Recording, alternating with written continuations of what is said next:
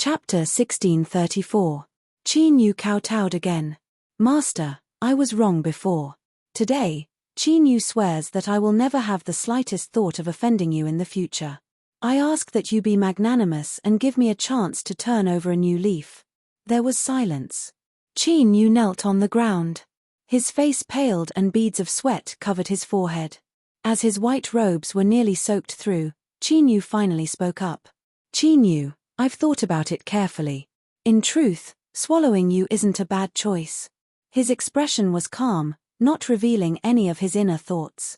After all, you also said that I am short on time. So, the fastest way to increase my strength is a good way. What do you think? Qin Yu's body shivered. He finally couldn't hold himself back any longer. He looked up to reveal a crying face. Master, please don't. I was born sloppy and I often don't wash my feet for a year and a half. Moreover, I don't eat regularly and I like to gorge myself on food and drink, so I suffer from constipation all year round. If you eat me, that would be blasphemy and irresponsibility towards yourself. I absolutely won't allow you to ruin yourself like this. Little Meaty coldly sneered. It doesn't matter. I am very good at washing myself. Even if you jump into a pit of shit and soak in it for 3 to 5 years, I can still turn you into a delicious feast.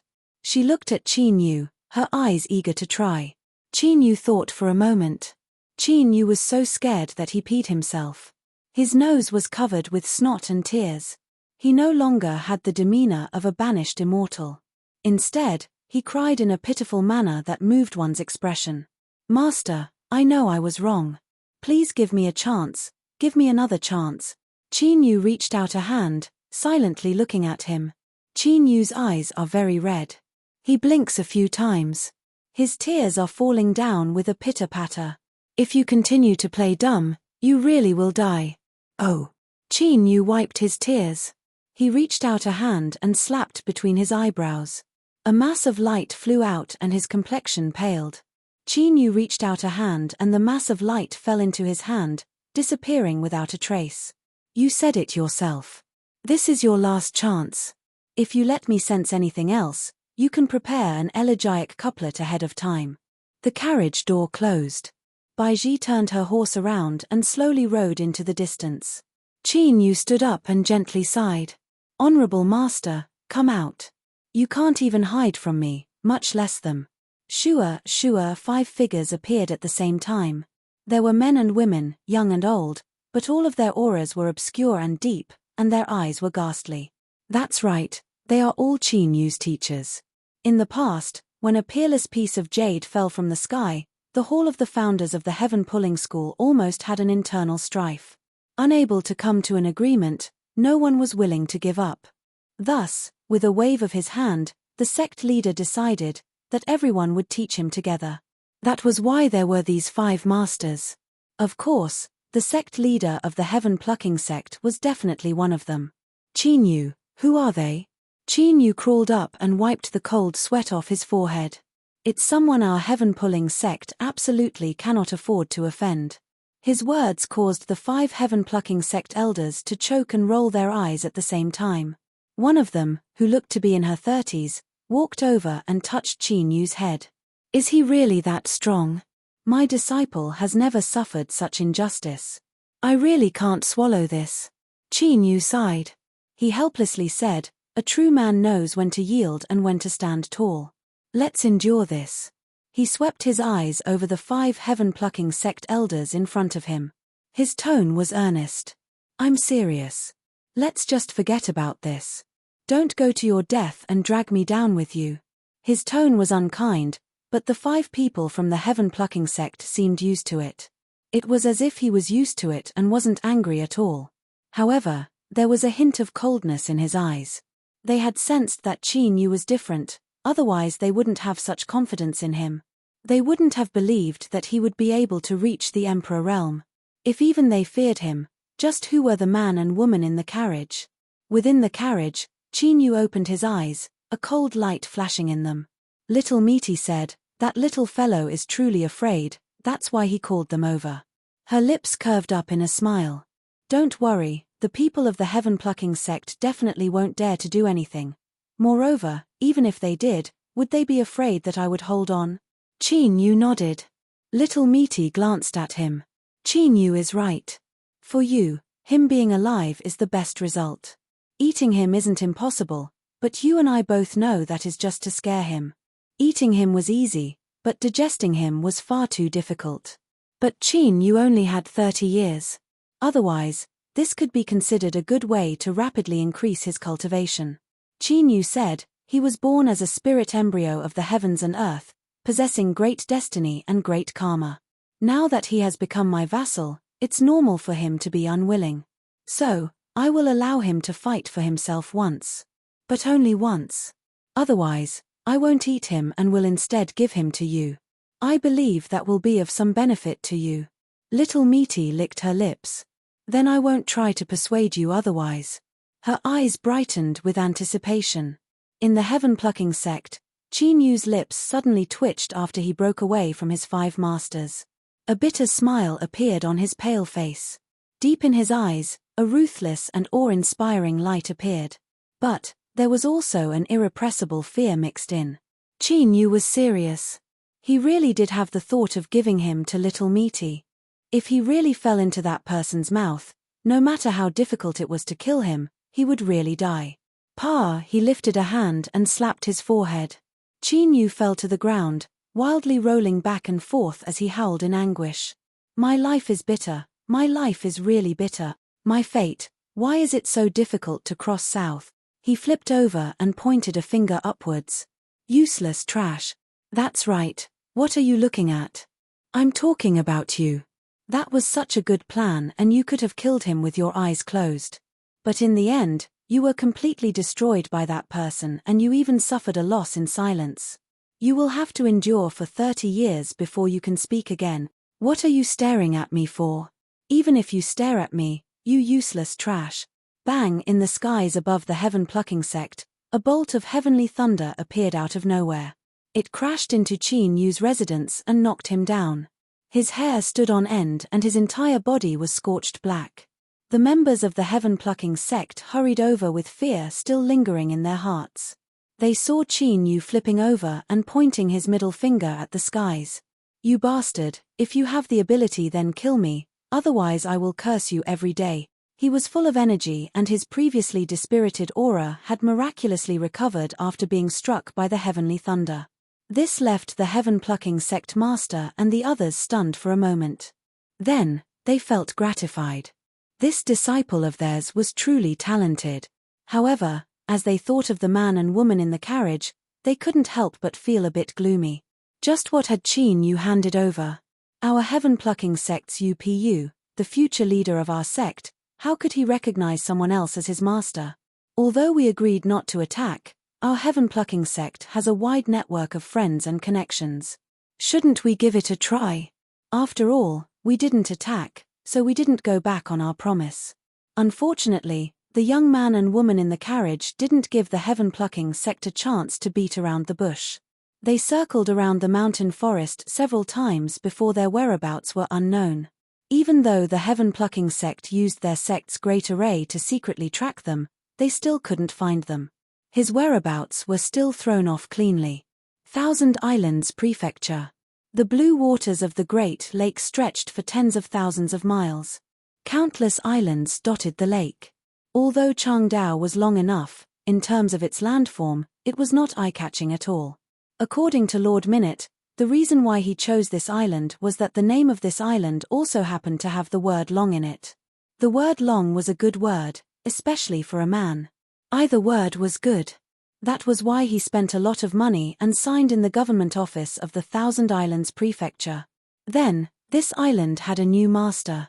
Of course, the one who acted was definitely not Lord Minute. He was very experienced in doing such things and would definitely not expose his whereabouts. After all, this time he had abandoned his base in the imperial capital and moved to the Thousand Islands Prefecture in order to hide from the madam in the Marquis's mansion. The Thousand Islands Prefecture was still in chaos. Lord Minute also chose Changdao. According to him, he could sleep peacefully and work there for hundreds of years without any worries.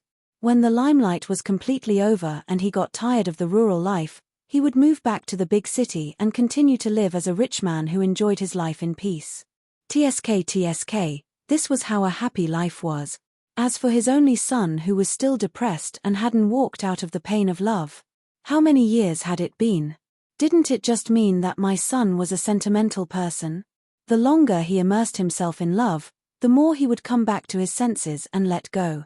Then, he would truly be enlightened and wouldn't be troubled by love. This was the advantage of living a long life. He didn't have to worry about wasting his best years and delaying the cultivation of immortality. Because my son was born with a long life.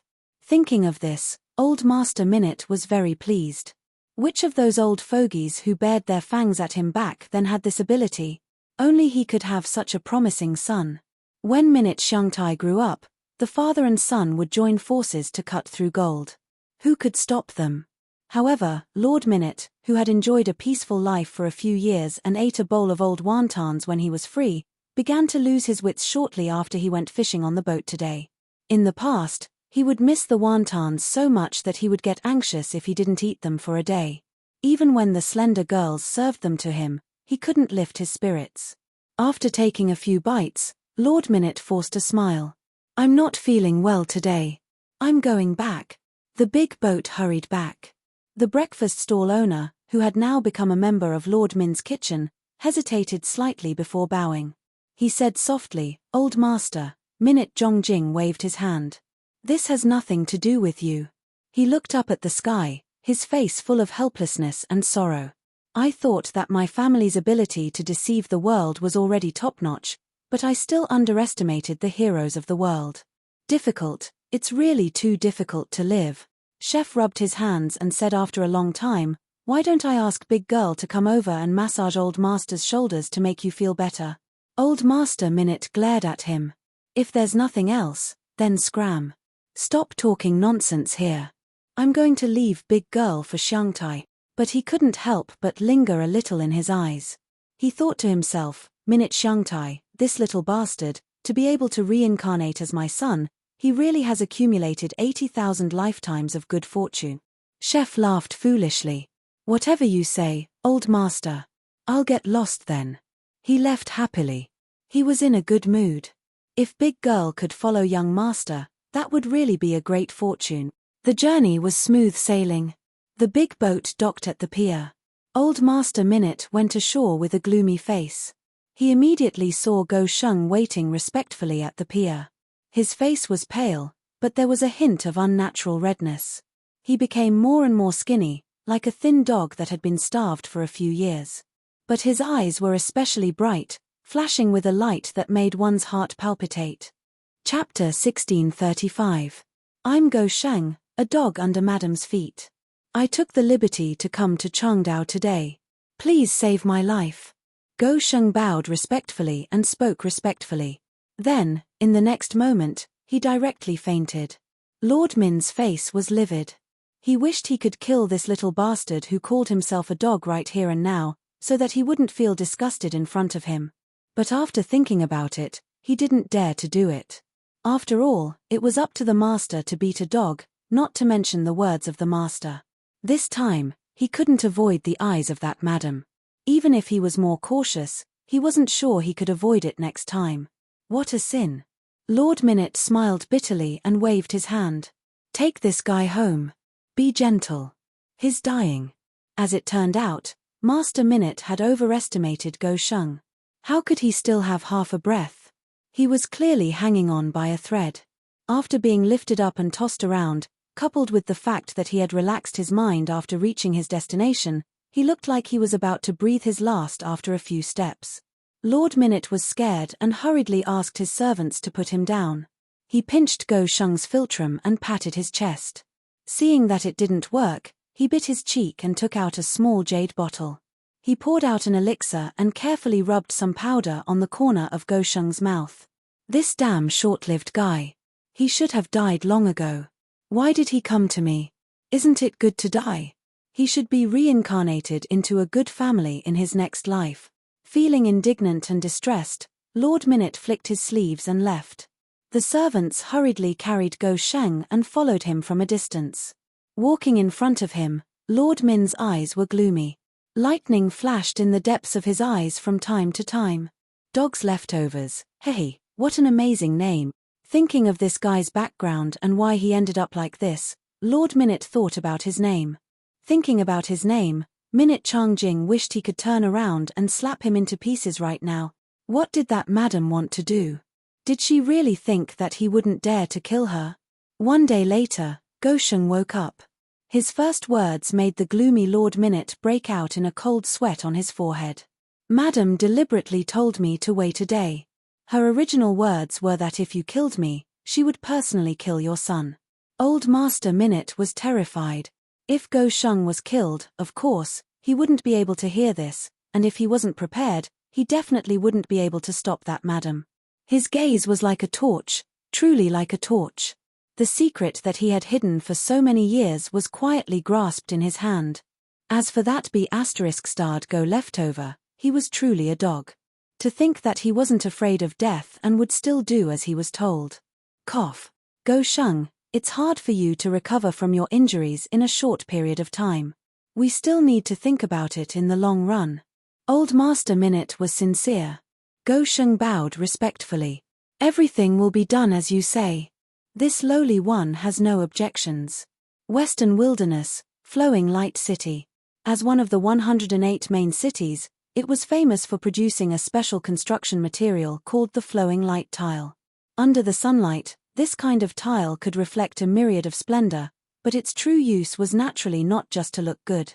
The flowing light tile could gather the spiritual energy of heaven and earth and use it to pave the roof.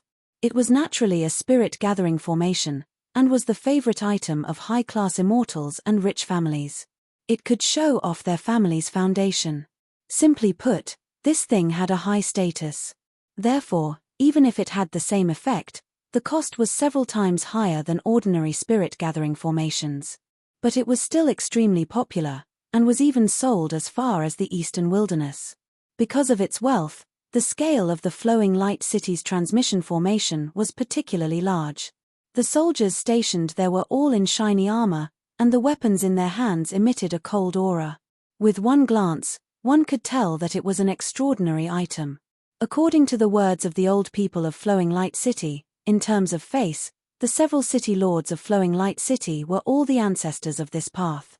Otherwise, they would not be able to sell the flowing light tiles at such a sky-high price, and not worry about the market at all. Next to the transmission formation of the imperial capital. Now there was a group of people waiting. Most of them were silent, but their bearing were extraordinary. After all, not to mention the cost of entering the imperial capital's transmission formation, just the right to use it was enough to make many people shrink back. Even so, a routine inspection was essential, and it was also extremely strict. Greetings to the three of you. Are you all here together? The soldier responsible for inspecting them asked with a smile. His attitude was very good. Qin Yu nodded. That's right. My wife and my wife's maid. The soldier's attitude became increasingly gentle. Here are your proof of identity. He took it and carefully looked over it. There was no problem. His eyes fell on Baiji. Old Master Qin, there is no problem with your proof of identity.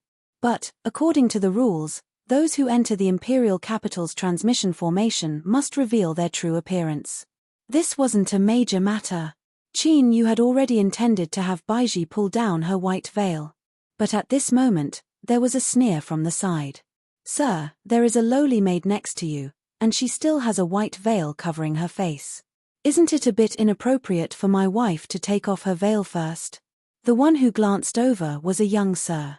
He wore embroidered robes and held a folding fan in his hands, overbearing and arrogant. Although he called himself sir, there was no respect in his tone at all. Qin Yu frowned. Before entering the transmission formation area to wait, the two of them had met face to face. At that time, this young sir's attitude was gentle and polite. Compared to now, it could be called the difference between the heavens and earth. But when he was repeatedly refused by Little Meter's side, his expression began to darken. If it weren't for the fact that this person didn't dare to act recklessly in the teleportation formation, the few strong and muscular bodyguards beside him would have long since made their move. Qin Yu had experienced the power of the words femme fatale. He didn't want to meddle in this matter, but this person had provoked him on his own initiative. Looking at little Mita's complexion, he felt that it was better for him to step forward. Otherwise, a minor matter could easily turn into a major matter and ruin his original plan. Although he wasn't afraid, it would only delay him. Qin Yu turned around, his expression calm and his eyes calm. Young sir, when you go out, have the elders of your family not told you not to be too arrogant? Otherwise, there might come a day when you might lose your life.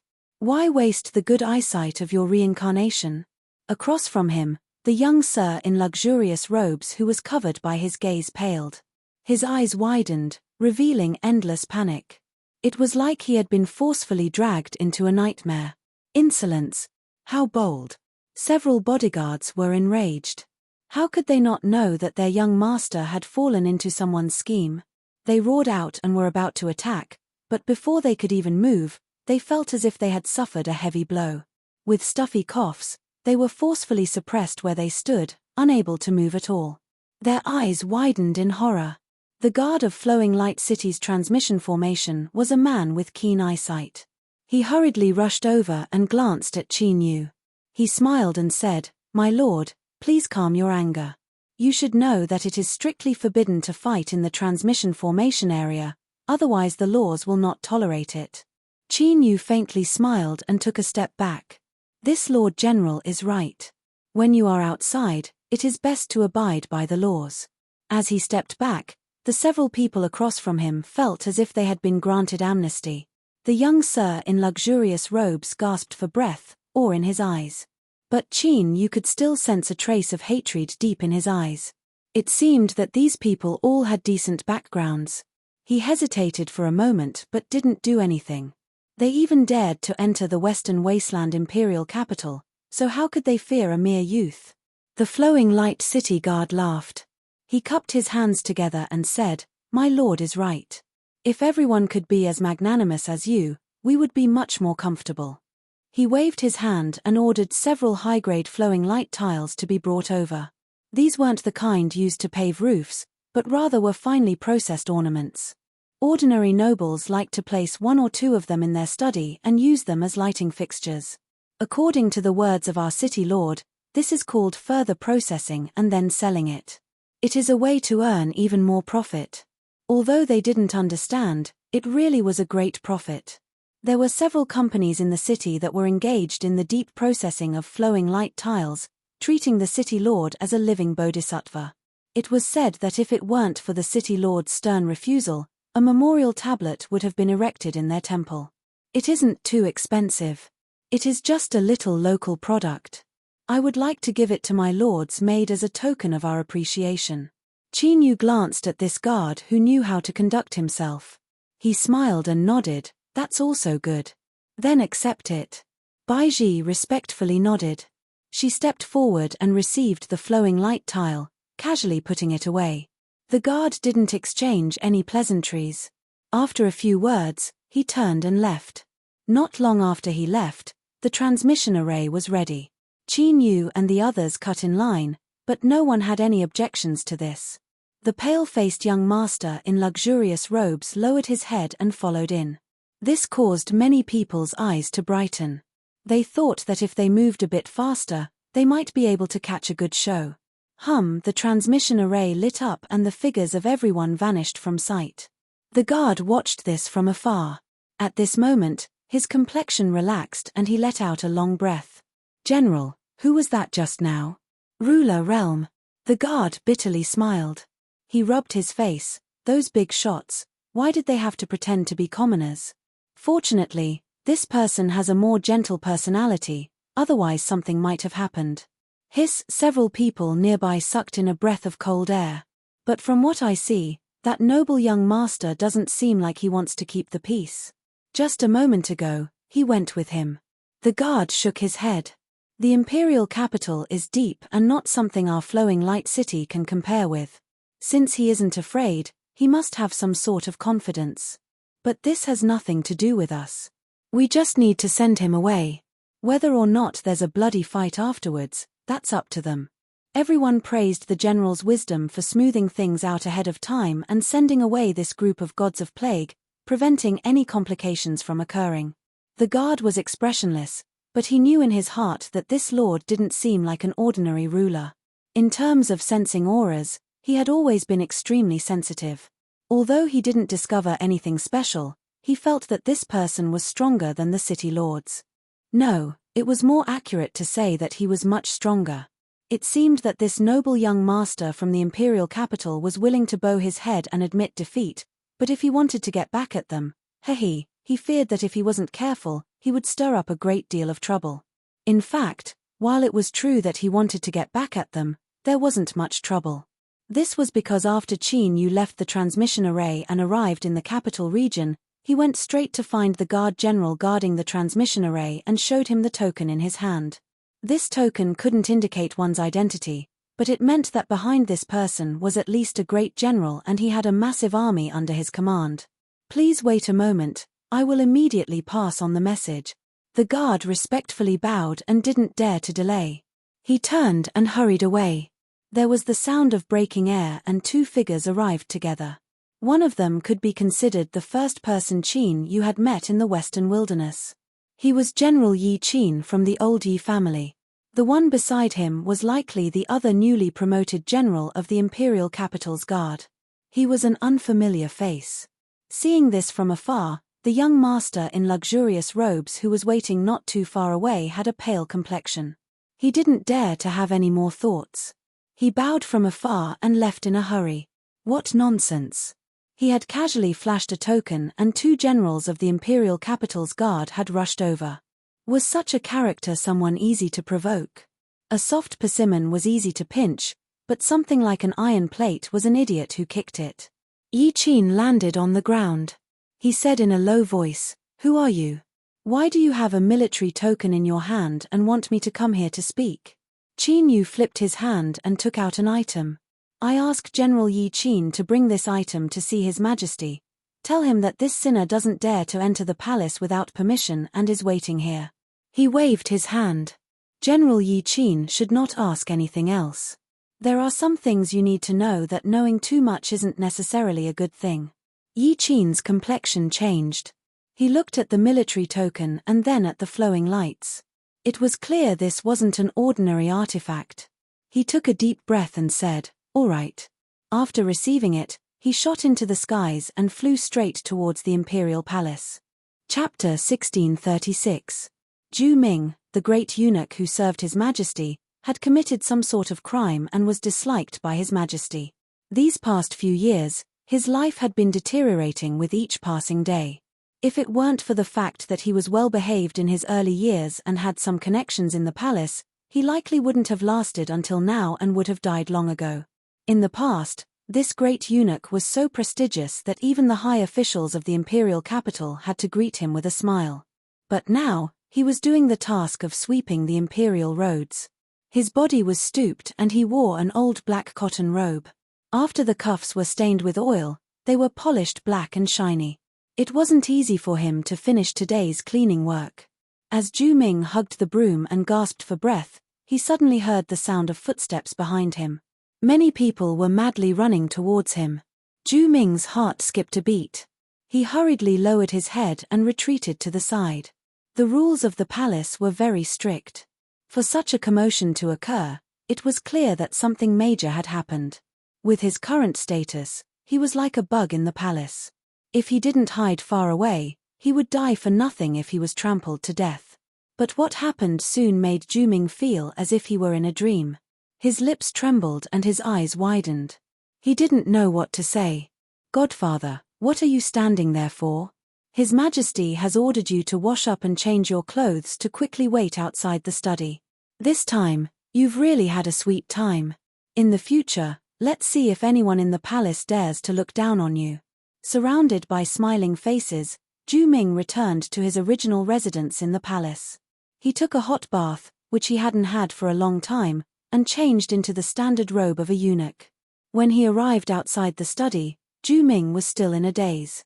"Oh, eunuch Zhu Ming, you're here? His Majesty is inside and has been waiting for a long time." Hurry in and let us brothers drink and reminisce in the future. A great eunuch he was acquainted with in the past smiled and spoke from afar. But Zhu Ming could see that there was a curious look in his eyes. He couldn't understand how someone like him who had been stuck in the mud for several years could suddenly turn things around. But in truth, Zhu Ming didn't know either. This was why he was suddenly rejected and suppressed, and this was also why he was suddenly revived today. Taking a deep breath, Zhu Ming tried to appear calm. I'll go see His Majesty first. After reporting, Zhu Ming bowed and quickly walked in with a heart filled with awe and apprehension. He knelt on the ground and kowtowed. Slave Zhu Ming greets Your Majesty. On the 9th floor, the Emperor of the West Wilderness put down the memorial and looked at him. From today onwards, you will continue to serve the Emperor. That was all. The great Emperor didn't give an explanation. From His Majesty's point of view, there was no need to waste time. After all, the eunuchs in the palace were all servants of the royal family. Their life and death, honor and disgrace were all in his hands. Was he supposed to apologize for all these years? If he really did it, Zhu Ming's CAI would be scared half to death. This was the sorrow of the weak. Not to mention the unpredictable rise and fall of their lives, even after their ups and downs, they still couldn't figure it out. Naturally, Zhu Ming would never have imagined that the reason why he was banished all those years ago and the sudden turnaround today were all because of the same person. And this person had already secretly met with the great Emperor of the West Wilderness and told him that he had no choice but to commit the crime of deceiving the sovereign from the very start. The specific details and process were extremely complicated and the evidence was clear. The general summary was, after he killed the true ruler of darkness, because he yearned for the higher realm's desolate region, he impulsively impersonated someone else. In addition to his ignorance, he committed a grave mistake and ruined the West Wilderness plans in the broken world. Because of this, he didn't dare to reveal his identity. Afterwards, he was highly regarded by His Majesty and was promoted all the way to a high position. However, his heart was always anxious and restless. Now that he was plotted against and killed, he thought about it over and over again and changed his ways. He was willing to confess everything to His Majesty and ask His Majesty to be magnanimous and give him a chance to atone for his crimes. This was indeed a risk, but it wasn't because he was completely unprepared.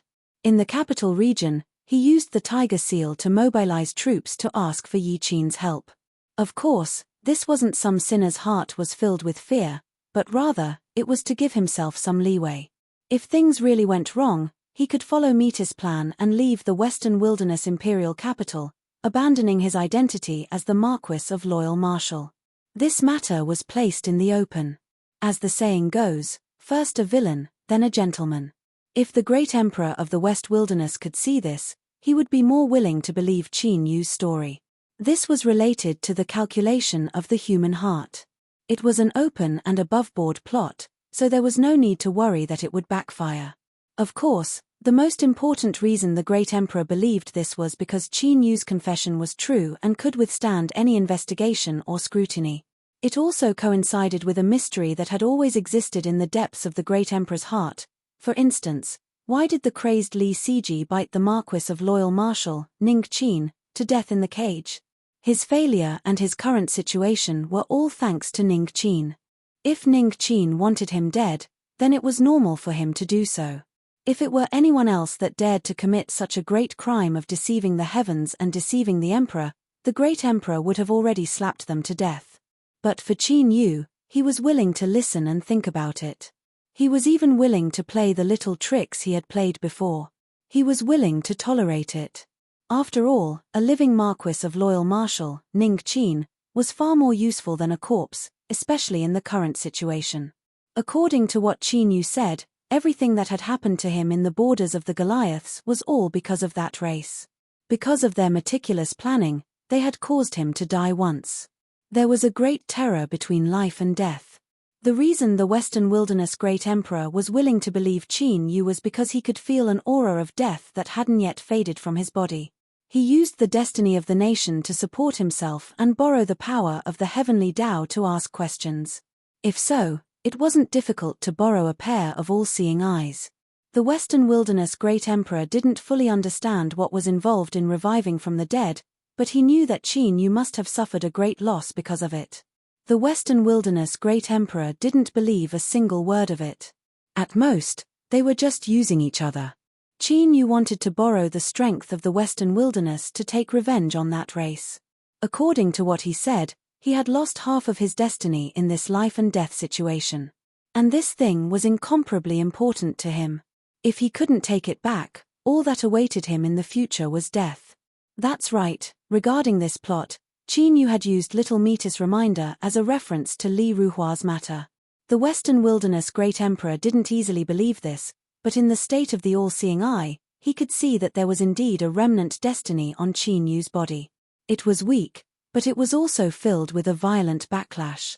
In the past, the last wisp of bloodline from the heavenly bull's horn had fused with Qin Yu, forming the reverse momentum of the nine nether swallowing the heavens. After the little blue lamp concealed itself, no one could see it.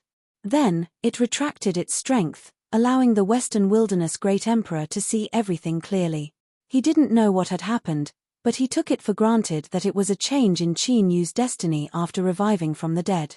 The Western Wilderness Great Emperor didn't know the root cause, but he could faintly feel that the current Qin Yu and that race were as incompatible as fire and water. When Qin Yu said that he had been plotted against by that race and that half of his destiny had been taken away, it was completely consistent with this. Moreover, that race had relied on seizing destiny to rise to where they were today, so it was normal for them to do such things. Of course, the most important point was that the Western Wilderness Great Emperor had seen how the Four Claws had destroyed the Stone God tribe's totem godstone in the past. From then on, he could see that the one who had plotted to kill Marquis Loyal Marshal, Ning Qin, was indeed that race. All of this could be used as evidence to form a complete chain of evidence. In addition to what he saw with his own eyes, the Western Wilderness Great Emperor finally believed what Qin Yu had said. He agreed to forgive everything that had happened in the past and that from now on, he and his subjects would be of one mind and one heart. Otherwise, what would have been waiting for Juming wouldn't have happened today. Instead, he feared he would have lost his head without even knowing why. However, this was called being of one heart and one mind. It was fine if he just listened. The Great Emperor felt that he had gained a much deeper understanding of Qin Yu's roots. As long as he put in some effort, it wouldn't be difficult to control Qin Yu. Before Qin Yu left the imperial capital, after the ruler and minister reached a consensus, he didn't forget to ask the Western Wasteland Great Emperor for several treasures from the palace storehouse in order to conceal his aura. This could be considered as covering up a seemingly inconspicuous but extremely critical flaw on his body. Zhu Ming happily left. After obtaining the Western Wilderness Great Emperor's personal promise, there was nothing more reassuring than this. As for the reason or explanation, he didn't think it was important. As long as he could live a happy and comfortable life, the truth wasn't important. Being a muddle-headed person wasn't necessarily a bad decision.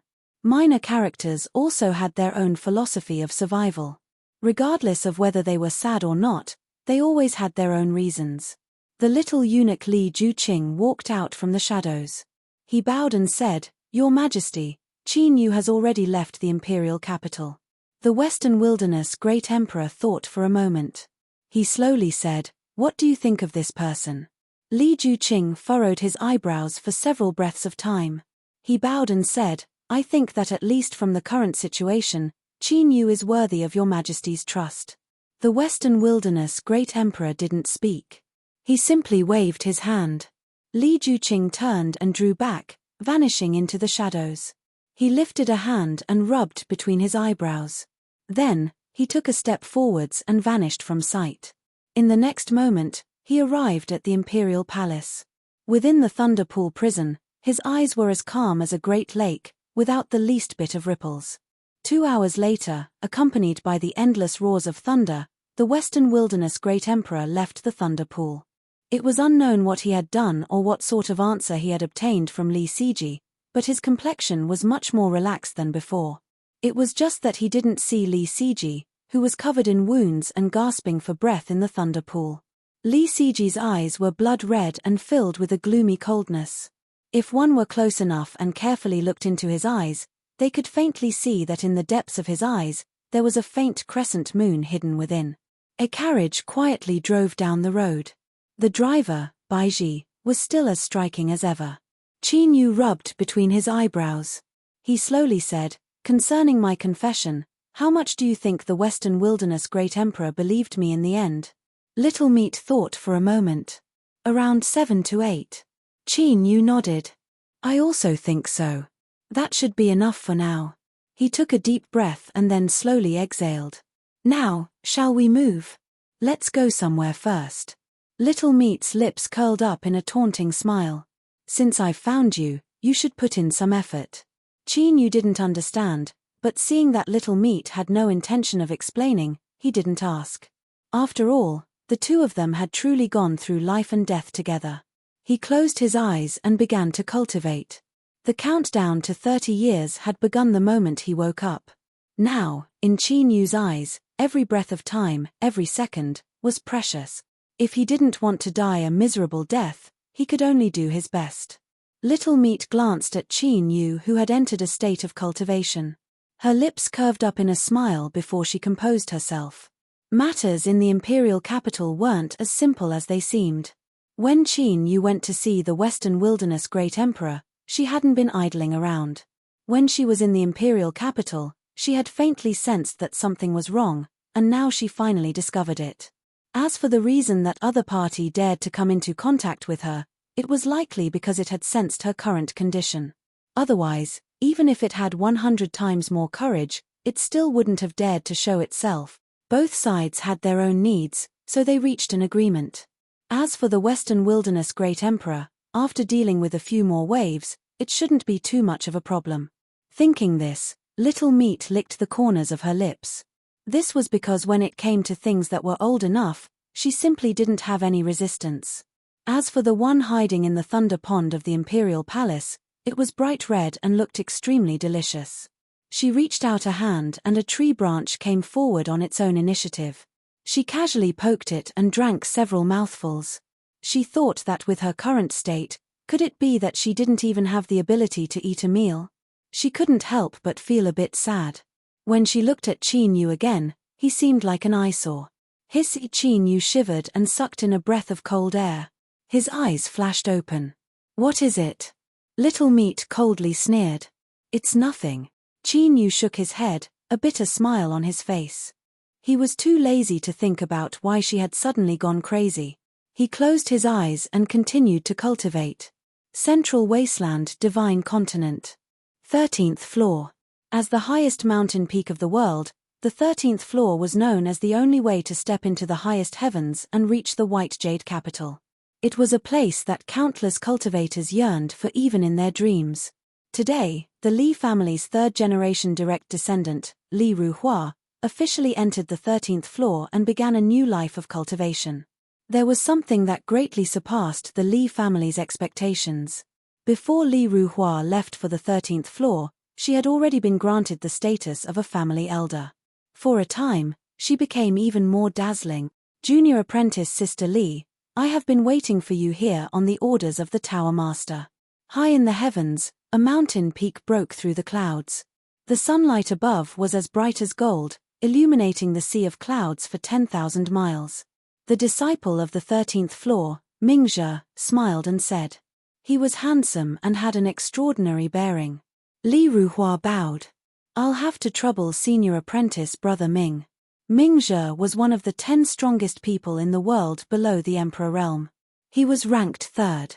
He had once fought with an Emperor realm expert and was able to escape unscathed. It was rumored that he was still hiding his true strength and had the qualifications to contend for first place. Even Li Ruhua didn't dare show the slightest bit of disrespect in front of this seemingly gentle and calm young man. The so-called 10 strongest people below the Emperor realm were only half a step away from leaping through the Dragon's Gate. In fact, due to their aptitude and foundation, their status was no less than that of a half-step emperor. Mingzhe's gaze fell on the person beside Li Ruhua. He hesitated for a moment and said slowly, "Junior apprentice Sister Li, every disciple of the 13th floor is qualified to bring a servant with them. They will be our best helpers on our path of cultivation in the future." His words were vague, but Li Ruhua understood his meaning. She bowed and said, I understand senior brother Ming's good intentions, but he is indeed my best choice. Your honey is my arsenic. You may see him as a stubborn rock, but I see him as an unpolished jade. There were many similar situations in the world of cultivation. After all, everyone's fortunes and encounters were different. Ming-je cupped his hands. I have been presumptuous. Please forgive me, junior sister. He smiled faintly and waved his sleeves. Then, let's go. The sea of clouds parted with a wave of his sleeve, revealing a flight of stairs leading to the heavens. Ming-je led the way and Li Ruhua followed behind him. The one who she had insisted on choosing as her servant despite the objections of her family was Chen Shanglu of Guanhai City, whose family had been wiped out. He was currently submissive and didn't dare to reveal anything, but there was a trace of emotion in the depths of his eyes. Father, can you see this in the heavens? Your son is currently walking on the stairway leading to the 13th floor. Ming-je turned his head and glanced at Chen Shanglu, then at the calm Li Ruhua. He seemed to be deep in thought. Chapter 1637. Magpies chirped in the branches. According to Old Master Minute, an honored guest was coming to visit. He ordered the steward to bring servants to carefully clean up the courtyard and sprinkle water on the roads. He changed into a new set of rich and noble robes and personally went to the pier to greet them. The steward nodded again and again. He led the servants into a busy state, but he couldn't help but mutter inwardly. Just where did this honored guest come from that the old master would care so much about him? Could it be that the old man from the young master's mother's side was angry that the old master had stolen away his precious grandson without even informing him, so he came to visit in a fit of rage? But the old master had clearly said that in order to prevent the old man from rushing about, he would first hide where he would be staying from the old man. Once everything was settled, he would take the initiative to apologize to old Taishan. The young master had also agreed to this matter. He personally wrote a letter to appease the old man's mood. He had personally delivered the letter, but the old master was worried and had secretly opened it to see if there were any problems. The steward shook his head and decided not to think too much about it. Just what sort of person was his old master? All he needed to do was listen to orders. On the pier, Old Master Minute stood facing the wind, a smile on his face as he faced the Great Lake. But right now, it was like he was chewing on a piece of top-quality gold thread. The taste could be imagined. He had lived for so many years, but even when he was forced out of his home by a group of old bastards, he had never felt so aggrieved. At the very least, those old bastards had lost several teeth. Moreover, he had already bowed his head in the imperial capital. If he continued to act so shamelessly, wouldn't he become nothing more than a puppet in the hands of that madam? This was going too far. Cough, although he wasn't a human, his methods were still going too far. Old Master Minute smiled and clenched his teeth. He had to make things clear today. Even a rabbit would bite when it was cornered. He had to let that madam know that he wasn't some soft dough. A ship sailed over from afar. Master Minute, who was filled with hatred, hurriedly took 2 steps forward. A smile immediately blossomed on his aged face. The ship slowed down and slowly docked at the pier. Old Master Minute waved his hand as he looked at the 3 people walking out. Marquis, Madam, I have been waiting here for a long time. I welcome the arrival of 2 honored guests. Qin Yu had a calm expression, but he actually felt a bit strange in his heart.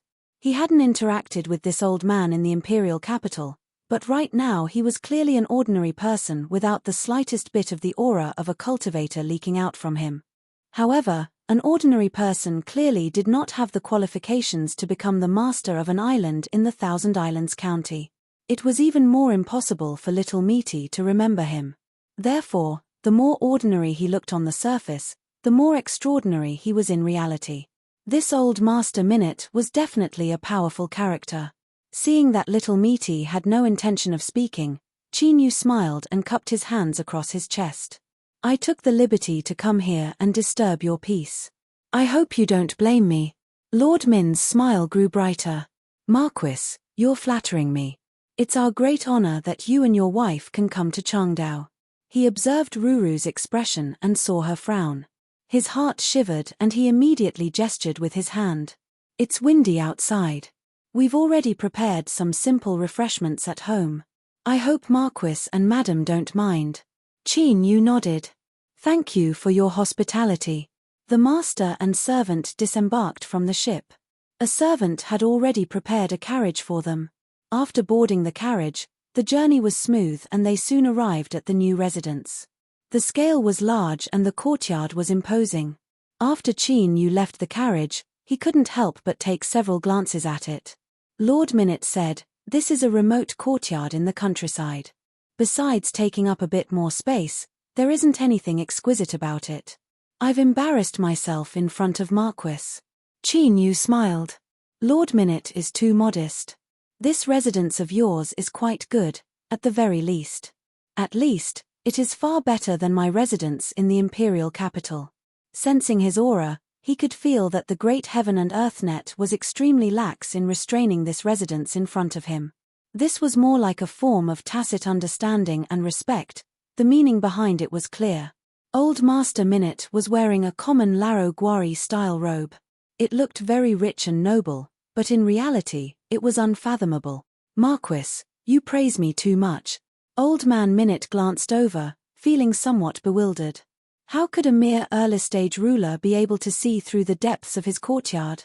But thinking about it, if Marquis Zhongwu could be this madam's man, cough cough, even if it was only in name, how could he be an ordinary person?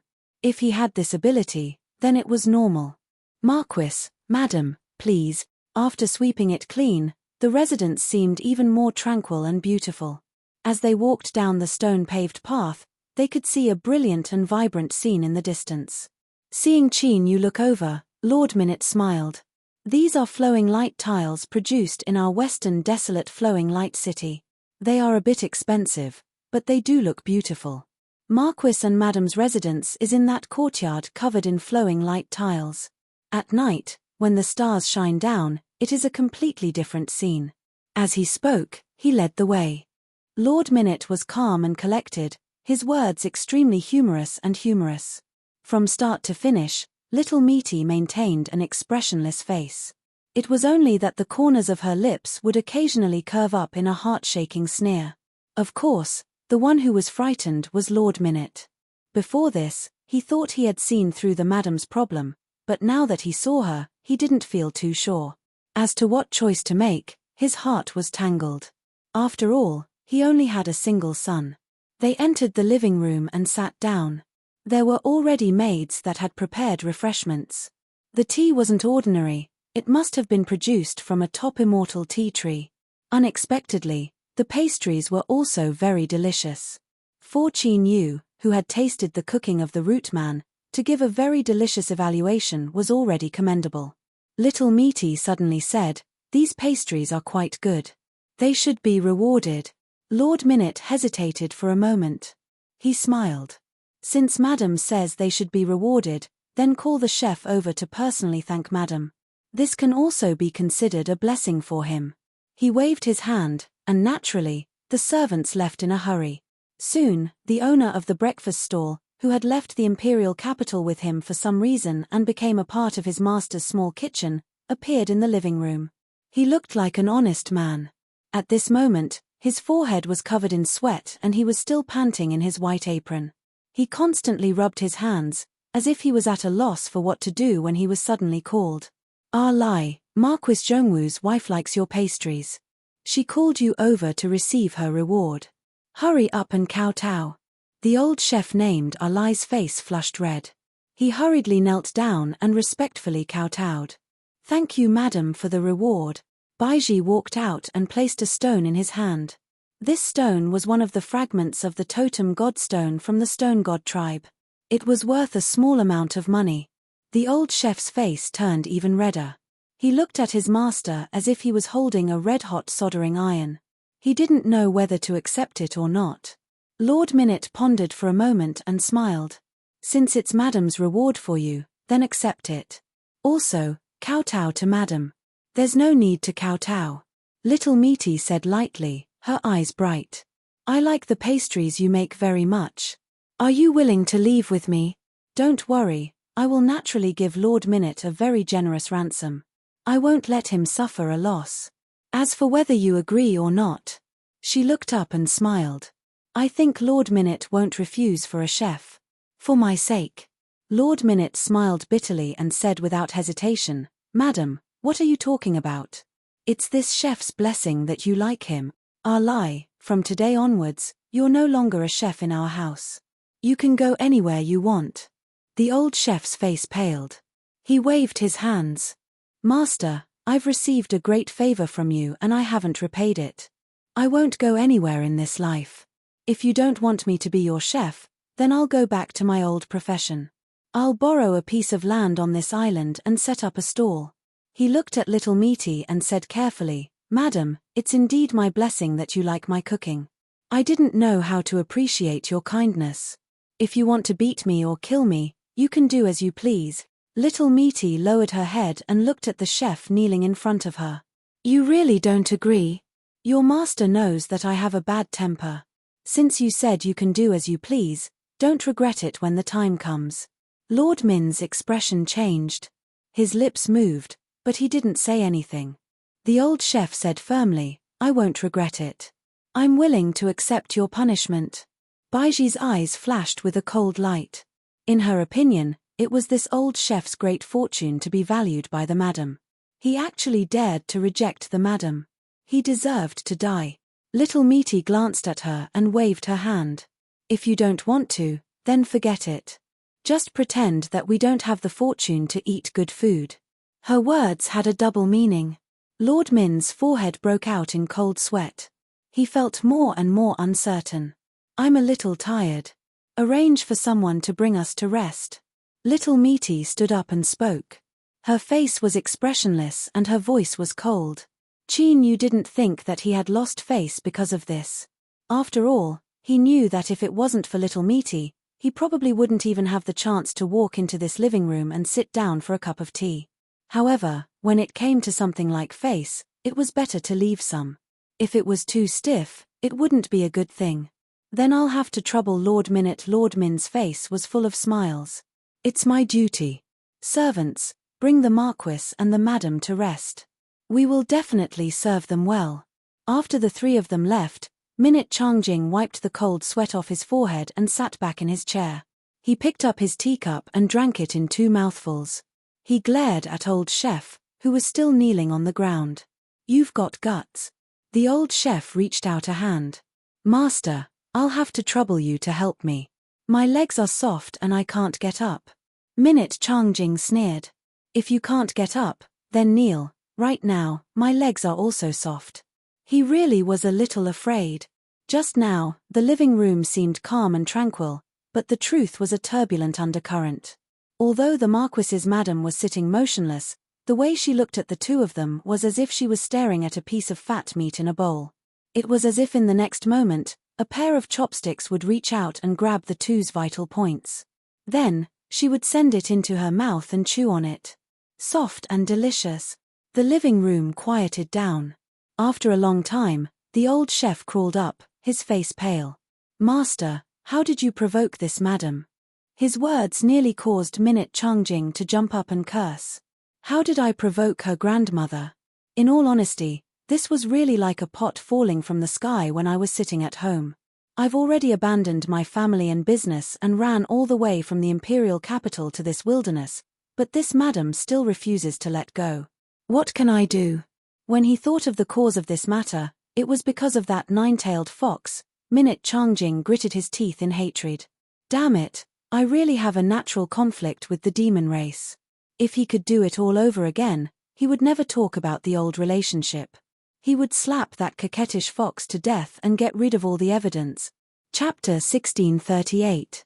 Unfortunately, there was no medicine for regret in this world. Otherwise, Old Master Minute would have bought hundreds of them and eaten them like jelly beans. Old Chef knew he had said something wrong when he saw his master gritting his teeth, his face full of anger. He quickly slapped himself. My mouth just doesn't know how to speak. Master, don't be angry. Otherwise, why don't you kick me a few times to calm down? Get lost. Old Master Minute shouted. Go back to your kitchen and don't come out for a few days. If that person asks for it again, I don't want to continue living in fear. Old chef hurriedly nodded. Yes, yes, I'll go back now and never show my face again. He hesitated for a while and whispered, but this matter, are we just going to let it go? Old master, that's not what you said before. Minute Changjing did not get angry. The corner of his mouth twitched. He slowly said, I have a feeling that things are not so simple. Let's wait and see. Well, it's good to be safe. I'll take my leave then. Old chef respectfully bowed and walked out of the living room. When he returned to the kitchen, he waved his hand to tell his daughter not to worry. He said he was tired and wanted to rest alone. After his daughter left, he casually prepared 2 side dishes to go with the wine, a plate of pickled cucumbers, and a plate of fragrant fried peanuts. He opened a pot of coarse wine that the servants in the mansion drank, and began to eat and drink with relish. His expression was calm. There was no trace of his previous cowardice. Although he was still stooped, he naturally gave people a majestic aura that was as immovable as a mountain. Old chef finished drinking and eating. He casually cleaned up and poured himself a cup of tea. His eyes swept around leisurely. Right at this moment, a loud bang resounded, and the door let out a blood-curdling scream. It almost died on the spot. Old chef suddenly stood up with a panicked face. Old master, what's wrong with you? Minute Changjing's face was gloomy. He looked around the room and smelled the lingering smell of alcohol in the air. He expressionlessly said, Oh, you drank? And also ate a plate of pickled cucumbers. Unfortunately, the fried peanuts are a little overcooked. Although they are fragrant, they are slightly bitter. Old chef dryly laughed. Old master, you are very observant.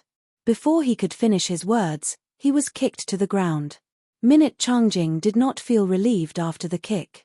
He rushed over and gave old chef another round of kicks. Bastard, bastard. What are you trying to do? If you want to die, don't drag us down with you. I'm telling you, old master only has one son. Nothing must happen to him. Not even a single hair is allowed to fall. You better behave yourself and take back all your thoughts. Otherwise, I'll break your 3 legs and make you unable to be a man for the rest of your life. As he scolded and kicked, the kitchen was filled with loud bangs. The girl with the long braid, who was guarding outside the door, nodded her head vigorously as she felt sorry for him. She thought to herself, Master, it's best if you use more force to prevent father from having that kind of idea again. The best would be to really break his legs so that he could lie on the bed. However, 2 would be enough. After she left, she was still thinking of finding a companion for her father so that he wouldn't have a miserable life in his old age. It wouldn't be good for him to become a widow. In the distance, a group of servants hid and peeked. Listening to the movements in the kitchen, then looking at the beautiful maid at the door, they couldn't help but swallow their saliva, their faces slightly pale. In their hearts, they thought that old chef's daughter was really pretty, but her heart was too cruel. She could even do such a thing to her own father. If it were them, what would happen to them? All right, they should stay far away from her in the future. Don't ever have any ideas that you shouldn't have. Otherwise, you might die one day. The kitchen finally quieted down. Minute Changjing panted and pulled a chair to sit down. His face was still ashen. Say, do you understand? No. Old chef, who was curled up, raised his head pitifully, revealing his swollen face. I understand. Old master, please calm down. Did you hurt yourself? It's all my fault. I'm already so old, but my bones are still so hard. It's a big sin to hurt you, he said with a face full of shame. Old Master Minute couldn't help but raise his head and sigh. He really wanted to rush out and give him another beating. You think you're awesome because your bones are strong? Why don't you look at the situation? What are you showing off for? He took a deep breath and exhaled. Minute Changjing stared into his eyes. Listen to me on this matter. Before I say anything, you can't do anything. Otherwise, that precious daughter of yours can forget about being the legal wife of my son. At most, she'll be a concubine. H, you know the rules of our family. I don't need to explain the difference between a legal wife and a concubine, right? Old chef widened his eyes pitifully. Old master, please don't. We've already agreed on it. How can you change it just like that? He looked pleading and kept looking at the door. Old Master Minute sneered. I'm the old master. I can change it if I want to. What can you do about it? He flicked his sleeves and walked away angrily. He thought to himself, if it weren't for the sensible little girl who quickly informed me, you would have ruined my plan. That madam, if you could really do anything, I would have let you die. But this matter, hey, it's not that simple. The door closed and opened again. This time, it was the little girl who came in. A few years had passed, but she still had her black braids and her figure was even more curvaceous. She looked at her father quietly with a faint look in her eyes. She said softly, I heard what old master said. If you spoil my marriage and turn me from a legal wife to a concubine, even if you're my biological father, you won't be able to talk to me. Old Chef's face was full of grief and indignation. Stupid girl, don't you see how I look now? You're still standing there saying such heartless words. The little girl sneered. Father, I'll call you father again. But if you continue to play dumb, I'm not sure what you'll say next. Old Chef looked up to the sky and sighed. Good. Good. I won't mess around, all right? When a girl is of age, she can't be kept at home. She'll always side with outsiders. The ancients were right. The little girl blushed and walked over to pull Old Chef up. Father, I'm doing this for your own good. Old Chef's eyes widened, but before he could react, he heard two crisp cracking sounds. His whole body fell to the ground with a thud. Both of his thighs had been kicked so cleanly that his bones and tendons had been broken. He pointed at his daughter with a trembling hand. His lips moved a few times, but he couldn't bear to scold her. The little girl knelt on the ground and kowtowed respectfully. Father, I don't want you to die, and I don't want to spoil my marriage. I can only let you suffer a little. When that madam leaves, I'll listen to you. Old Master Minute, who had already walked far away, suddenly twitched his mouth twice. He turned his head to look at the kitchen. He thought to himself, this lass has a good temperament. She can even kill her own father. Our future head of the household must have this kind of decisive temperament. This time, he could really rest assured. He turned around and walked a few more steps. Old Master Minute couldn't help but rub his chin.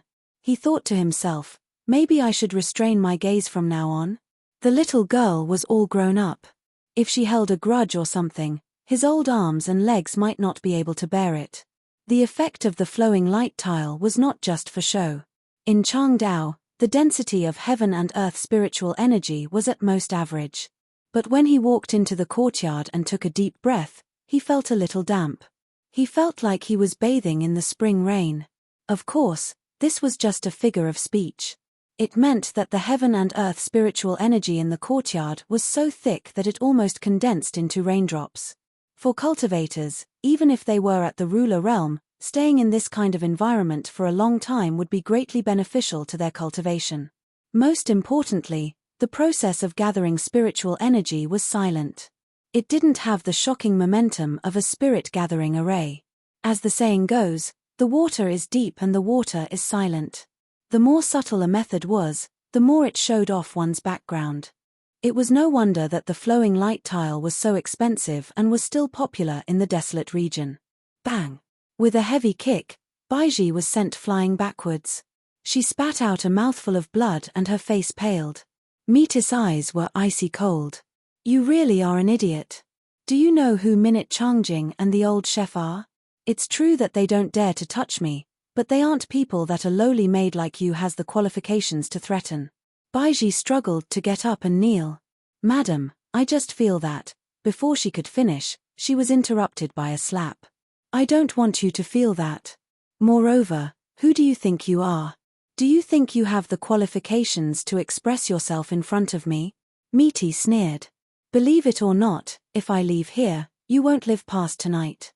You will be cooked and served on the table. If you don't even have this little bit of eyesight, what use do you have for these eyes?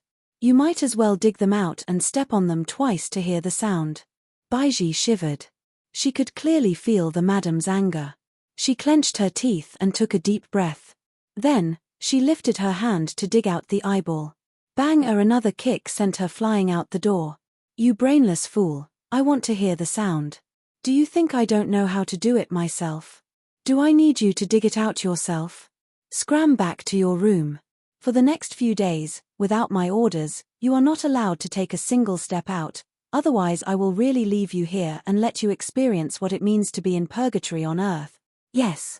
Baiji respectfully bowed and limped away. Mita's face was dark and gloomy. Her mood was as bad as ever. Baiji's stupidity wasn't the main reason. It was because she had run into the muzzle of the spear that she had become today's punching bag. Minute Changjing, humph humph, you old thing, you actually dared to bare your teeth at me and you even brought along such a helper. Humph humph humph humph humph humph humph. Do you really think that my teeth have all fallen off and I can't bite you two bastards? If it weren't for her being by Qin Yu's side, then according to Mita's temperament, she would have flipped out on the spot. In the imperial capital, that idiot in the Thunder Pond, and now Minute Changjing and the old chef had caused Miti to feel the disparity between them. It could be imagined how bad her mood was. If this were in the past, she would have had 100 times more courage. She gloomily thought for a moment. Then, she looked up and saw Baiji spitting out a mouthful of blood on the ground. She coldly sneered, "What? Do you want to try and see how much my power has declined? Fine, I will eat up that stupid woman today. Let's see what you can do about it." From the bloodstain on the ground, light surged and a faint figure appeared. He bowed and said, "Meng Shan greets you." After a brief pause, he fell to his knees and bowed in the proper manner of the barbarians. "Meng Shan came here today to thank you. You didn't hesitate to consume your own source energy to save the sovereign of my barbarian race. The barbarians will forever remember this kindness and will never forget it in the slightest." Miti had no expression.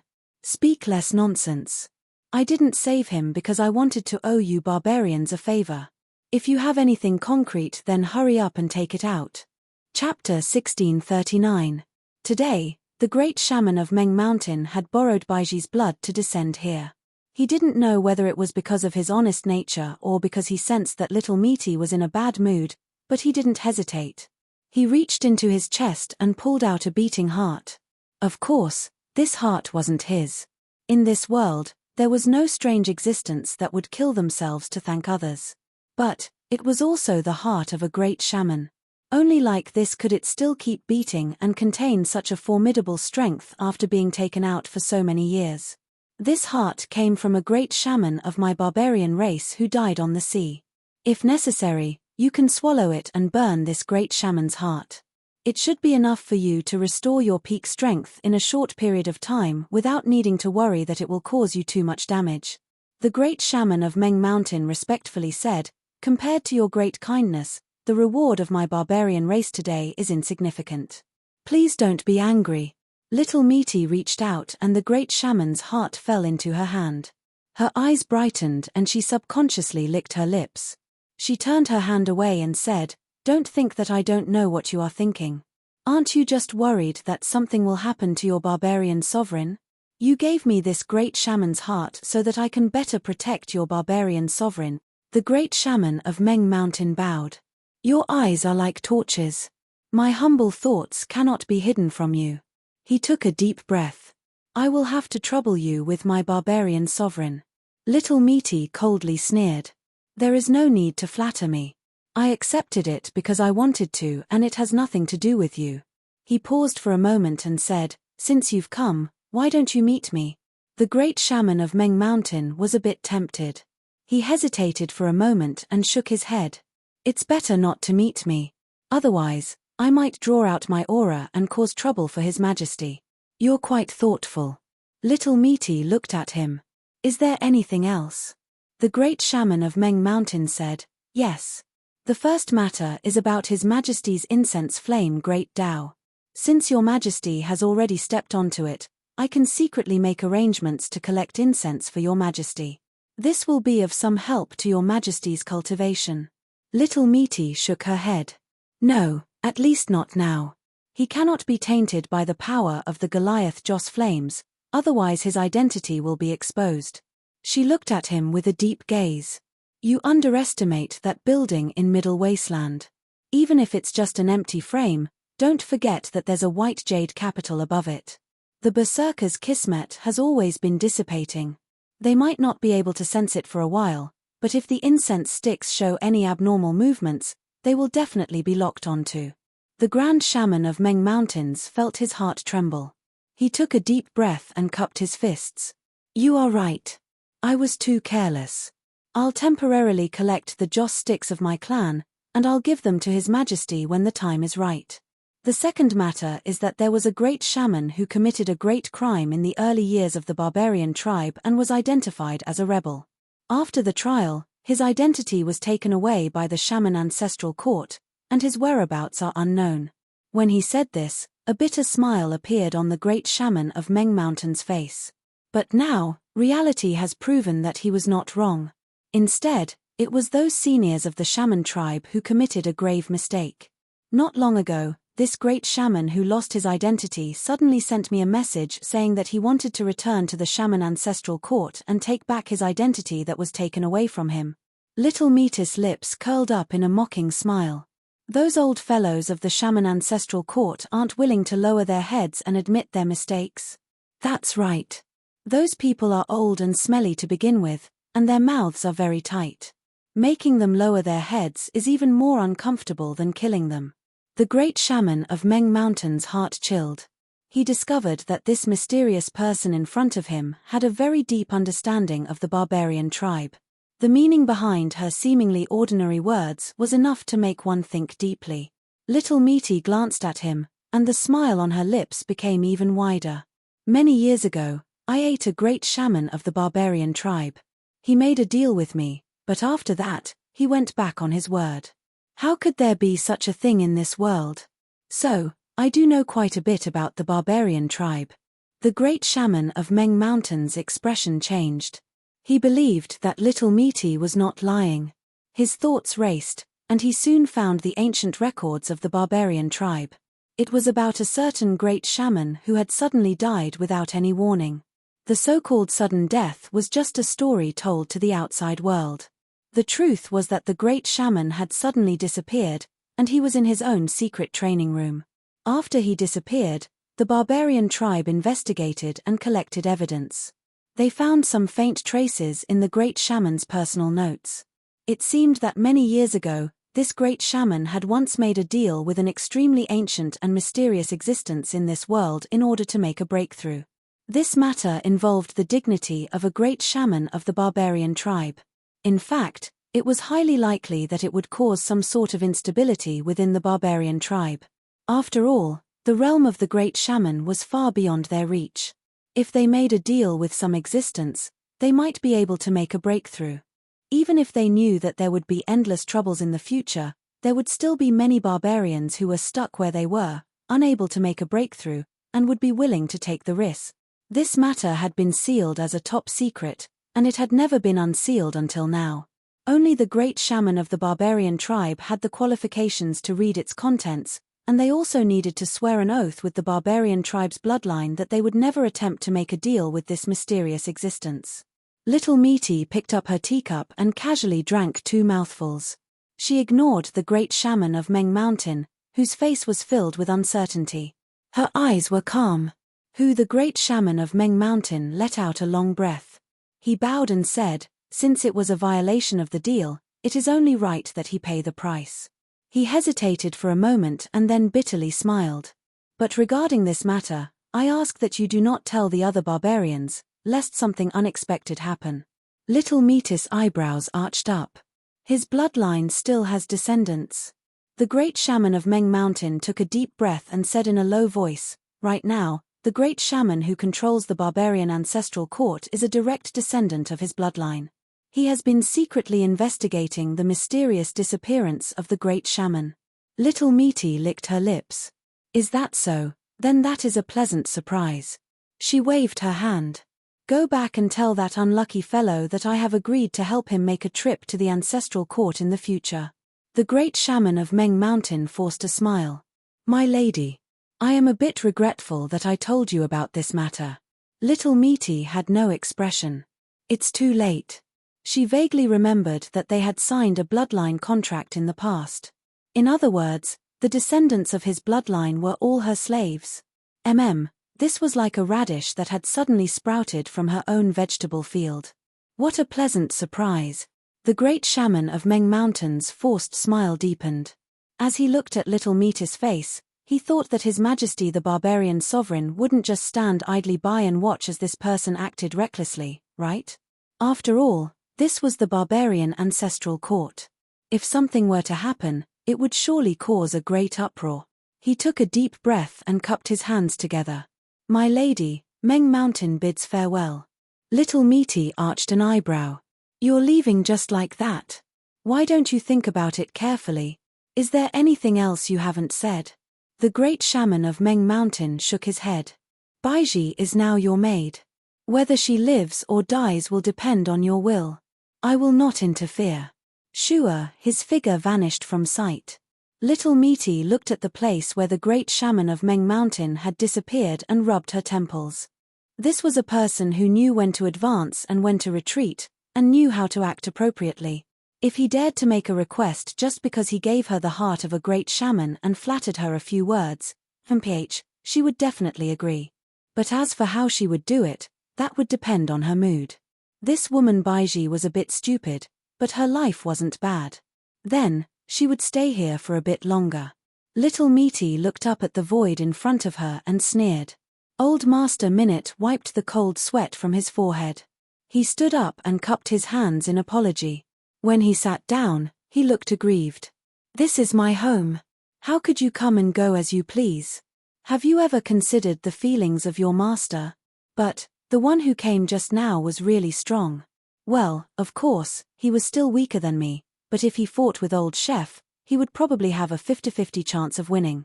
Was it that madam who deliberately found a helper to put pressure on them? No, if that was the case, he shouldn't have come and gone in a hurry. He should have stayed for at least a few days, waiting for the dust to settle. Old Master Minute scratched his head and took a sip of tea. As the cold tea entered his stomach, he felt even more irritated.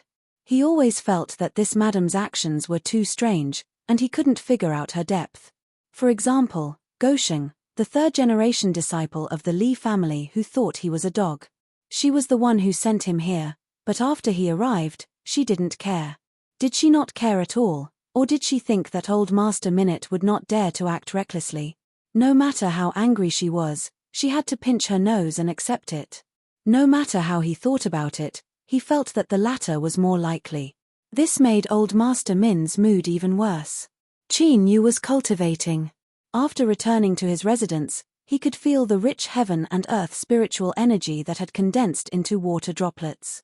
His eyes brightened, and he didn't want to waste any time. As for other matters, he didn't know why he had to come to this mysterious and unfathomable residence. Just leave it to little Meaty. 30 years passed in the blink of an eye, and he had to work hard every day. The only exception was when the great shaman of Meng Mountain arrived.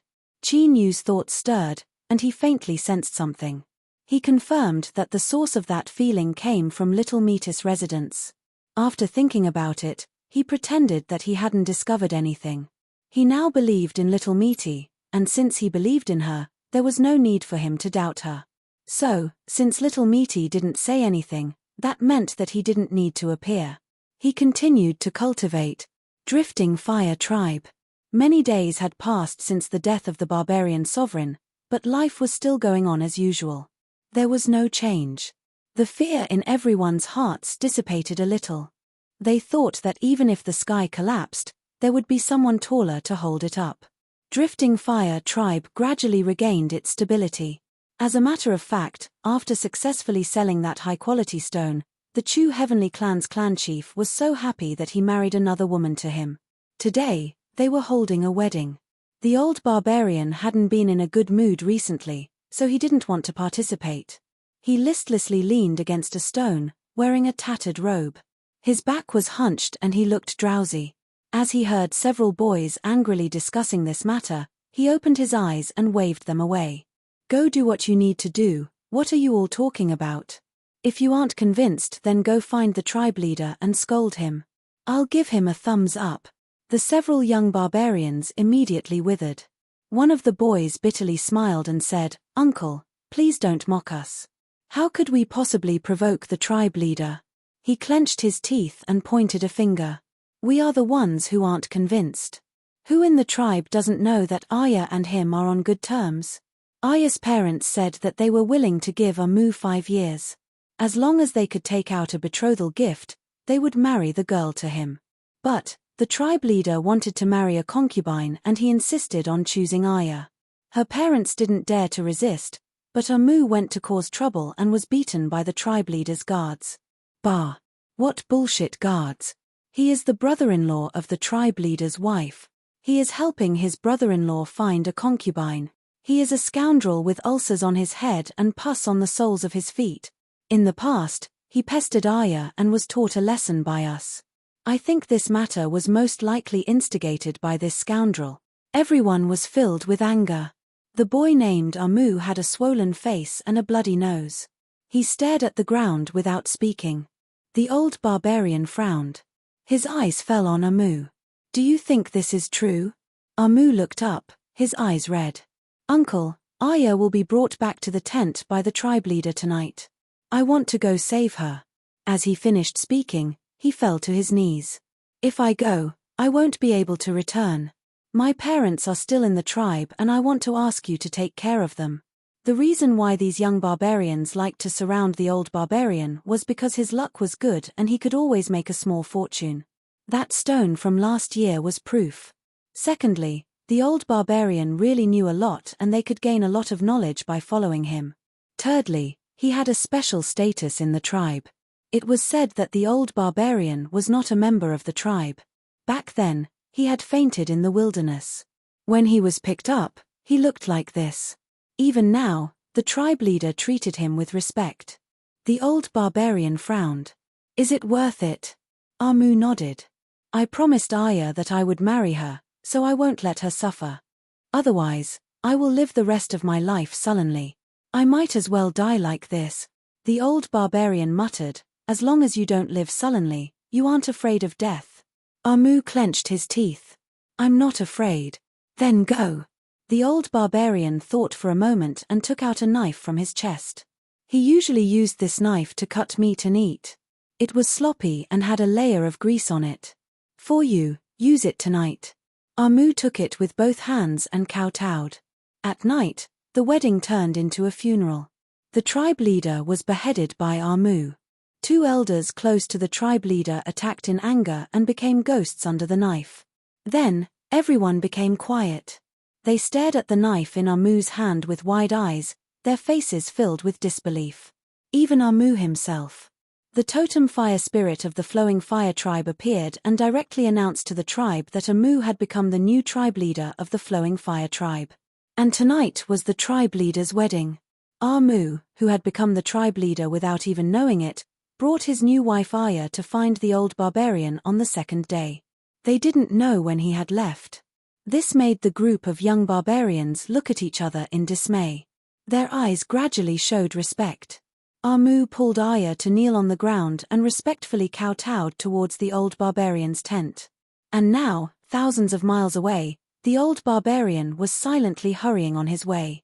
Even a junior knew that it was better to die a glorious death than to live sullenly. Yet, he couldn't see through it all these years. It was really laughable. He didn't know what was right or wrong before, but now that he was in the right, how could he continue sullenly? There was no such logic in the world. Today, he had to go to the ancestral court and take back his identity. He had to let them announce to the entire barbarian world who was in the wrong in the past. The old barbarian knew that this matter was very difficult and might even be dangerous. But he wasn't afraid. This world was still reasonable, and his fists were almost fully grown. Chapter 1640. Little Meaty suddenly changed her mind. Of course, before she changed her mind, she first looked around to make sure that Chinyu was indeed in seclusion. Baiji was released and allowed to walk through the residence. Not just that, but she also took off her white robes and changed into a dress that accentuated her curves. When Old Man Minute inadvertently saw Baiji on the cruise ship and Minute Xiangtai talking and laughing with him, he felt as if he had been struck by lightning and nearly lost his composure. He turned to look for Little Meaty and nearly fell to his knees. He sullenly said, "Madam, I will definitely help cure that subordinate of yours. But This matter is very troublesome, so you must give me some time. I only have a single son and I can't afford to be tossed around like this. I ask that madam show mercy and call back that young miss at your side." Little Meaty took a deep breath and then gently laid down the teacup, not revealing the slightest bit of anger. "If Old Man Minute feels this is inappropriate, then you can personally kill that girl. There is no need to make a trip here." Old Man Minute rubbed his face. He really did want to do this, but unfortunately, he didn't dare. Of course, he denied it again and again, wishing that he could swear on the spot that he wouldn't dare to show the least bit of disrespect to Madam. Little Meaty didn't believe a single word of these words. But they had already exchanged some words and had vaguely expressed their attitude. Now, they could begin their proper business. She tapped the table and lightly said, "It's just a dog, it isn't worth my trouble." "So what if it dies?" Minute Changjing's lips twitched. He took a deep breath and said, "May I ask madam, is there something else? If this old man can do it, I will absolutely not decline." Little Meaty lifted a hand and pointed to where Qin Yu was in seclusion. Marquis Zhongwu obtained a lucky chance a few days ago and was able to see the gate of heaven and man ahead of time. But, just because he can see it doesn't mean he can touch it. We need to open a path for him.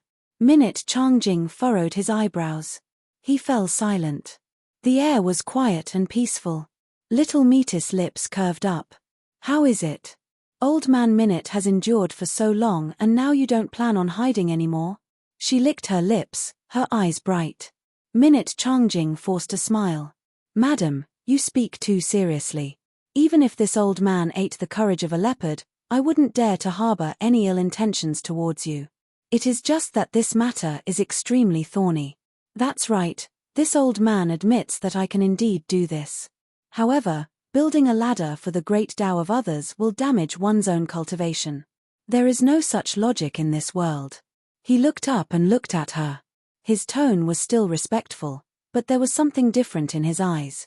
"I don't think madam wants to tell the horse to run, but doesn't want to give it a single blade of grass, right?"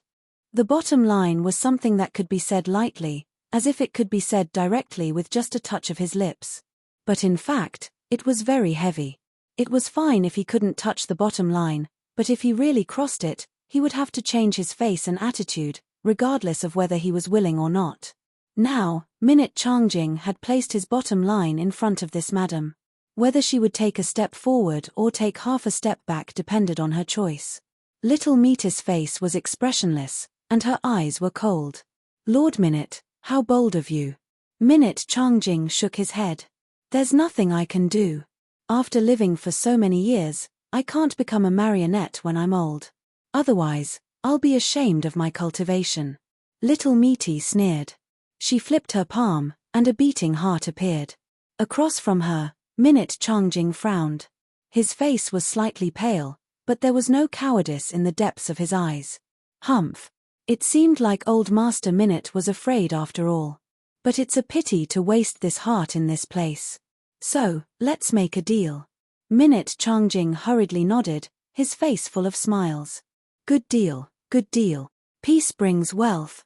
The corners of Little Meaty's mouth curved up. "So, you'd better think carefully before you make your offer. Otherwise, I might change my mind." Minute Changjing cupped his hands respectfully. "Don't worry, madam. This old man doesn't want to die yet." Even though he said that, they still had to engage in a battle of words. Little Meaty almost turned hostile several times before they reluctantly reached an agreement. With a bitter face, Minute Changjing left the courtyard covered with flowing tiles. Suddenly, he let out a long breath, a thoughtful look on his face. At some point, old Chef, whose legs had been broken, appeared beside him. He looked as if he was all ears. "That's it for now. Since this madam didn't go too far, we'll just endure it. There's no need to make a life and death decision." Old Chef nodded. "Master, you're right. These are wise and prudent words." Minute Changjing gritted his teeth. "Get lost. I'm in a bad mood now. Don't be an eyesore." Although the worst situation had not happened, he had still suffered a great loss. Moreover, he was in his own home. Being suppressed by an outsider, of course he wouldn't be happy. Old Chef turned and walked away without any hesitation. Only when Old Chef was angry would it mean that he was fine. If he looked calm on the surface, that would mean that something big was about to happen. Come back. Weren't your legs broken? If you go back like this, the little girl will lose face. Minute Changjing had a dangerous look in his eyes. Old Chef instantly disappeared without a trace. Master, you don't have to worry about me. I naturally have a way to hide it from that little girl. As he ran, he looked a little wronged. He thought that he was really not a person who was good at hiding his inner emotions. Old Chef could see through his thoughts with one look. Just now, he really wanted to personally break his legs. Then it would really be broken. Alas, he didn't have many years to live. Why didn't Old Chef let him repay his kindness? He couldn't bring his skills with him after he died.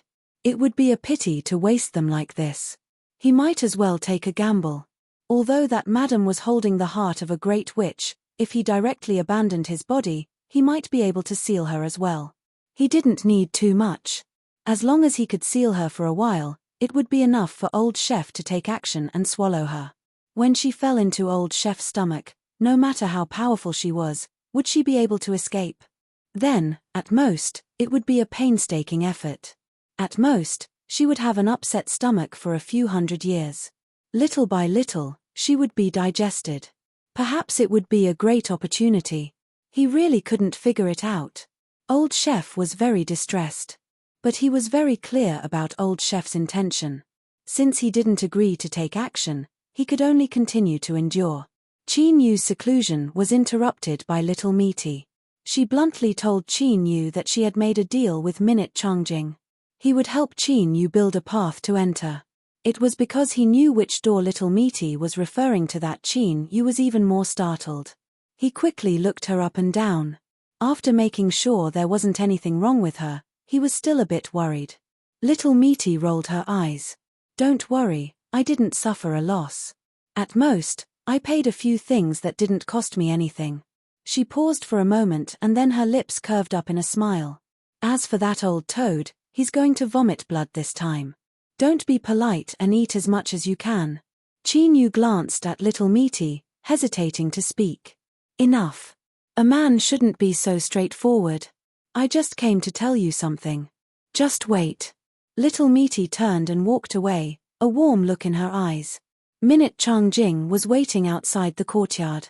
As he saw little Misty come out, he bitterly smiled. When the madam is speaking, she always avoids me a bit. This old man has been listening outside. It's really a strange feeling. Little Misty glanced at him.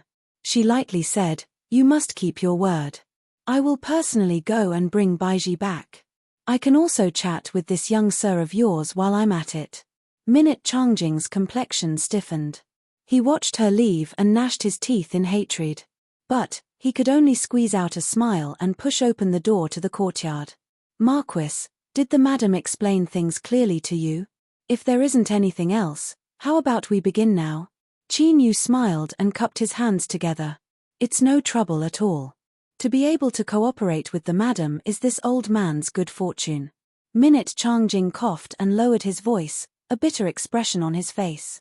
It's just that this cooperation is far too much of a loss. To build a path for Marquis, what this old man painstakingly cultivated day and night is my cultivation.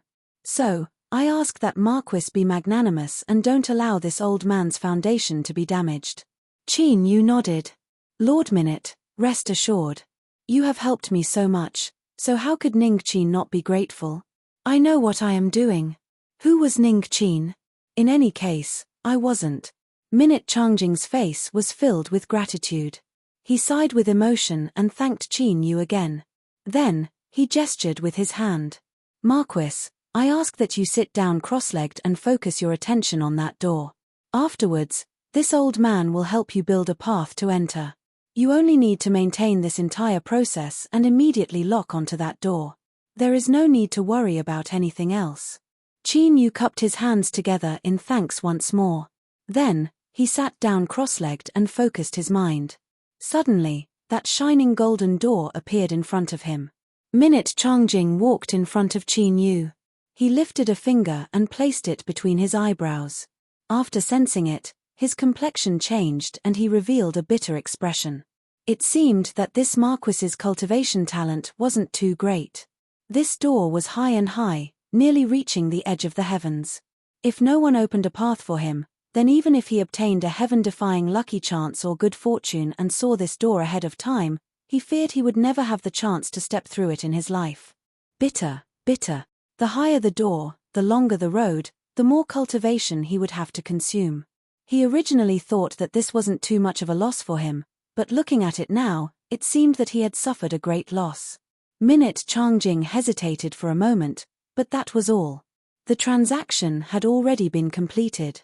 If he went back on his word now, he wouldn't have the slightest bit of reason. Once that madam flipped out, she wouldn't have any scruples at all. At that time, he might not be able to protect his son and he might not be able to escape unscathed. After all, he had personally seen that great shaman's heart that came from who knew where. There was a great deal of strength contained within. There was no way he could lie about it. Minute Changjing clenched his teeth. Suddenly, golden veins appeared on his palm, like the roots of a great tree that sank into the ground. They gathered at his fingertip.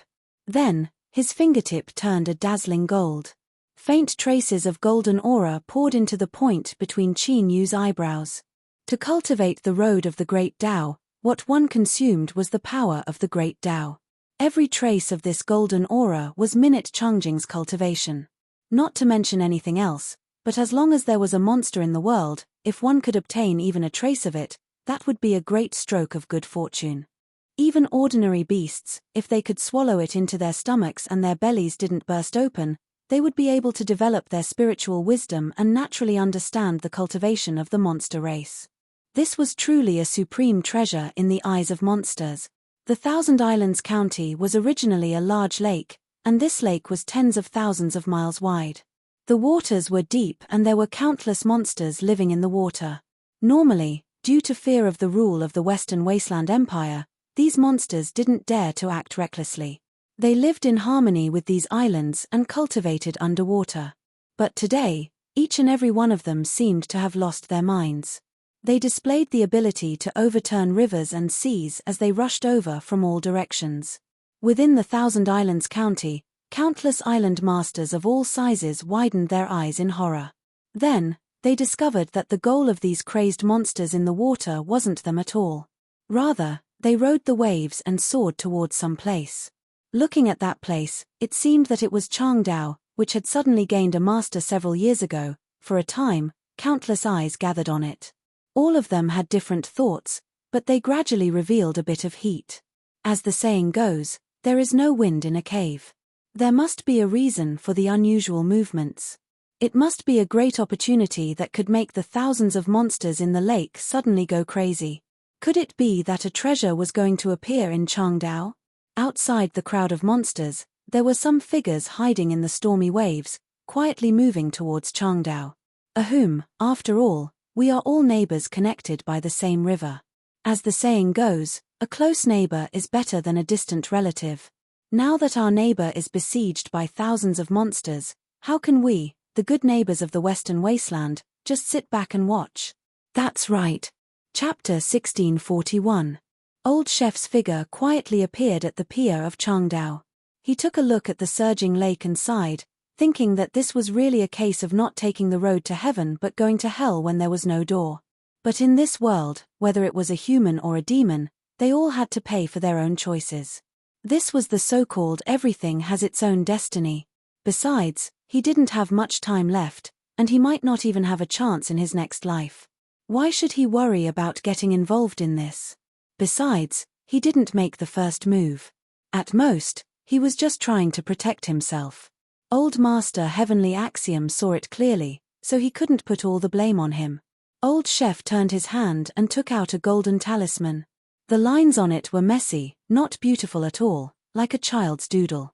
But the moment the talisman appeared, in the deep lake around Changdao, those anxious water demons who wanted to rush up and start a massacre, suddenly felt terrified. The raging waves calmed down for a moment, and then the big demons in the deep lake turned around and ran out desperately. The burning greed in their instincts couldn't fight against the fear in their hearts. They only felt that Changdao in front of them was an open mouth, waiting for them to take the initiative to come to it. However, it was too late to escape now. The golden talisman in old chef's hand burned to ashes in an instant. Those messy lines that looked like graffiti became golden, as if they had come to life. They whizzed into the lake. They moved faster than lightning. In the blink of an eye, the water within 100 miles around Changdao turned into a cage.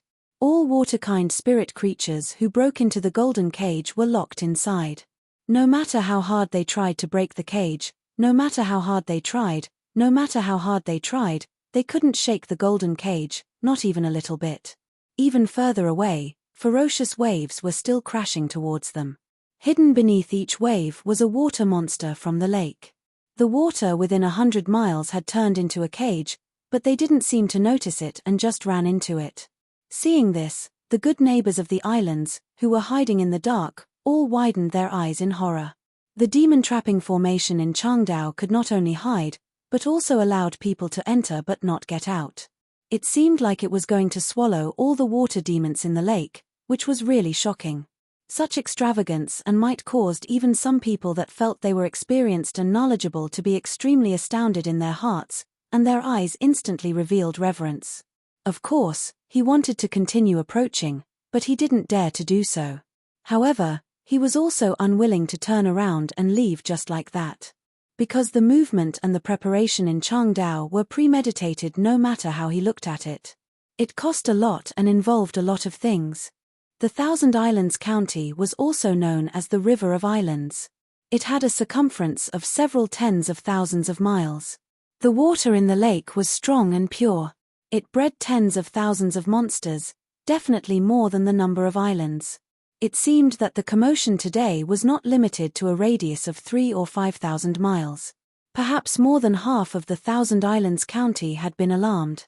A demon trapping formation, no matter how high its grade or how powerful it was, could it really trap tens of thousands of demons? Just like those big eaters. They might be fine for a while, but after eating and drinking for a day and a half, their stomach will burst. At that time, wouldn't there be a chance? Of course, it's not too much for us to stay here and not get close to Changdao. As a good neighbor, we can watch from afar and wait for help. After all, it's our duty to help each other as good neighbors. In Minute Xiangtai's yard, the young master who had fallen in love only had Baiji in his eyes. He didn't care about what was happening outside of Changdao. He had no idea what was happening outside of Changdao. Little Meaty sat on the ridge of the roof. The highest grade of Flowing Light City's flowing light tiles had fallen below her buttocks. Right now, it had also become dim and lusterless. The wisps of spiritual chi that had gathered here had been completely devoured. At this moment, she glanced at the direction of the dock, raised her eyebrows, and showed a cold smile. This old chef was giving her a warning, and he was a loyal protector of his master. However, this demon-subduing method was really powerful. If she risked her life, it would be a bit troublesome. Otherwise, after Little Meaty left Changdao, she wouldn't mind sneaking back one day and swallowing this old bastard, which would make up for her loss. She raised her hand and took a sip of the wine fruit. Little Meaty sprayed out a bit of the smell of wine. She said blandly, "Get out." Minute Xiangtai, who was in the room, didn't notice her at all. Baiji's body stiffened, and then she smiled like a flower. By the time the word left the island and came to a stop in the air above the 50-kilometer demon trapping formation, it was like a thunderclap rumbling in the ears of the neighbors, causing their faces to turn ashen and their bodies to totter on the verge of collapse. What *T schemes, what *T neighbors helping each other. They'd better run away and save their lives first. Changdao couldn't afford to mess with them, not to mention the demon trapping formation. There was a Grandmaster on the island. As for how powerful the Grandmaster was, they didn't know. But one thing was for sure. If he wanted to kill them, he just needed to move his mouth a few times. After shouting away the shadows outside the island, with the old chef's help, the water demons in the lake wouldn't be able to do anything. No matter how many came, they would all die. Little Meaty took another sip, and her eyes fell on the place where Qin Yu was cultivating in seclusion. It had begun. She curled up the corner of her mouth and gloated. She pushed the door of Qin Yu a little far away, and the old toad was going to suffer a big loss this time. Minute Changjing gritted his teeth. His face was so gloomy that it looked like it was about to drip water. Opening a path to heaven was difficult, not to mention that it would consume one's own cultivation. Helping an outsider open a path was even more difficult. In this world, even his own father wouldn't do such a thing. But now, his only son was in front of that madam, and he didn't even know that he was outside the gates of hell. If he made a mistake, he would immediately die on the spot. No matter how angry he was, he could only endure it.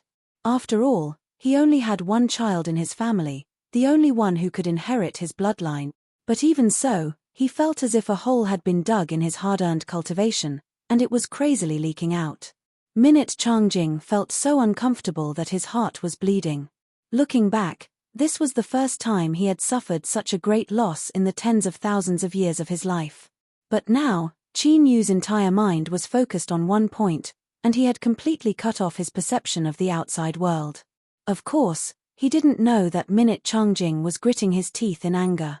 He saw a golden path extending from beneath his feet, all the way up to the golden door in the sky. This was a mysterious and wondrous feeling.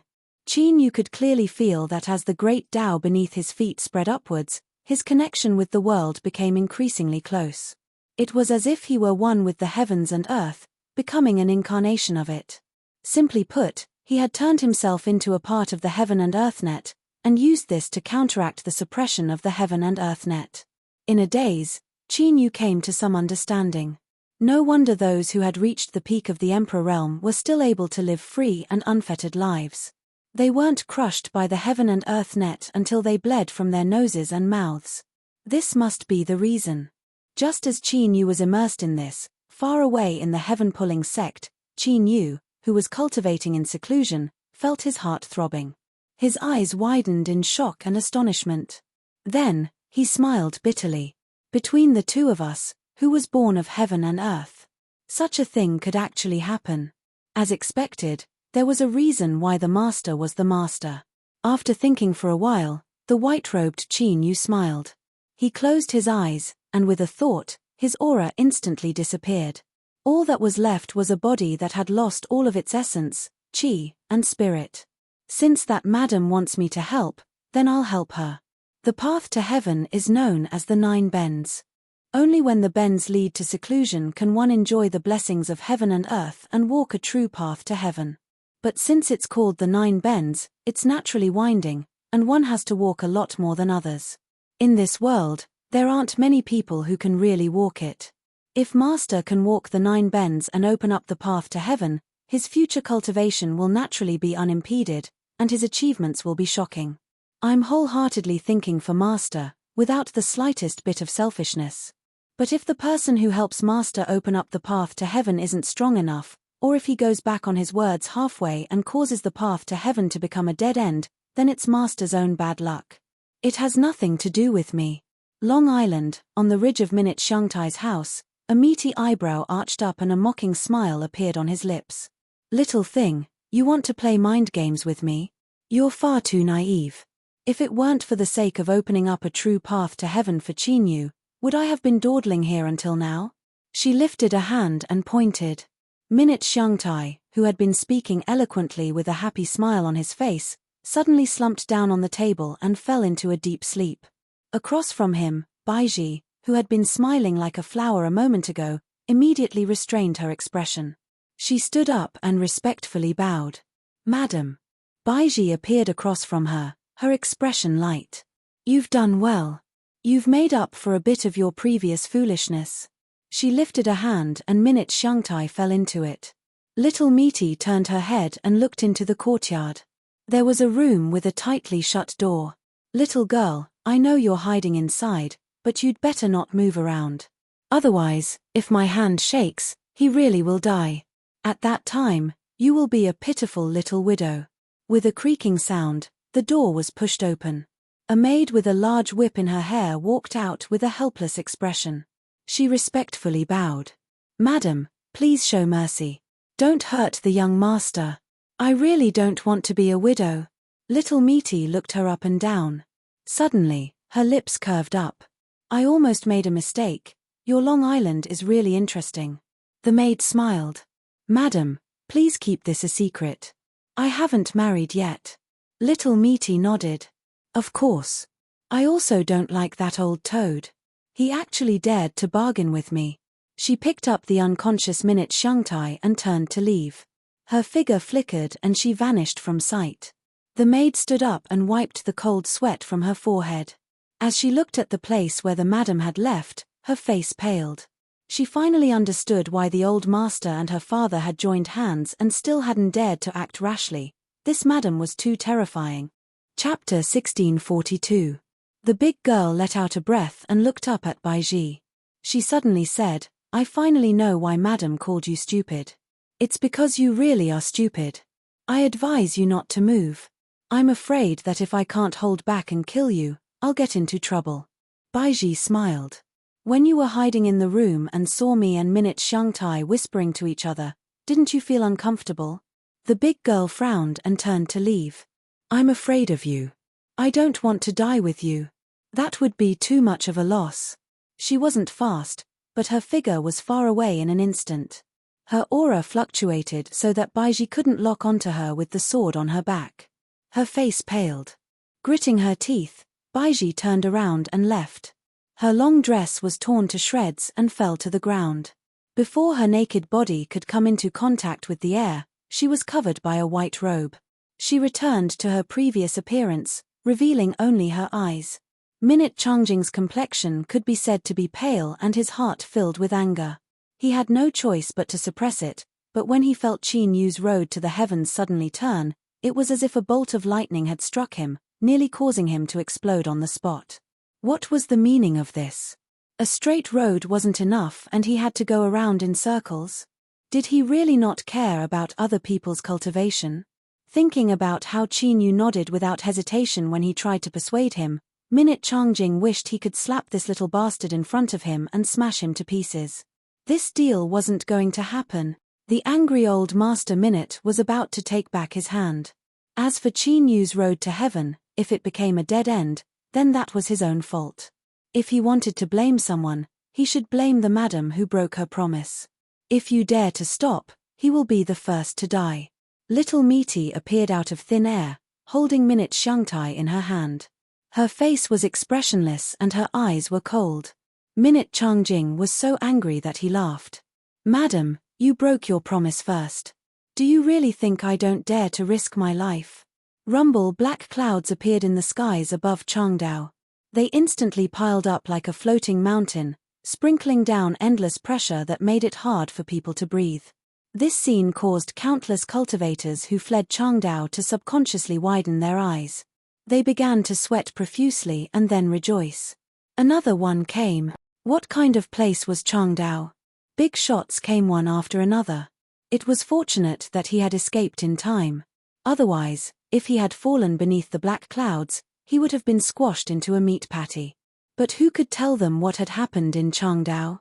Why was there such a huge commotion? The sound of something tearing through the air whistled out, and it was actually a large ship that tore through the waves. Its speed was swift like a bolt of lightning as it pierced through the turbulent waves all along the way, and it actually didn't stop at all. County Governor. The cultivators of the various islands cupped their fists respectfully. It couldn't be helped. Right now, the world was ruled by the Western Wasteland Empire. Everyone on and off the mountain had to be afraid of the Western Wasteland Empire. No one dared to go against them. Otherwise, with just a single order, the Western Wasteland Empire's army would move out and form a formation to surround and kill them. It didn't matter if they were a great sect that had existed for thousands of years, or a rebellious evil cultivator, they would all be killed. Similar things had happened many times in the past, and it was enough for the current cultivators to clearly see who had the biggest fist in the world. Swish, the wave-breaking flying ship stopped, and several figures flew out from it. The one in the middle looked dignified. Looking at the scene in front of him, he just frowned and looked gloomy, but he wasn't afraid at all. As the county governor of Thousand Islands Commandery, he patrolled the area on behalf of the emperor. He represented the face of the Western Wasteland Empire. Who dared to mess with him? However, The commotion in Changdao was too big, so the county governor stopped halfway to ask. Otherwise, he would have ordered people to rush to the island and order the madman, who had disrupted the water transportation and caused such a big commotion, to surrender and wait for punishment. What on earth happened here? The county governor asked. If they could tell him one or two things, then they would have a little favor. In the future, as long as they didn't go too far, they would definitely get some benefits. But now, the people present looked at each other and scratched their cheeks anxiously, but no one could tell the slightest inside information. Unless the county governor was tired of living, no one dared to speak carelessly. Otherwise, it wouldn't be trying to make connections, but seeking death. The county governor's face darkened, and his thoughts raced. This was a bit unexpected. The island cultivators of Thousand Islands Commandery had always been well informed, but they actually didn't know the inside story of such a big commotion. And Changdao happened to be a territory that he had personally sold for a sum of money a few years ago. Although most of it was handed over to the national treasury, the part that was kept made the county governor happy for a few days. But who would have thought that the big fortune that he had gotten would now become a hot potato? The county governor glanced at the commotion in Changdao, gritted his teeth, and was about to send an order to mobilize the garrison in the commandery city. Otherwise, if things continued like this, once something big happened, he would be the first to get into trouble. But at this moment, the county governor frowned slightly. He flipped his hand and took out the official seal. As he probed it with his divine consciousness, his face suddenly changed. When he looked in the direction of Changdao, he subconsciously showed deep awe. Taking a deep breath, the county governor's eyes flashed like lightning as he coldly swept over everyone. From this day forth, the area within 1,000 miles of Changdao is a restricted area designated by the imperial court. No one is allowed to peep in or take half a step inside, otherwise the laws of the nation will be ruthless. Everyone's hearts shook. They didn't dare to stay any longer. They all found excuses and fled far away. No wonder there was such a commotion, so it was related to the Western Wasteland's imperial court. Could it be that the imperial court's masters were here to kill the villains on the blood list? The county governor glanced at Changdao from afar. Let's retreat another few hundred miles. The flying boat howled away, not daring to stay any longer. And at this time, in Qin Yu's seclusion chamber, little Meaty looked up at the sky. Her sneer deepened. Do you think I would be afraid? Minute Changjing lightly said, Madam, you might not be afraid, but if you really do fight, it's hard to say what the result will be. Minute Xiangtai will die. Marquis Zhongwu will also die. Little Meaty narrowed her eyes. Then let's give it a try. She exerted a bit of force with her fingers. Minute Xiangtai's neck suddenly emitted cracking sounds and cracks began to appear. Faint traces of golden light began to emit from within. Blue veins popped up on Minute Changjing's forehead. The golden light on his fingertips brightened and the faint traces of Dao that flowed into Qin Yu's body rose 10 times over. It was like a mountain stream that suddenly swelled into a river, one that could wash away the stone embankments on both sides at any moment. Little Meaty sneered. She opened her mouth and swallowed. From the cracks on Minute Xiangtai's neck, golden light surged out. Stop. Minute Changjing shouted out loud, his face twisted.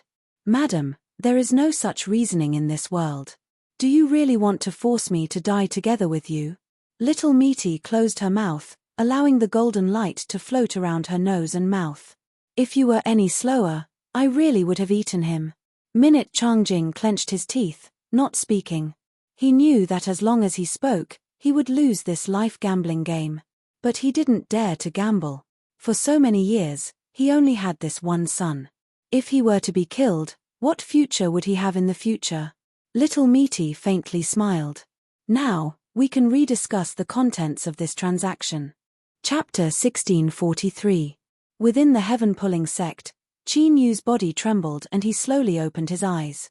He looked down at his hands and raised them to pinch his cheeks. Then, he slowly pulled them outwards. Pain. This was real. He wasn't dreaming and this wasn't an illusion. The 9 Melodies Heavenly Palace, he had actually succeeded just like that. Ah! Qin Yu cried out in pain and fell backwards. With a loud bang, his head smashed into the hard ground. He rolled around, his heart going crazy. Impossible, how could this be possible? How could there be such a terrifying cultivation in this world? Even if there was, those that could cultivate to this step were all old turtles. How could they be so stupid as to harm themselves to benefit others? Qin Yu couldn't figure it out. Suddenly, he cried out miserably. With a light cracking sound, his eyebrows split open and a shallow wound appeared. But to Qin Yu, it was like a ruthless knife had pierced through his soul. The pain was one aspect, but what was even more terrifying was that it involved life and death. Ignoring the pain of his soul splitting open, Qin Yu climbed up and kowtowed. Congratulations, Master, for completing the 9 melodies Heavenly Grand Tao. From now on, you can become a celestial being. There was no response. The crack between his eyebrows slowly healed. But, not only was there no joy on Qin Yu's face, it was as if he had lost his parents. Just now, Qin Yu's main body had really moved to kill him on the spot. But, it was worried that he had just completed the Heavenly Grand Tao and killing him would cause instability, so it chose to temporarily keep the peace.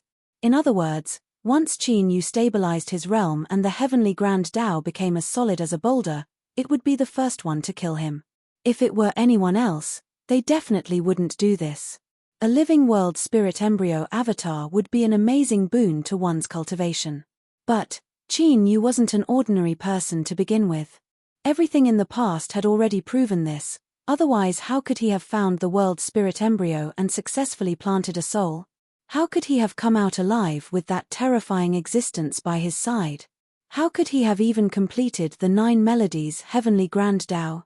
Just thinking about it was enough to make one's legs go numb, and they wished they could kneel on the ground instead of getting up. Qin Yu stood up and sighed. He pulled at his hair. If he wanted to continue living, he had to do things seriously. At the very least, he had to let Qin Yu know that being alive was the best outcome for him. As expected, as I lived, I became the person I hated the most in the past. In order to survive, I had to be busy all day and compromise all the time. I didn't have the time or the chance to truly enjoy life and embrace this world. The more he thought about it, the sadder he felt. Qin Yu shed tears of sorrow. Changdao. Minute Changjing collapsed on the ground, his body drenched in sweat. He gasped for breath like a fish that had been scooped out of the water. His face was ghastly pale, his eyes were dim, and coupled with his current sorry state, all of it showed that he was extremely weak. Little Meat was sitting cross-legged not far away. Her face was just as pale, but at least on the surface, she seemed to be in a much better condition than Old Man Minute. At this moment, she slowly opened her eyes and looked at Minute Jongjing. A glimmer of light flashed in the depths of her eyes. Lord Minute turned his head and looked into her eyes. "Madam, this old man has really used all his strength this time. You won't go back on your word, will you?" Little Meat was silent for a moment. Then, she faintly smiled. "Of course not. I have always abided by the virtue of keeping my word." She flipped her hand and took out a golden fragment. "I'll give this to you. We're even now." She casually tossed the exhausted Minute Jongjing to the side. Then, his movements suddenly became vigorous and he carefully caught the fragment. After carefully sensing it and making sure there wasn't anything wrong, he let out a long breath. His eyes were filled with resentment. "Madam, can you not scare me like that? If I can't catch it, wouldn't my heart explode from the pain?" Little Meat lightly said, "That's your problem." She looked at Minute Jongjing across from her and furrowed her eyebrows. The meaning in her eyes was clear. "Why are you still here?" With the item in hand, Minute Jongjing was in a slightly better mood, but he still choked a little. "Wasn't this my home?" This woman, she was really unreasonable. Of course, he didn't dare to show any of this on the surface. He smiled and cupped his hands together. Then, he picked up the unconscious Minute Xiangtai and respectfully withdrew. Bang bang, the door to the room and courtyard closed one after another. His perception of the outside world was completely cut off. Of course, at this level of cutting off, Lord Minute could still see it. But if he did so, he would clearly be discovered by the madam. He turned his head to look at the courtyard. Minute Zhangjing's eyes flashed. He thought that the madam wouldn't be preparing to, she shouldn't be. Otherwise, why would she have paid such a great price to begin with? Looking at the unconscious Minute Xiangtai who had almost been eaten up just now, Lord Minute couldn't help but be enraged. He fiercely tossed him away. But as soon as he let go, he felt an incomparable pain in his heart. He hurriedly raised his hand, slowing down the speed at which he fell. Father, why are you here? I am. As Minute Xiangtai spoke, his complexion changed. He crawled up and rushed in front of Lord Minute. Where is Baiji? Where is Baiji? Father, let me tell you, you made me lose my fairy sister. If Baiji does this again, I won't forgive you. Minute Zhongjing covered his face. This was really shameful. He raised his hand and slapped Minute Xiangtai. Minute Xiangtai was knocked out again. This kid was more pleasing to the eye when he was unconscious. Butler. The butler, who had been hiding somewhere, appeared in front of Minute Zhongjing. He bowed respectfully. Master, please give me your orders. Go, send the young master back to his room. He won't wake up for a few days. Don't worry about anyone. After sending off the honored guest, I will deal with him. Yes. The butler picked up Minute Xiangtai and hurriedly left. He staggered and let out a bitter laugh. He raised his hand and rubbed his face with all his might. This time, although he had an unexpected harvest and was incomparably pleasantly surprised, he had still suffered a great loss. The 9 melodies, heavenly great Tao. Only he could grit his teeth and endure it. If it were anyone else, they would have long been turned into a dried corpse. This time, he had to go into seclusion for a few years to nourish his body. Ah lie, you bastard, can't you see that I have come out? Are you ready? I'm about to die. Swish, space flashed and old chef's figure appeared. He was hunched over and carried a golden net in his hands. Inside, there were many lively fish and shrimp. If one looked carefully, they would discover that the eyes of these fish and shrimp were filled with panic and despair. They were all great monsters that had gained spiritual wisdom at the bottom of the lake. At this time, they had been forced to reveal their true forms. As old chef swept his eyes over them, they froze in place. With loud thumps, they fell to the ground, fainting from fright. Is this all you've got? If you don't have anything better, just how long am I going to eat this? As he frowned, he reached out and grabbed the golden net. He didn't know if it was an illusion or not, but where old chef grabbed it, the golden net seemed to dim a bit. He grabbed a red prawn and twisted his fingers. The prawn instantly turned into a dark red thumb-sized pill that was swallowed in a single bite. Old chef rubbed his hands, a look of guilt on his face. I'm useless. Master, don't be angry. After the honored guest leaves in 2 days, I will go on a long trip and catch some great supplements for you. Old chef snorted and nodded. His hands didn't stop moving. After grabbing several times, the net was mostly empty. Only this old chef could eat monsters like jelly beans. If it were anyone else, they would either die from overeating or be corroded by their demonic energy. There were so many different water monsters, each with different demonic energy. If they were mixed together, it wouldn't be fun at all. But it was clear that neither old chef nor old chef were worried about this. After eating the last fish monster pill, old chef casually threw the golden net back. Hurry up and send me another batch. They aren't of much use, but it's better than nothing. Old chef hurriedly nodded and disappeared.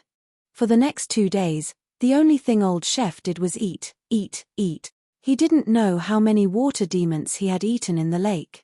Only when the demon trapping formation within a radius of 100 miles had become sparse did Master Minute slow down his feeding speed and casually toss them into his mouth one by one. His face looked much better and ruddy. It was clear that as long as there was enough food, he could more or less make up for the lack of quality. Old chef came again with a net full of fish and prawns.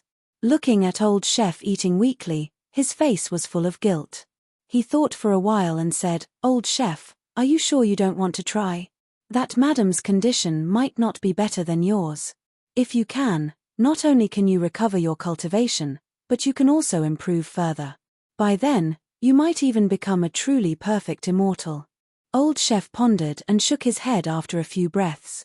Since that madam dared to let me sense her weakness, there's a possibility that it's an empty fort stratagem, but it's not very likely.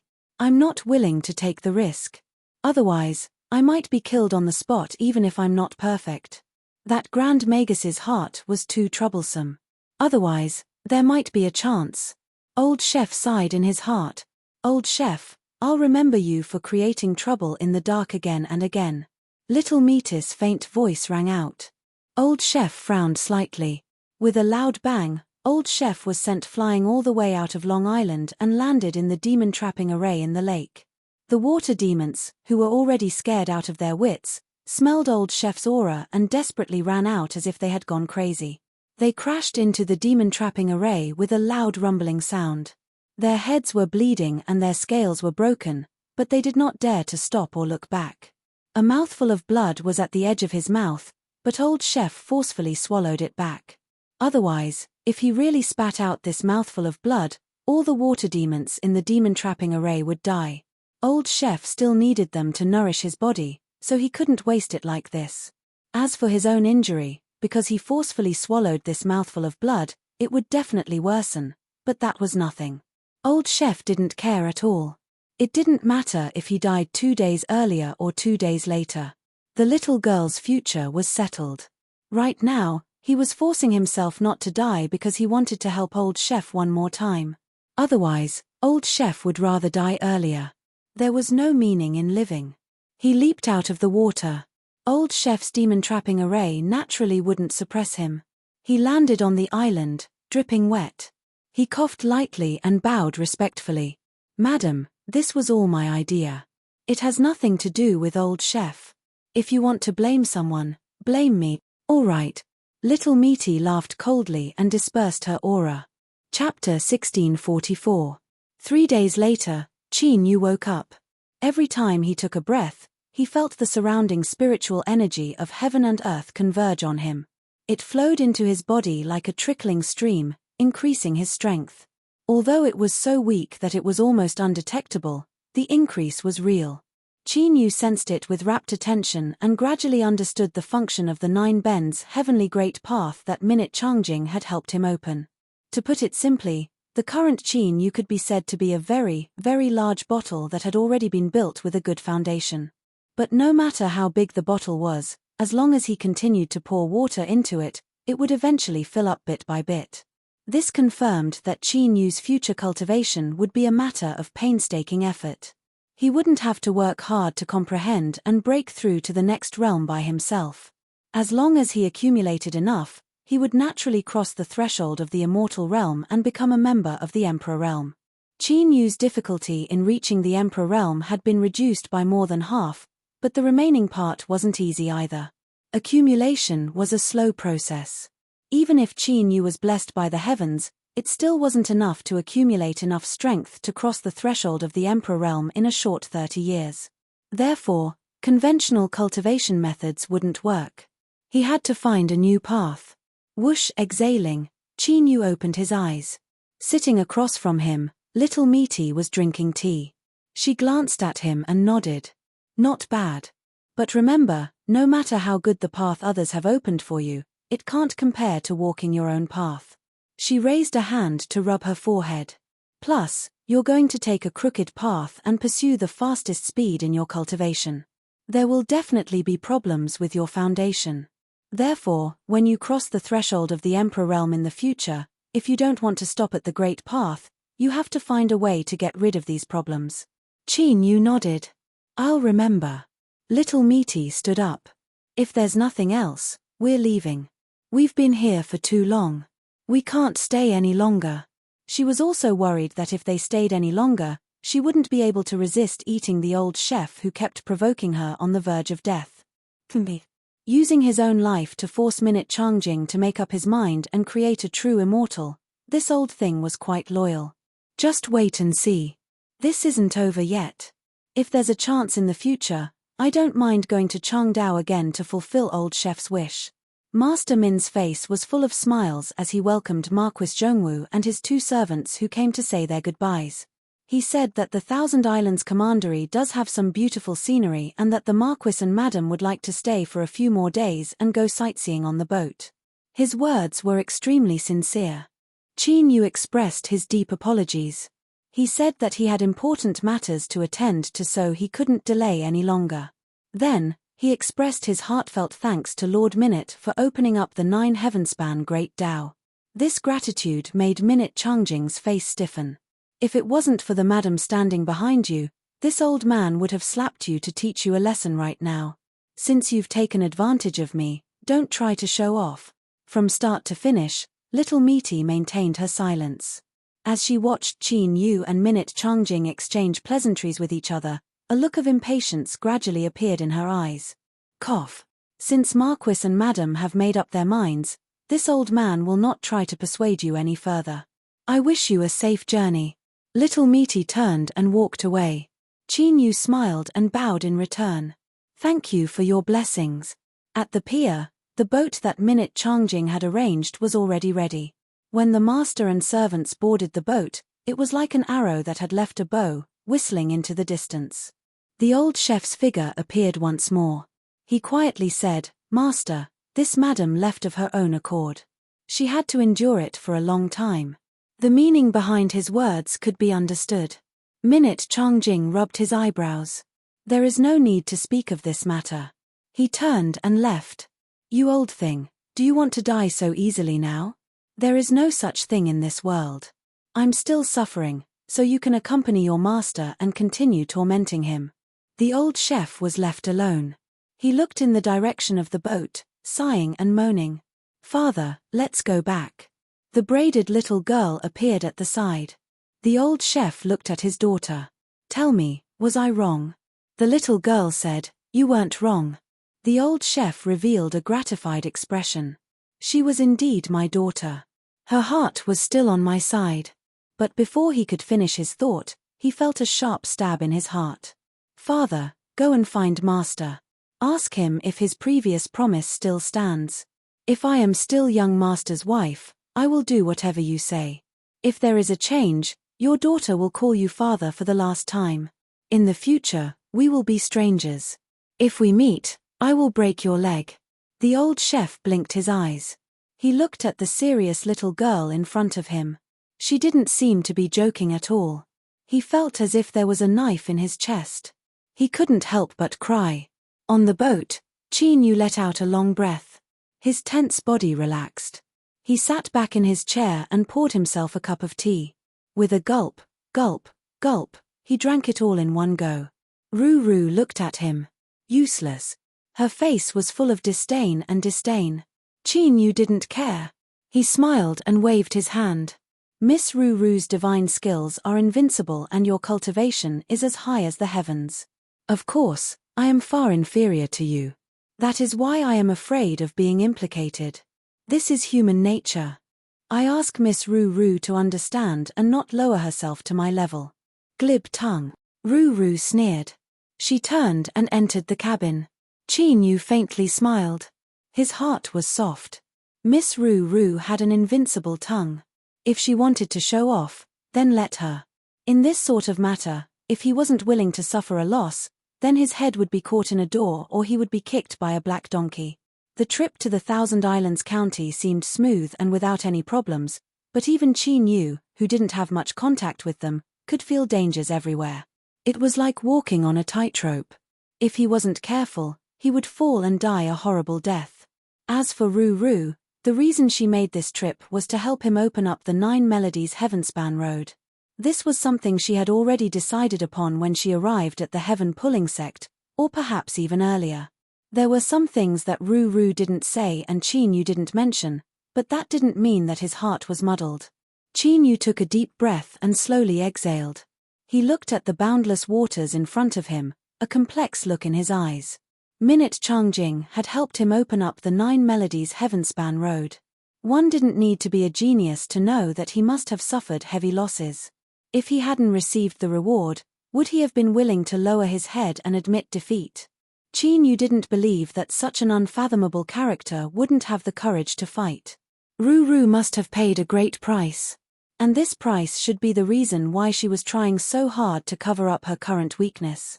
After the 9 Melodies Heavenspan Road was opened, Qin Yu's perception abilities had become even stronger.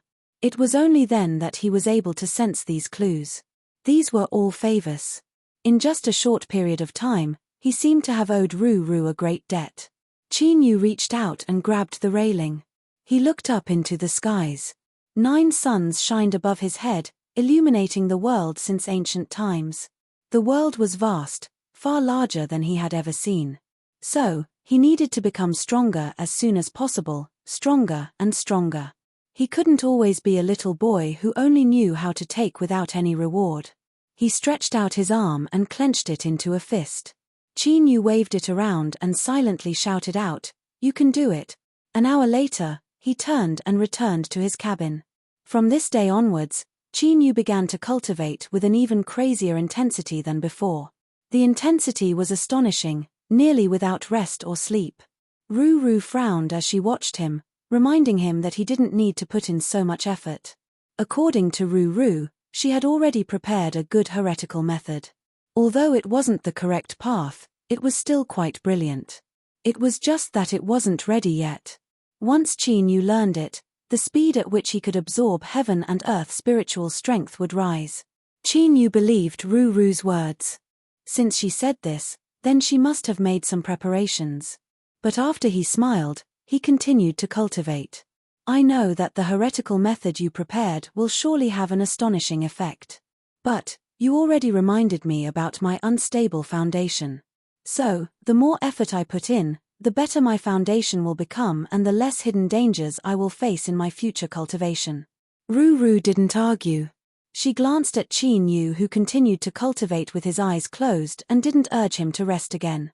There were some things that were always 100 times more precious than the advice of others. She wouldn't try to persuade Qin Yu to give up.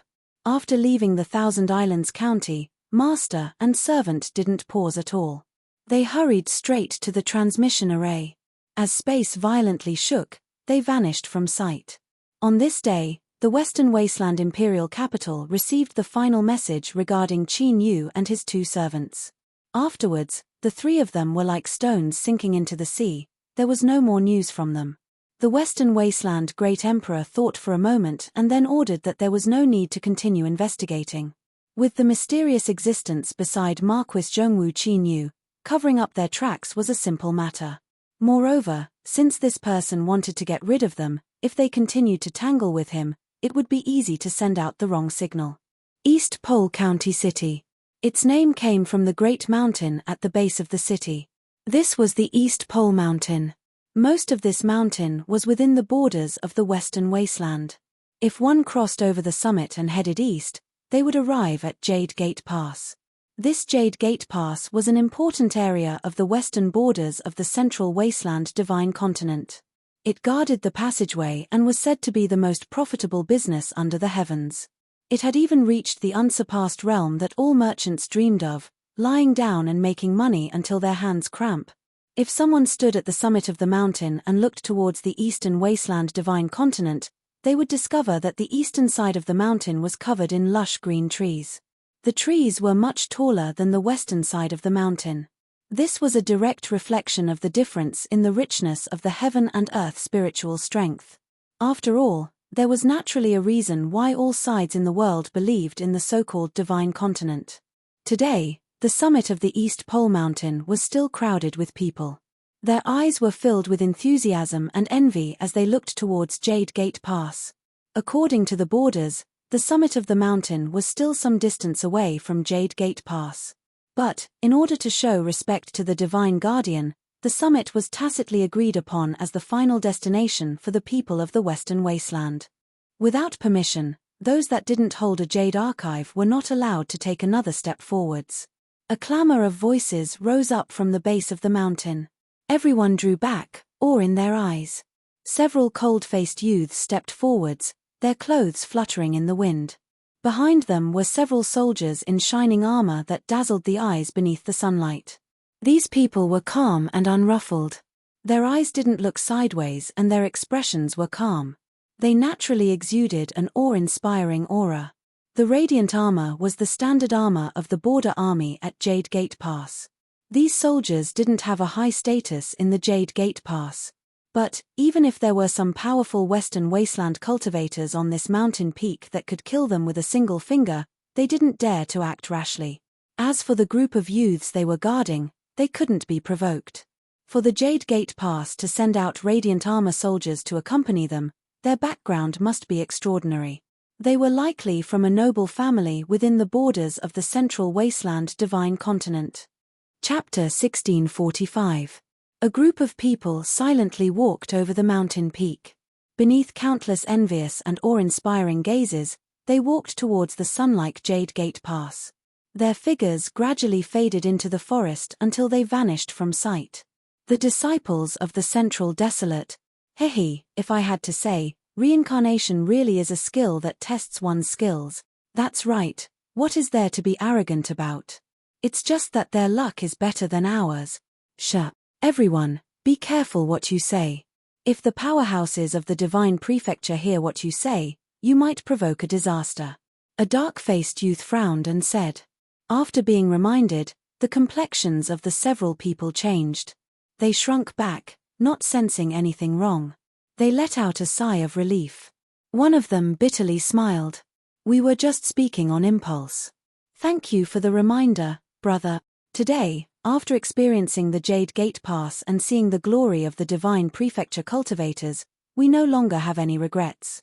After a brief pause, he cupped his hands together and said, From your accent, you must be a local. I wonder if you can guide us to a good restaurant so we can drink a few cups together. The person across from him hesitated for a moment and then nodded. That's fine. The several people turned and left. These are the cultivators of the Central Desolate. They are truly superior people. Not too far away, a black-robed youth sighed with emotion. The woman beside him smirked, revealing a mocking smile. Although that person was a bit jealous, he wasn't wrong. When it comes to reincarnation, it is a very particular matter. Since the Central Desolate can be crowned with the name of the Divine Prefecture, how could it be an undeserved reputation? Since they are so mighty, they naturally have the confidence to do so. The maid beside her nodded. She never asked if the reason was right or wrong. As long as her madam said it, it must be true. Qin Yu revealed a helpless expression. I didn't say anything, so why are you mocking me? Little Meaty humphed. She turned and walked down the mountain towards the county city. Baiji fell behind. After a moment of hesitation, she said in a quiet voice, Marquis, you have been busy cultivating every day. Before she finished speaking, she was interrupted. You talk too much. Get back here. Qin Yu was enlightened. He quickly caught up and smiled. I heard that tonight there will be an extremely lively lantern viewing festival in the county city. I just happened to be a bit tired from cultivating, so let's go together and take a look. Little Meaty's face was expressionless. She fiercely glared at Baiji, who had lowered her head to admit her mistake. With a cold face, she said, I'm not going. Go. I've been cultivating all this way, and I'm about to suffocate. Miss Ruru, please accompany me. Qin Yu's words were sincere. Ruru sneered, but did not say anything else. That was her agreement.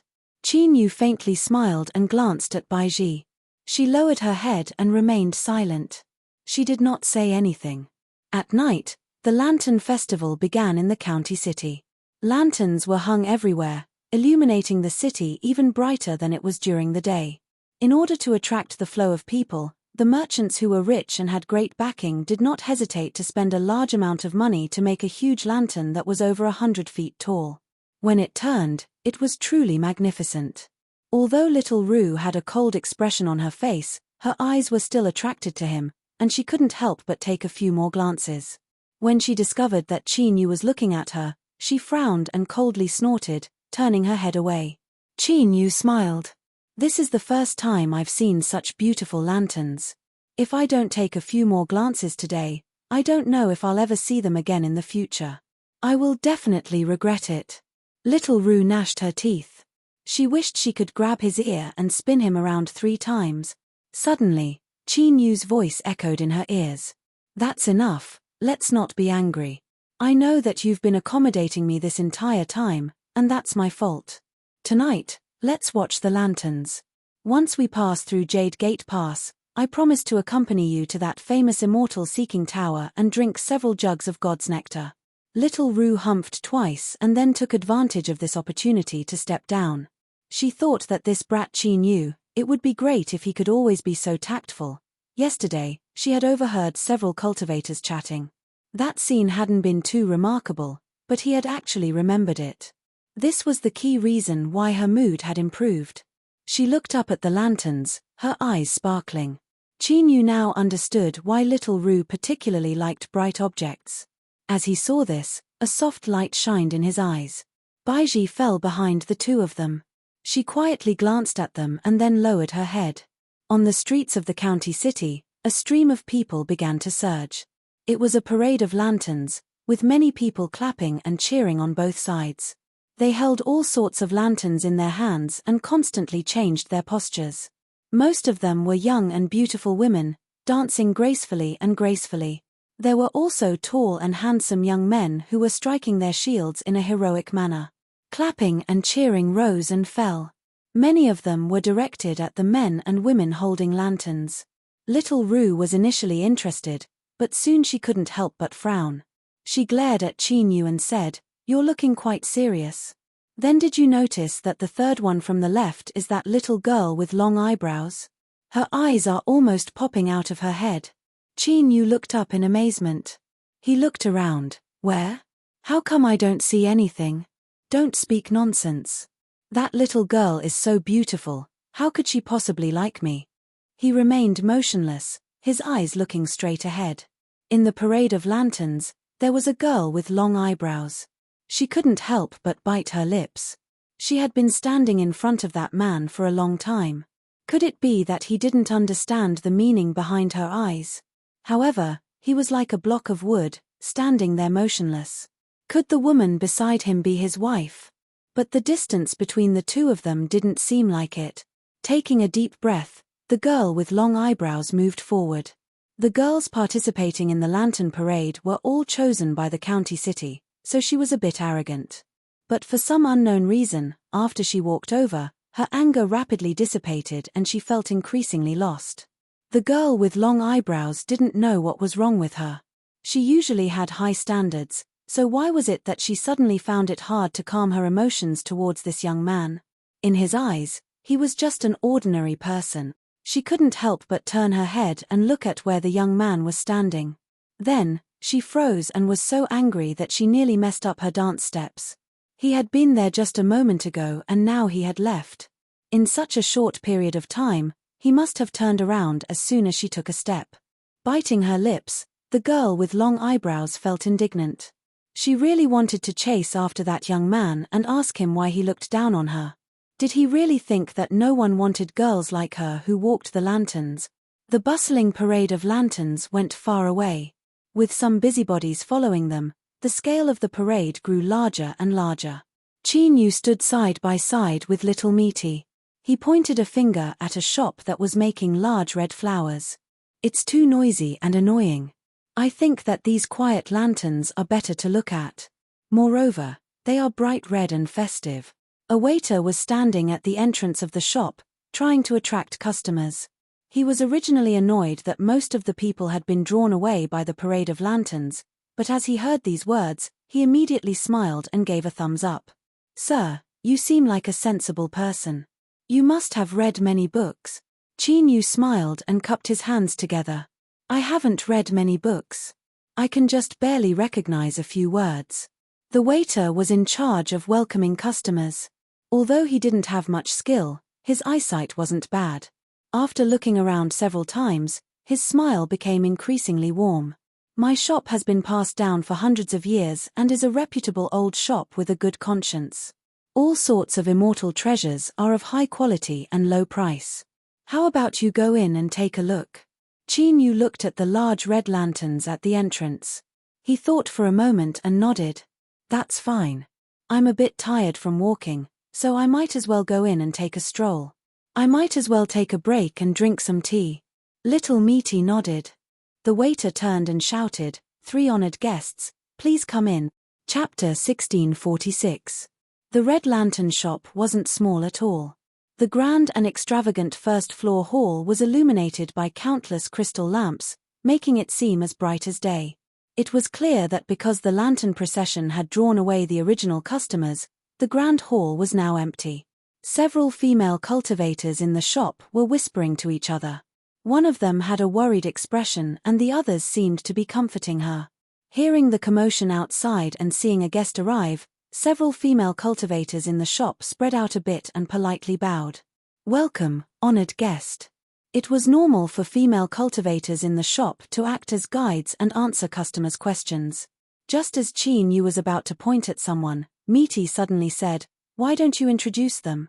The female cultivator that was chosen smiled and nodded. "Yes, guest." She was born beautiful and her skin was especially white. It was clean and flawless, as if she were the most beautiful jade in the world. Qin Yu glanced at her. He felt that there was something wrong with this female cultivator's skin color, and her aura was a bit too weak. As for more, it was likely that this female cultivator's eyes were especially beautiful. They were clear and bright, round and flawless. As if sensing Qin Yu's gaze, the female cultivator lowered her head. She reached out a hand and gestured, "May I ask what 3 honored guests need?" She stepped forwards and quietly moved to Mita's side, putting some distance between herself and the only male customer. Mita's lips curved up. She glanced at Qin Yu and saw him rub his nose helplessly. Her mood immediately improved and she smiled. "I don't have anything I want to buy in particular, so I'll just casually stroll around." The female cultivator in the shop wasn't disappointed by this. Her voice remained respectful as she smiled and said, "Then I will lead several honored guests to stroll around the first-floor hall. As for the second and third floors, they are for sale. If there is anything you need, please feel free to tell me." This was a shop called Shiyu. It sold items used by cultivators and was also referred to by the world as mountain items. There were high and low grades, and most of them were clearly marked with a price tag. This was the so-called "you got what you paid for." In Qin Yu's eyes, although there was a bit of a premium, it could be considered fair. When he tried to attract business, he said that it was a shop that had been around for hundreds of years, but that shouldn't be too much of an exaggeration. She was truly just casually strolling around. Never did she expect that little Misty would actually take a fancy to an item. She did not say anything. However, the slight pause in her gaze was already enough. Qin Yu stopped and followed her gaze. He saw a thumb-sized stone placed atop the red silk jade box. Its surface was blue and white, but it didn't seem mixed at all. Rather, it gave off a feeling of perfect harmony, smooth and flawless. Specks of starlight sprinkled out and shone on the jade box. It immediately refracted a gorgeous halo, giving off a mysterious charm. Qin Yu pointed a finger.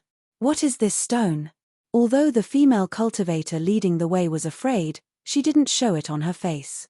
She respectfully said, replying to customers' question, "This stone is called the Sun-Moon Stone. By chance, it absorbed the essence of the sun and moon. It took more than 1,000 years for it to form. During the day, the hall was as bright as a lamp, and at night, there were millions of stars sprinkling down. It was incomparably mystical. Moreover, this object was refined by a refining master and can absorb the essence of the sun and moon. If you carry it with you, it will have a calming effect. Moreover, it can condense a drop of the essence of the sun and moon every month. After taking it, it can enhance your soul cultivation." As she spoke, it was clear that she had put in a lot of hard work in her daily life. Qin Yu glanced at little Mity's expressionless face.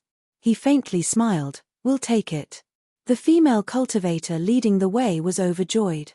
Out of all the treasures on the first floor, the Sun-Moon Stone was one of the few that sold for the highest price. But, besides the fact that it was made from decent materials and could produce phenomena of the sun and moon, the so-called calming effect and the drop of essence of the sun and moon every month were in truth quite useless. Cultivators that could afford to buy a Sun-Moon Stone simply looked down on it. If it was just for appearance, there were plenty of immortal artifacts that had similar effects, but their value would only be 1/10 of its original value or even lower. In short, if she sold this Sun-Moon Stone, according to the rules of the store, she would receive a dividend. This would be able to slightly alleviate her family's current predicament. The female cultivator suppressed the joy in her heart and didn't reveal anything on her face. Her smile became a bit more sincere. Does guest wish to continue choosing and settle the payment at the end, or would you like to settle the transaction now? Qin Yu said, let's settle the transaction now. Little Metis' lips curved up. At this time, a voice suddenly sounded out. Hold on, I've also taken a fancy to this stone. Several people walked in from the entrance. The one who spoke was a young man in the middle. He wore white robes, and if it weren't for the fact that he exuded an arrogant and overbearing aura, his appearance would have been quite good. Beside him was a pink-dressed female cultivator. She pointed at the sun-moon stone and hugged his arm. Her body swayed back and forth as she coquettishly pouted. The white-robed young man faintly smiled. Don't worry. Since it's something you've taken a fancy to, I will naturally take it. He opened his folding fan and gently waved it several times. Everyone, since it was something you took a fancy to first, I am willing to increase the price by 30% as compensation to you. Seeing the white-robed young man, the complexion of the female cultivator in the store changed. But as she heard these words, she relaxed. She quickly winked at the three customers. Little Sister Shu, we meet again today. Why are you winking at me? If you want to speak, then just say it. I won't blame you. The female cultivator took a deep breath and bowed. Sir Li has an honorable status and I am only a lowly person in a swamp. I am not worthy of such a title. She didn't say anything more. But the three customers could definitely sense her warning. This was all Shu Jiruo could do. The white-robed young man surnamed Li faintly smiled, not minding at all. Everyone, since little Sister Shu has spoken, then I will show a bit more sincerity. I will increase the price by 50% and you may leave after receiving the money. This is a great deal for you. Qin Yu lightly said, I apologize. We have also taken a fancy to this sun-moon stone and have no intention of transferring it. Within East Pole County City, the Li family's second young master Yuan Tai narrowed his eyes.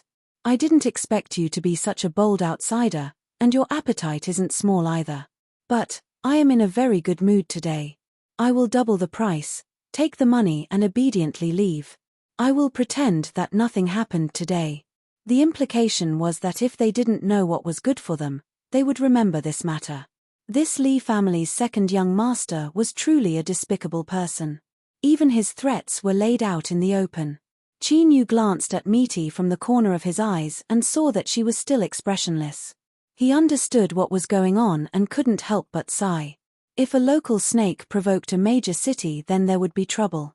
Although at worst he could kill them with a single punch, it was inevitable that he would be stained with blood. Sorry. It was only these two words, but the meaning was clear. Li Yuantai smiled. He opened his folding fan once more. Three outsiders, this sun-moon stone is yours. Remember to close the door before going to bed so that you don't fall into a thief's trap. Not only will you lose your treasure, but you might even lose your head. Young Master Li, these three are my honored guests. Please be lenient with your words and don't ruin your reputation. A blue-clothed old man smiled and cupped his hands together. He was incomparably friendly, but a sharp light surged in his eyes. Li Yuantai closed his folding fan and cupped his hands together. Shopkeeper Ju, I didn't know that you were personally here today. It was this junior who spoke rudely and offended you. He winked at the master and servants. I was just joking before, so don't take it seriously. Our East Pole County City's Li family has always been very hospitable. He smiled and turned to leave. The pink-dressed woman beside him lowered her head, not saying a single word. Before she left, she couldn't help but glare at him, her face paling. Shopkeeper Ju took several steps forwards. He smiled and said, "Three honored guests, I apologize for disturbing you." He hesitated for a moment and then turned to say, "I will give you a 20% discount on this sun-moon stone. However, as for your dividends, you should follow the normal accounts. Just inform the accountant later." Shu Jiruo revealed a grateful expression and respectfully nodded. Qin Yu thought for a moment. He cupped his hands together and said, "Then I must thank shopkeeper." Shopkeeper Ju bowed in return. He smiled and turned to leave. "Wait a moment." Qin Yu lifted a hand and pointed to the second floor. "I have some items that I want to sell. I wonder if shopkeeper would be willing to take a look." Shopkeeper Ju glanced at the calm master and servants in front of him. His thoughts stirred and he smiled. Esteemed guests have come to visit and are willing to do business at our store. That is already giving us a high opinion of ourselves, so how could I possibly refuse? Please follow me. Little Meaty said, you can go. I want to walk around a bit more. Qin Yu nodded. That's fine. Shopkeeper Ju didn't have any objections. He reached out a hand and led Qin Yu straight to the second floor. Little Meaty glanced at Shu Jiruo. Let's walk around a bit more. Shu Jiruo respectfully nodded. She led the madam and continued to walk around the hall on the first floor. After introducing 3 or 4 items, she hesitated again and again. She couldn't help but lower her voice and say, esteemed guest, if you have friends or relatives in the county city, it would be best if you don't live outside. Or, it would also be good to leave as soon as possible. Little Meaty glanced at her and smiled. We will consider it. Shu Jiruo had an anxious look on her face. But, strictly speaking, this reminder was too much. She sighed inwardly and didn't say anything more. Baiji followed behind, a puzzled look in her eyes. She didn't understand why the madam treated this female cultivator so differently. But after suffering so many slaps and kicks, she had finally become a bit smarter. She knew that she shouldn't ask about matters that she didn't know. On the second floor, the white-haired appraiser saw Shopkeeper Ju and Qin Yu enter. He stood up and welcomed them. Shopkeeper, why did you personally come? If there was anything you needed, you could have just called me. Shopkeeper Ju waved his hand. Esteemed guest, there are some items you wish to sell. I will personally handle this matter, so I'll borrow your place. The appraiser smiled and nodded. I see. Then I'll be lazy and go drink some tea. As he spoke, he cupped his hands together towards Qin Yu. Then, he gathered up his things and walked out. Shopkeeper Ju sat down in the appraiser's seat. He gestured with his hand and said, esteemed guest, please sit. I am Ju Yunshan, the shopkeeper of this store. I am responsible for all matters. His expression was solemn. He slowly said, may I ask what this esteemed guest wishes to sell? Esteemed guest, please rest assured that my Shiyu store has been in business for several hundred years and will keep the items in my hands a secret. Whether the transaction is successful or not, I will not reveal anything to the outside world. To this, Qin Yu believed it. If he didn't even have this much credibility, then let alone having been in business for several hundred years, he feared he would have been torn down long ago and the signboard would have been chopped up to be used as firewood.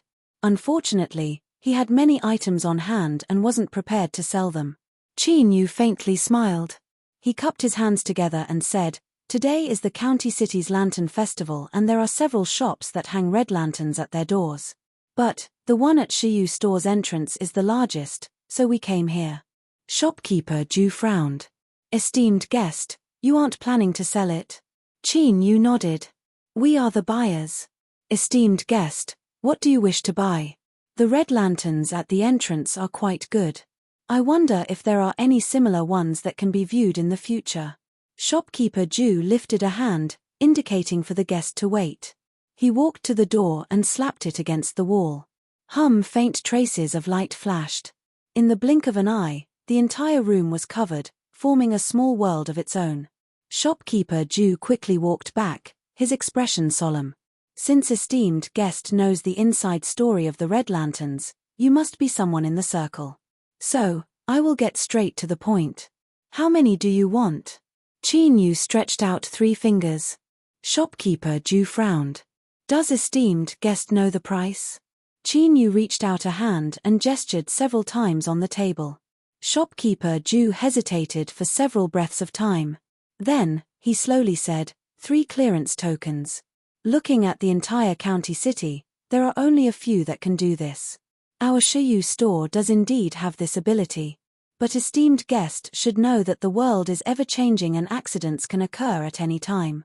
So, I cannot give you an absolute guarantee on this matter. I will need some time to prepare. Esteemed guest, please leave behind a place to stay. Once the matter is confirmed, I will inform you as soon as possible so as to avoid any delays. Qin Yu nodded. There are still 10 days before the gate opens. There is no rush. As for where I will be staying, I have yet to confirm. Once I have settled down, I will inform shopkeeper. Shopkeeper Ju frowned, a strange expression on his face. Qin Yu thought for a moment. He pointed a finger outside the door. These matters have always been decided by my family's madam. Shopkeeper, there is no need to worry. I will leave behind a deposit. I will have to trouble you to handle it. Shopkeeper Ju smiled. Thank you for your understanding. He thought for a moment and continued to say, the Li family's second young master Li Yuantai has always been a narrow-minded person. Esteemed guest, please make some preparations to avoid any complications. Qin Yu cupped his hands together in thanks. Chapter 1647. A moment later, Qin Yu and shopkeeper Ju walked down to the second floor. At this time, little Meaty had chosen 2 more items. Shopkeeper Ju glanced at them and smiled. The honored guest is upstairs.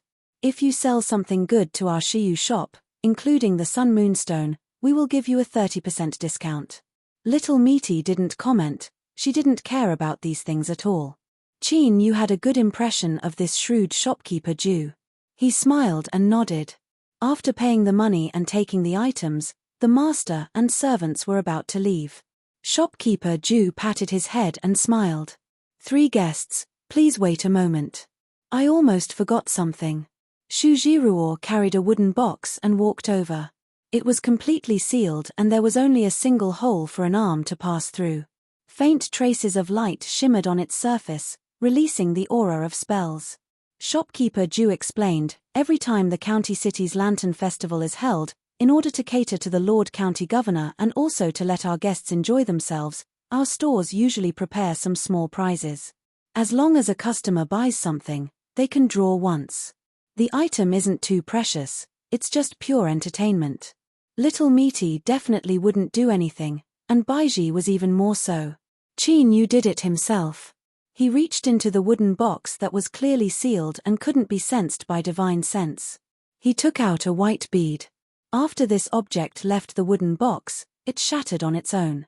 A long red dress appeared from thin air, its surface overflowing with brilliant light. Shu Jiruo gasped. She couldn't help but widen her eyes. Shopkeeper Ju forced a smile. I actually regret reminding you of this on my own initiative. He pointed at the red dress that unfolded on its own in the air as if it was worn by a beauty. There are thousands of similar beads in this wooden box in Shiyu shop, but there is only one red dress, and the probability of it being picked is so small that it's almost negligible. As he spoke, he couldn't help but reveal a bit of heartache deep in his eyes. In terms of true value, this red dress was likely equal to the sum of the 3 items he sold before. This was no longer just a small prize. Qin Yu thought for a moment and said, I gave you a discount before, so it's not good to take advantage of shopkeeper Ju. I will draw again, but leave the red dress behind. Shopkeeper Ju hurriedly waved his hand. How could that be? Shiyu store has been open for hundreds of years, and we value reputation the most. Since your luck is good, the red dress is yours. Qin Yu smiled and didn't say anything else. He cupped his hands together and said, then, many thanks. After retrieving the red dresses, the 3 of them left Shiyu shop. Shopkeeper Ju personally saw them off and waved goodbye, his face full of heartache. Now, he truly regretted putting the red dress into the wooden box. The only thing that Zhong Xian felt gratified about was the fact that it was extremely rare to get 3 clearance tokens. He would be able to earn a huge sum of money if he succeeded. However, time was tight, and he had to get it done as soon as possible to avoid delaying his business. Qin Yu reached out a hand and placed the red dress in front of little Meaty. I'm a man, so I have no use for this dress. I'll give it to you. Meaty rolled her eyes. You casually drew a prize, and you even pushed it away. Now, you're giving it to me? Do you think I'll take anything? Qin Yu arched an eyebrow. I don't want it, then I can only look for a chance to sell it. It's a decent robe. Little Meaty took it. You still want to sell it? How much do you owe me now? Let me remind you, don't think of reneging on your debt just because we have a good relationship. Consider this red dress as offsetting the interest. I'll slowly settle things with you in the future. Qin Yu smiled and nodded. All right. He looked up at the sky. It's already so late. Shouldn't we find a place to stay first? Although there isn't a curfew in the East Pole County City, sleeping on the streets isn't good. Little Meaty stretched out. I've already chosen a place. Let's find a place to sit down and wait a moment. She casually pointed. The wine's fragrance is average. It's barely edible. The master and servant trio entered. The restaurant that Little Meaty had chosen was certainly good in appearance since it was able to open on the main road of the county city. The young waiter was clean and nimble. He greeted the three guests with a smile and asked what they wanted to eat. But in the end, only 2 people sat down. Baiji stood beside Little Meaty, her expression calm and composed. Just bring up some food and 2 jugs of your best wine. Very well, please wait a moment. The young waiter turned and left, without any hesitation. The wine and dishes were soon served. Most of the food was simple, but it didn't lack elegance. 2 jugs of old wine were opened and a fragrant aroma wafted out. But to the 2 people who were used to drinking wine and fruit, it was only somewhat edible. They drank 2 mouthfuls and casually picked up some food. Before Qin Yu could mention anything about the pass token, there was a quarrel from the upper floor of the restaurant. The sound wasn't small, but it soon became even louder. Both sides began to fight, and the restaurant was filled with cheers. It was clear that those watching weren't afraid of things getting out of hand. With a loud bang, a window shattered and a person fell to the ground, vomiting blood. It seemed that his injuries weren't light. Shua, several more figures rushed out, hurriedly helping up their companions. The people chasing after them all had icy cold faces and thick killing intent. A white-clothed figure flashed and landed on the ground. He opened his folding fan and fanned himself a few times. He sneered and said, "Where did these little brats come from? You dare to cause trouble in the East Pole County City? Today I will let you know what it means to say that there is always a higher heaven." This was the second young master of the Li family who had competed for the Sun Moonstone in Shiyu's shop, Li Yuantai. As this person appeared, several more figures appeared. They supported the young man who had been knocked down and was vomiting blood, surrounding him. The Li family's young master. TSK, this group of foreigners. Of all people they could offend. I'm afraid they're going to suffer today. In our county city, who dares to not give the Li family some face? Even if this matter reaches the Lord County Governor, I doubt they will have a good ending. Seeing that the Li family was about to attack, a young man in the crowd clenched his teeth and walked out. He cupped his hands together and said, "Second young Master Li, I am Xu Xianglin. I am running errands for Mr. Sunday. They are discussing a transaction with me and can be considered Mr. Sun's guests. I ask that second young Master Li show mercy and not lower yourself to their level." Li Yuantai's lips curled up. Mr. Sun's people? Xu Xianglin's heart shrank. He braced himself and nodded. After being kicked away, Li Yuantai coldly sneered. "A dog of Sun Yushui dares to bark in front of me, so I kicked him to teach him a lesson." 2 people rushed out and began to punch and kick. Although they didn't kill him, they weren't light either. Soon, Xu Xianglin vomited blood. "Brother!" With a scream, Xu Jiruo, who had changed her clothes, rushed over. "Why are you hitting him? Let go of my brother." Li Yuantai lifted his hand, a smile on his face. "Oh, so it's little sister Xu. This is truly a case of water rushing against the temple of the Dragon King. One family doesn't recognize another. What are you 2 standing around for? Hurry up and help young Master Xu up. If he is really injured, I will cut off your heads." Xu Jiruo helped her brother up. As she looked at his pale face and the blood stains on his mouth and nose, tears began to flow from her eyes. She cried out with reddened eyes, "The county city is a place of law. The Lord County Governor will definitely not allow you to act as you please." Li Yuantai narrowed his eyes and his smile became even wider. "We didn't hurt him for no reason. It was your brother who wanted to stir up trouble. Little sister Xu, don't speak nonsense. If you ruin the Li family's reputation, then it will be difficult for me to deal with you." He took 2 steps forward and reached out a hand. How about little sister Shu come with me to the mansion today and we can clearly discuss this matter. If we can talk things out, then we will still be a family. Today's minor matter can be put behind us and I won't pursue it any further. Don't touch my little sister. Shu Xianglin struggled to move forward. With a loud bang, he was sent flying away. A jade pendant fell from Li Yuantai's body and broke into 2 pieces. He looked down at it and frowned, a thoughtful look in his eyes.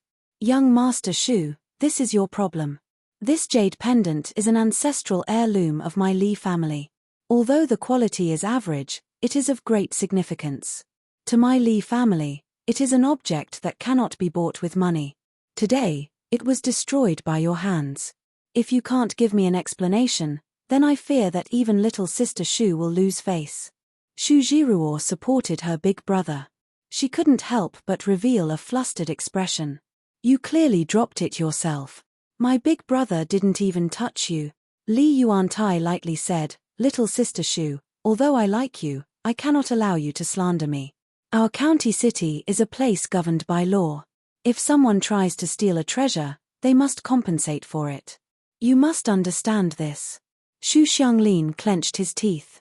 Young Master Li, please state your price. Li Yuantai glanced at him, his lips curling up in a smile. This piece of jade is really expensive. Are you sure you can afford it? Or do you want to pay with your life? As the Shu siblings were driven into a corner, a master and 2 servants were watching from the window on the 2nd floor of the restaurant.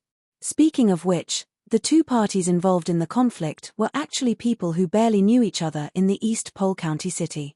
There was no need to mention Li Yuantai and Shu Jiruo. They had just parted ways, and Shu Xianglin and those youths had met once at the summit of the East Pole Mountain.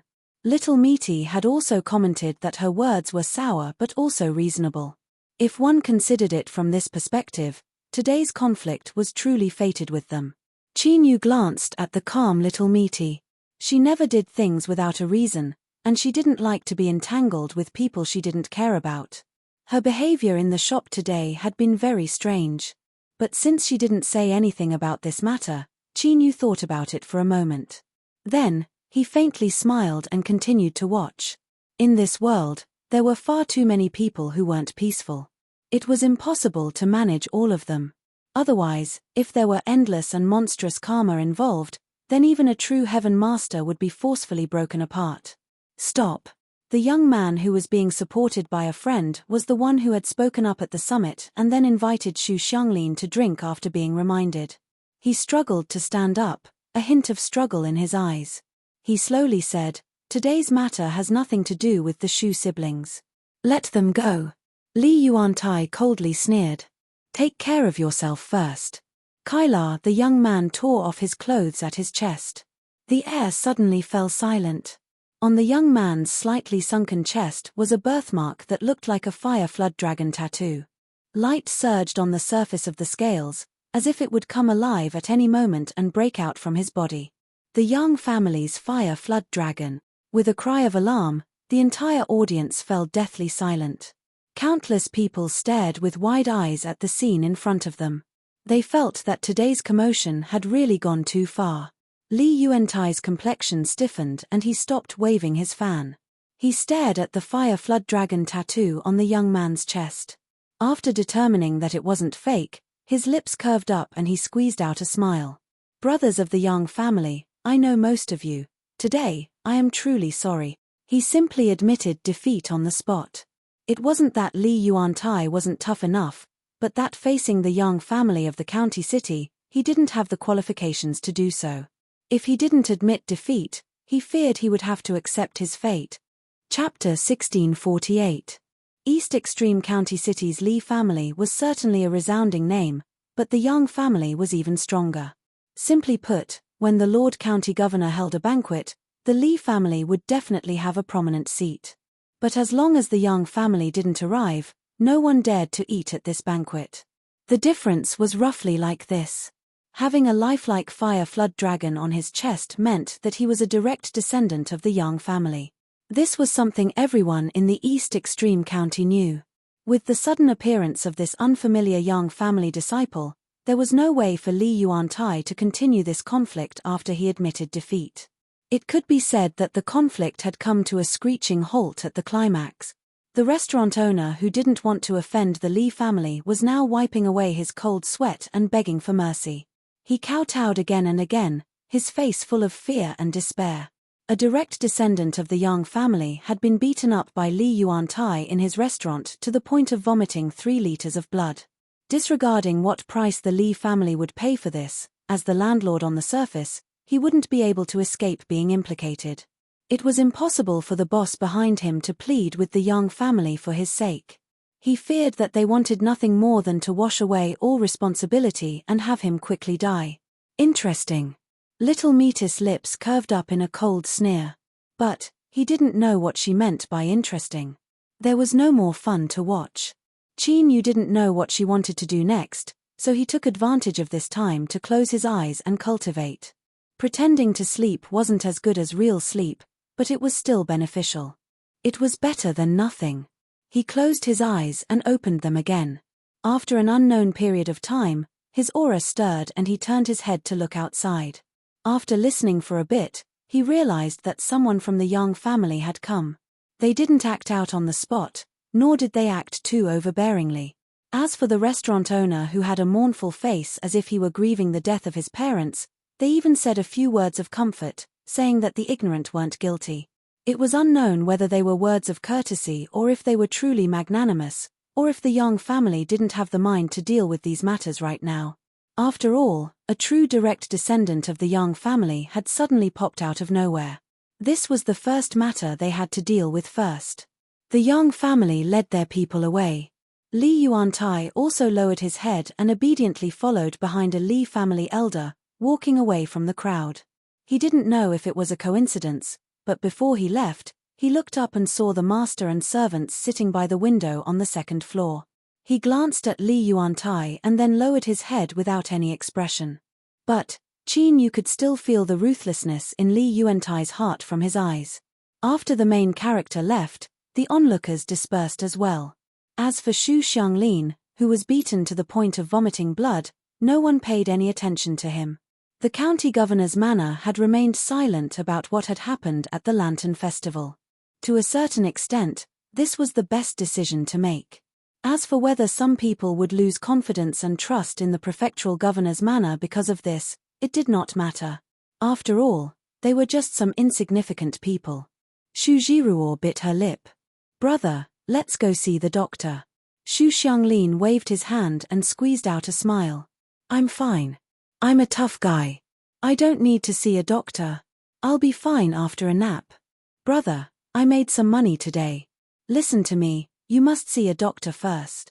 Xu Xianglin hesitated for a moment before nodding. But before the brother and sister could go far, they were stopped by someone. Xu Xianglin's complexion changed. He clenched his teeth and stood in front of his little sister. But soon, he heard his little sister's surprised voice. "3 guests, you are." They were his little sister's guests. Xu Xianglin's heart tightened and then relaxed. In addition to the fact that his injuries weren't as simple as they seemed on the surface, his vision darkened and he fainted. "Brother!" Xu Jiruo cried out in alarm. "Don't be in such a hurry to cry. He isn't dead yet." Little Meaty paused for a moment before continuing, "But without accident, he will die soon. Don't speak nonsense. My brother was just beaten up by someone. He has fought countless times since he was young, and he has always been in a much more miserable state than this. But he has always been able to quickly recover." Xu Jiruo quickly refuted. Meaty smiled. "Then how about we make a bet? If he doesn't die in an hour, I will give you that red dress." Xu Jiruo's complexion changed and sorrow filled her heart. She had an approximate idea of the price of that dress that caused shopkeeper Ju's heart to ache. Since little Meaty said this, she naturally had confidence that if something were to happen to her brother, she would be all alone in this world with no family. Large tears tumbled down her cheeks. She lifted a hand to wipe them away and supported Xu Xianglin, preparing to find the medical hall for treatment. "If you continue to toss him around like this, he won't even last a quarter hour." Xu Jiruo stiffened. She placed her brother on the ground and knelt down. I beg you, please save my brother. As long as I can save him, I am willing to do anything. He couldn't help but rub his nose. He thought to himself that this girl was quite unreasonable. Why did she look at him when she spoke? Little Metis' lips curved up. Lend us your courtyard for a few days. Consider it our reward for helping you. She blinked. Don't refuse. When you stepped into Shiyu's shop, weren't you all talking about this when you were together? Shu Jiruo paled. She glanced at her unconscious brother on the ground and then at the master and servants across from her. She clenched her teeth and nodded. Fine.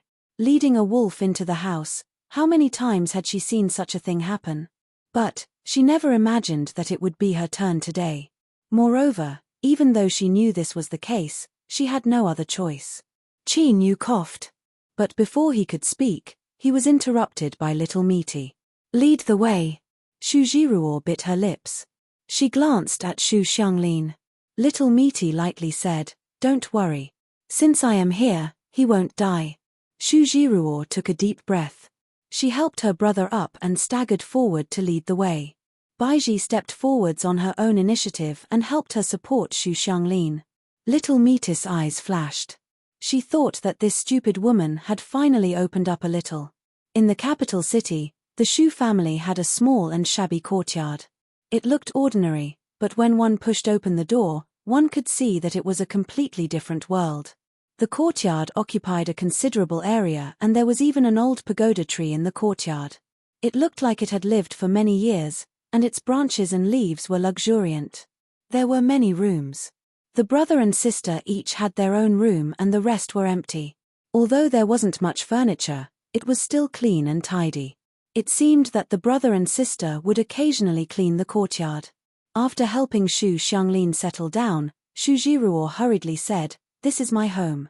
You can live wherever you want. Can you save my brother now? Little Meaty looked at Baiji. She quickly bowed. Madam, I can kill people, but I don't know how to save people. Qin Yu waved his hand. Don't look at me. My strength isn't stable right now. If there are any twists and turns, saving people will become killing people. Humph. Little Meaty coldly sneered. Her complexion wasn't too good. She walked over to the bed and lifted a hand, tapping Shu Xianglin's forehead like a bolt of lightning. She turned and walked away. She took out a white gauze and began to wipe her fingers. It's enough. He will sleep for several days and then he will wake up. Seeing this, Shu Jiruo couldn't help but widen her eyes. Fear rose in her heart. Could she have been tricked? How could someone save someone like this? This was far too childish. Fortunately, Shu Xianglin, who was lying on the bed, had not woken up yet, but his breathing had calmed down, and his pale face had regained some color. This allowed Shu Jiruo to truly let out a sigh of relief. But as she thought about what she would face next, she felt a deep sorrow in her heart. But what would come would come. She couldn't avoid it. She just couldn't figure out why this person would act like this when he clearly had a beautiful wife and maid by his side. Or was it that all men in the world were like this? It was just like her father. Because of his dissolute nature, he had finally provoked a calamity and caused his family to be ruined and killed. Little Meaty looked at her and lightly said, I've already saved him. I'm tired today, so let's rest early. Shu Jiruo's complexion paled even further. Her body shivered. I'm going to freshen up. She fled in distress. Qin Yu let out a deep sigh. He rubbed his eyebrows. Little Meaty, this isn't good. Little Meaty arched an eyebrow. I think it's good. Do you have an opinion? Qin Yu nodded earnestly. Little Meaty coldly sneered. Endure it. At this moment, Baiji felt that her madam was valiant and heroic. All daughters of the world should be like this. Of course, she didn't dare to reveal this too obviously. She only dared to keep this in her heart, lest she somehow anger her madam. It didn't matter if she was slapped or kicked. But, if she were to anger her madam's body, that would be her sin. That night, Shu Jiruo was tormented to the extreme. She lay on her bed, her hands tightly gripping onto the corners of her blanket. Her eyes were wide as she stared at the door, as if in the next moment a big bad wolf would rush in and eat her up. Her eyes were wide open as she stared at the door, as if in the next moment a big bad wolf would rush in and eat her up. The next day, there was a scream from her room. Shujiruo crawled up, but she discovered that the door she had unlocked last night was still closed. Her clothes were still neat and tidy. She carefully felt around and didn't find anything different. Then, she let out a long breath. In a room far away, Chinyu opened his eyes, a bitter smile on his face. He shook his head and closed his eyes once more. In such a situation, what could he do? Should he walk over and seriously tell this Miss Shu that she shouldn't be dreaming and that he wasn't interested in her at all? At that time, what would he do if this young lady flew into a rage out of shame? Little Meaty would also be annoyed, and he would ruin her interest in watching a play. It was rare for Little Meaty to act so recklessly, and it wasn't a major matter, so he let her be. From this day onwards, the Shu family had 3 more guests who didn't pay rent. Shu Xianglin was still unconscious, but Shu Jiruo gradually relaxed. This was because she could clearly see that her big brother's condition was improving little by little. That madam's words were likely trustworthy. But that man, just what did he mean? Shu Jiruo blushed red. After thinking about it for a moment, she couldn't help but pinch herself. She thought that it was far too shameless for a virgin girl to think about such things. But why?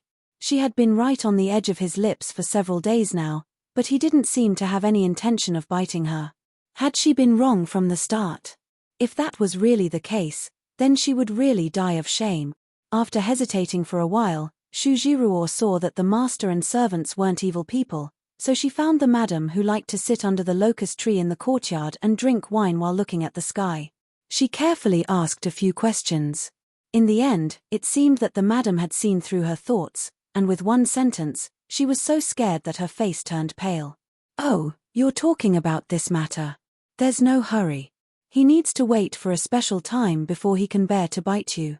Shu Jiruo didn't even know how she returned to her room.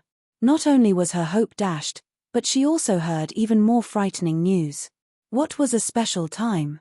This made Shu Jiruo subconsciously think of the many horror stories she had heard before, and the female protagonists in those stories mostly had tragic endings. The categories were probably nothing more than harvesting yin to nourish yang, refining cauldrons, and sacrificing yin and yang. The more she thought about it, the more terrified she became. Finally, she couldn't help but burst into tears. In the garden, Little Meaty smiled faintly.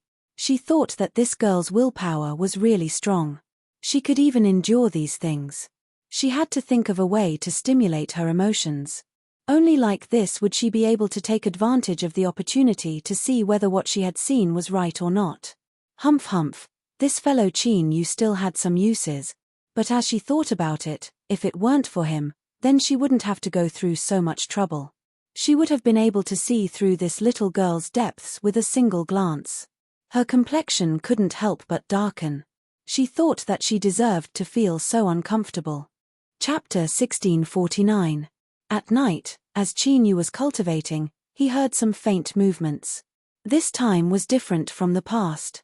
After a moment of hesitation, he pushed open the door and entered the courtyard. Little Meat was already in the courtyard. She was standing beneath a large scholar tree, looking at Shu Jiruo's room. The girl should have been awakened by pain after falling asleep. He didn't know if it was because she had experienced this before, or if she was worried that there was an unwelcome guest in her home, but she didn't dare to make too much noise. The suppressed moans were very weak. If it weren't for a cultivator's amazing hearing, it would have been nearly impossible to hear. Chinyu looked at Little Meat and pointed to the room. "Did you deliberately provoke this girl because you wanted to see this?" Little Meat nodded, not hiding anything at all. "If I didn't see clearly, how would I know whether or not I should make a deal with her?" Chinyu said. "Did you see clearly now?" Little Meat lightly said, "I did." "Is it worth the deal?" "Of course it is." Meaty raised her head and glanced at the pitch-black sky above her. A hint of coldness appeared at the corners of her lips. But such a good deal is laid out in the open. There might not be anyone who completely understands it, but that doesn't stop people from bidding. Chinyu thought for a moment. He furrowed his eyebrows. "Are you saying that we ruined someone's plans?" Little Meat coldly sneered. "No, It's that someone is blind and wants to die here. Although the Shu family's residence was in dire straits, its location wasn't bad. There was a main street in front of the entrance. During the day, there were people coming and going. The shops on both sides of the street were open for business and it was quite lively. But in the pitch black of the night, when one couldn't even see their own fingers, there weren't many normal people who would choose to come out at this time. In particular, there were some people who were sneakily lying on the eaves. Only their eyes were exposed as they stared at the courtyard in front of them. Puff, there was an extremely faint sound, nearly inaudible in the dark night. But the flesh and blood of the person's chest, as well as his heart, had already been pierced through. The stalker's eyes widened. His Adam's apple rolled up and down twice, but no sound came out. He died where he stood. Baiji expressionlessly sheathed her sword. Now that she had changed into black clothes, she could come and go without a trace. She turned and vanished into the night. This was not the first person she had killed, and it would not be the last. Walking in the darkness, Baiji harvested one life after another. As for why these people continued to advance wave after wave after wave after wave of death, Baiji didn't care. She didn't care about these people's stories. Madam had asked her to kill all the cultivators who tried to get close to this courtyard. But tonight, there seemed to be something different. Perhaps it was because he had killed too many people previously, causing the other party to be enraged. Finally, an interesting one had arrived. In the dark night, Baiji's eyes lit up. She moved and reappeared on the long street. Opposite him stood a middle-aged man with some white hair on his temples. He held a sword in one hand and exuded an extraordinary aura. "Miss, if you want to chase them away, just show them a little. Why do you have to kill them all?" Baiji took a step forward. "You can ask him yourself." "Ask who?" Of course, it was those who had already been killed by her sword. The white-haired swordsman frowned. He lifted his hand and a beam of dazzling sword light erupted, illuminating most of the county city. It wasn't an exaggeration to say that it was majestic and vast. But although this sword had started with great momentum, it came to an abrupt halt. It was like a shooting star that streaked across the sky. Even if its brilliance overshadowed the stars, it was destined to last for only an instant. The white hair on his temples fell to his face, revealing a trace of embarrassment. He frowned in pain, but he couldn't understand. "A sword can be used like this?" Baiji's eyes brightened. "If my madam says it can, then it can." She spat out a mouthful of blood and turned to leave, thinking that she was still too weak. Even if she could force herself to use it, her body wouldn't be able to withstand it. The moment the white-haired swordsman behind her fell to the ground, he turned to dust. The smell of blood filled the air. A single sword strike illuminated half the city. Such a powerful figure was naturally a legendary sword immortal. The entire East Pole County city was shaken. But unfortunately, after this strike, there was no more movement. It was unknown whether it was that sword immortal who had already floated far away after slashing the enemy with his sword. In the latter half of the night, the commotion in the county city continued for a long time before gradually subsiding. But it was destined that some people wouldn't be able to sleep the entire night.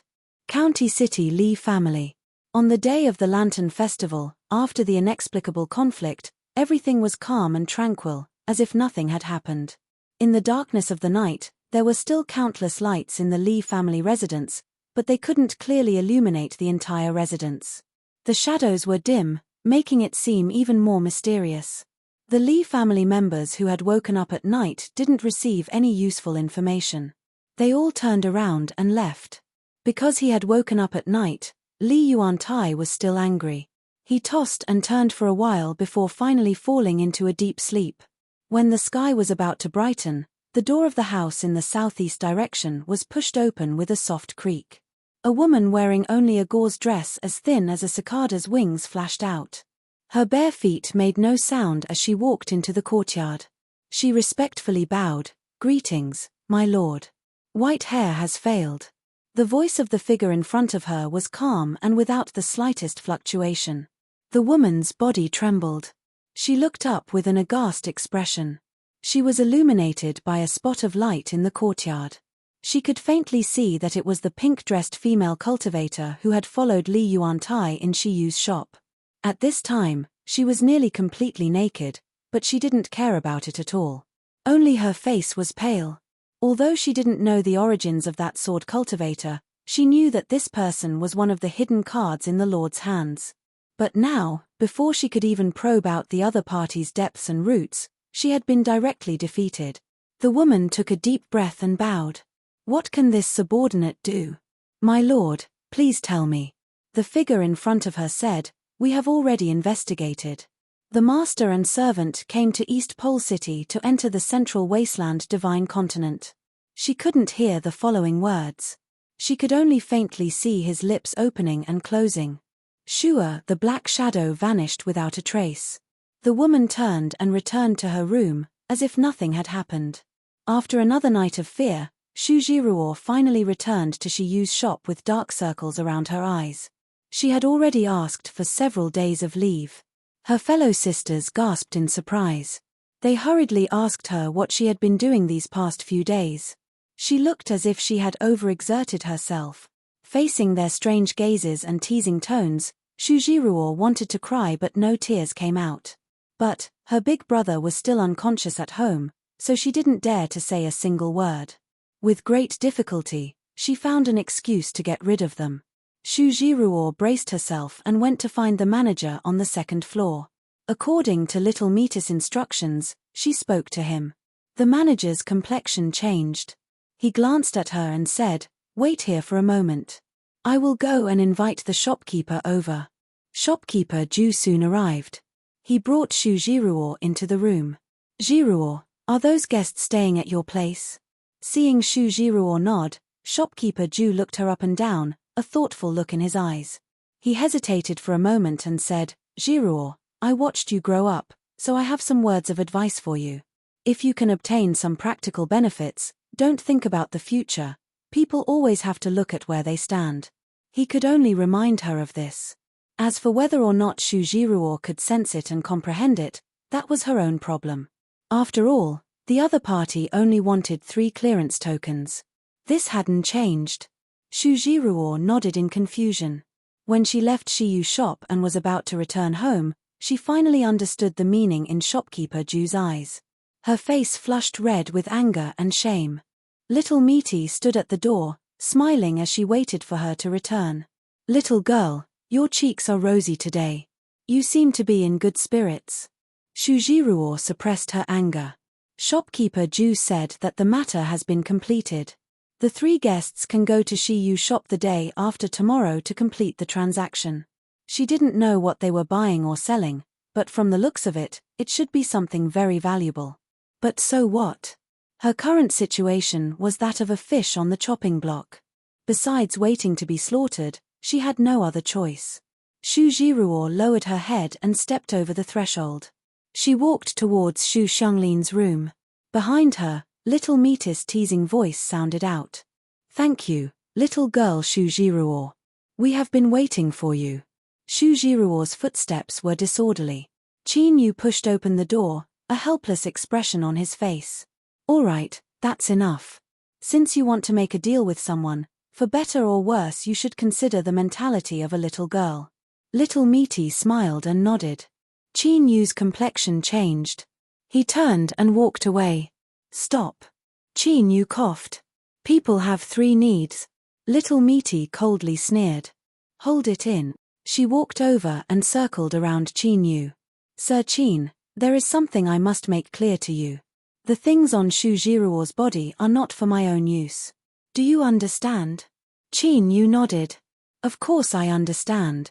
If there is anything Miss Meaty needs me to do, please feel free to speak." He snapped his fingers and flashed a meaty smile. "You're right." She took a step forward and leaned close to Qin Yu's ear. "Tonight, how about we act out a scene where a bully bullies a weak young girl and a beautiful girl comes to his rescue? How about it?" Qin Yu's lips twitched. He roughly understood what she meant. He thought for a moment and made a final struggle. "Do you think that Miss Shu will believe you in this situation?" Little Meaty waved her hand. "Whether she believes me or not has nothing to do with me. I only want the process." Qin Yu choked. He looked at her bright eyes and thought that he couldn't avoid this. He had no idea how he had offended her these past 2 days. He clearly hadn't done anything at all. A woman's heart was like a needle at the bottom of the sea. You couldn't touch it nor could you guess at it. No matter how much Qin Yu sighed, night still arrived. He had been sitting in his room and had wasted half a day of cultivation. He frowned and racked his brains for countless thoughts. Finally, he lifted a hand to his face and clenched his teeth. This was something that would happen sooner or later. There was no need to wait for others to urge him. He stood up and pushed open the door. His back was sorrowful and bleak, as if the wind were howling and the water was cold. Then, Qin Yu gathered up his courage and pushed open Shu Jiruo's door. He looked at the clearly frightened Miss Shu and then at little Misty, who was frowning and had a strange look in her eyes. Qin Yu knew that he had been played. And indeed, with several shouts, Qin Yu froze in place. Then, he put on an ashamed expression and turned to flee, leaving little Misty in the room to comfort the Shu family girl. He could faintly hear that she was saying, "With big sister here, you don't need to be afraid. I won't let him touch you at all." Qin Yu found this strange. Shu Jiruo didn't seem like an idiot. Could it be that she had forgotten what had happened before and had actually believed her words? He was left speechless. However, being scolded a few times was better than having to put on a show of a bully bullying a little white flower. Thinking of this, he calmed himself down. He no longer cared about what little Misty was planning and returned to his room to continue cultivating. There was nothing he could do about it. This world was just so realistic. If one didn't have a cultivation, then they had no human rights. In order to one day, he had to work even harder. In the room, little Misty was comforting Shu Jiruo. She glanced at Qin Yu's room and sneered inwardly. "You brat, you have quite the guts. But, I probably won't give you that chance. Tonight, I thank Madam for saving me." Before this, Jiruo had many misunderstandings with Madam. "I ask for your forgiveness." Shu Jiruo stood up and respectfully bowed. Little Misty waved her hand. "It's fine. I am a broad-minded person and have always been magnanimous. I won't lower myself to your level, so don't worry." She lifted a hand and pointed. "But, if those beautiful eyes of yours continue to remain on your body, it will definitely be a disaster." Shu Jiruo took a deep breath. She said in a soft voice, "I ask Madam to save me."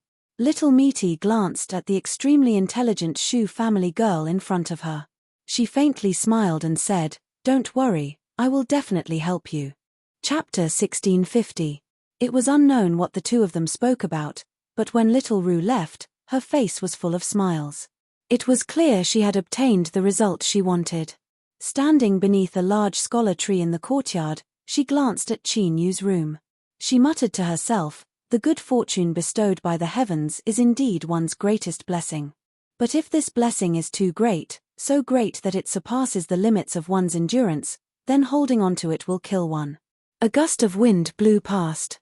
The old scholar tree swayed, as if it were nodding in agreement. Little Rue patted the old scholar tree. "As expected, you are the most sensible one. It wasn't in vain that I spent these past few days admiring the heavens." In his room, Qin Yu opened his eyes. Little Rue's words were naturally meant for him to hear. She was probably worried that there would be unnecessary burdens. Qin Yu faintly smiled and closed his eyes once more. In truth, little Rue had underestimated the trust he had in her. There really wasn't a need to explain. Beneath the old scholar tree, little Rue curled her lips, a bit of disdain on her face. She turned, folded her hands behind her back, and hopped back into her room. They had originally agreed to go to Shiyu shop the day after tomorrow to complete the customs clearance token. But the truth was that there was a knock on the Shu family's door the next day. When Shu Jiruo opened the door, she saw Ju Yunshan standing outside. "Shopkeeper, how come you are here? Please come in." Ju Yunshan took a deep breath, a bitter smile on his face. "I came here today to personally apologize to our guest." When Qin Yu heard the commotion, he stopped cultivating and came out on his own initiative. He frowned. "Shopkeeper Ju, what happened?" Ju Yunshan quickly walked forwards.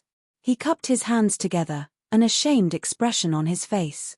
Yesterday, our honored guest had Jiruo return to Shiyu shop to pass on a message. I asked her to pass on a message, but today there was a sudden change. Shu Jiruo was a smart girl. She turned and returned to her room, leaving space for the two of them. Qin Yu frowned. Shopkeeper Ju, please speak clearly. Ju Yunshan clenched his teeth and lowered his voice. Our Shiyu shop had already prepared 3 customs clearance tokens and could have received them today. But for some unknown reason, the Yang family suddenly spoke up and took one more. There were 2 more. Ju Yunshan smiled bitterly and shook his head. There's only 1 piece left. The Li family suddenly took 1 more piece. This was originally a violation of the rules, but with the Yang family taking the lead and the Li family following suit, no one dared to say anything. He cupped his hands together and said, "This time, Shiyu shop has broken its promise.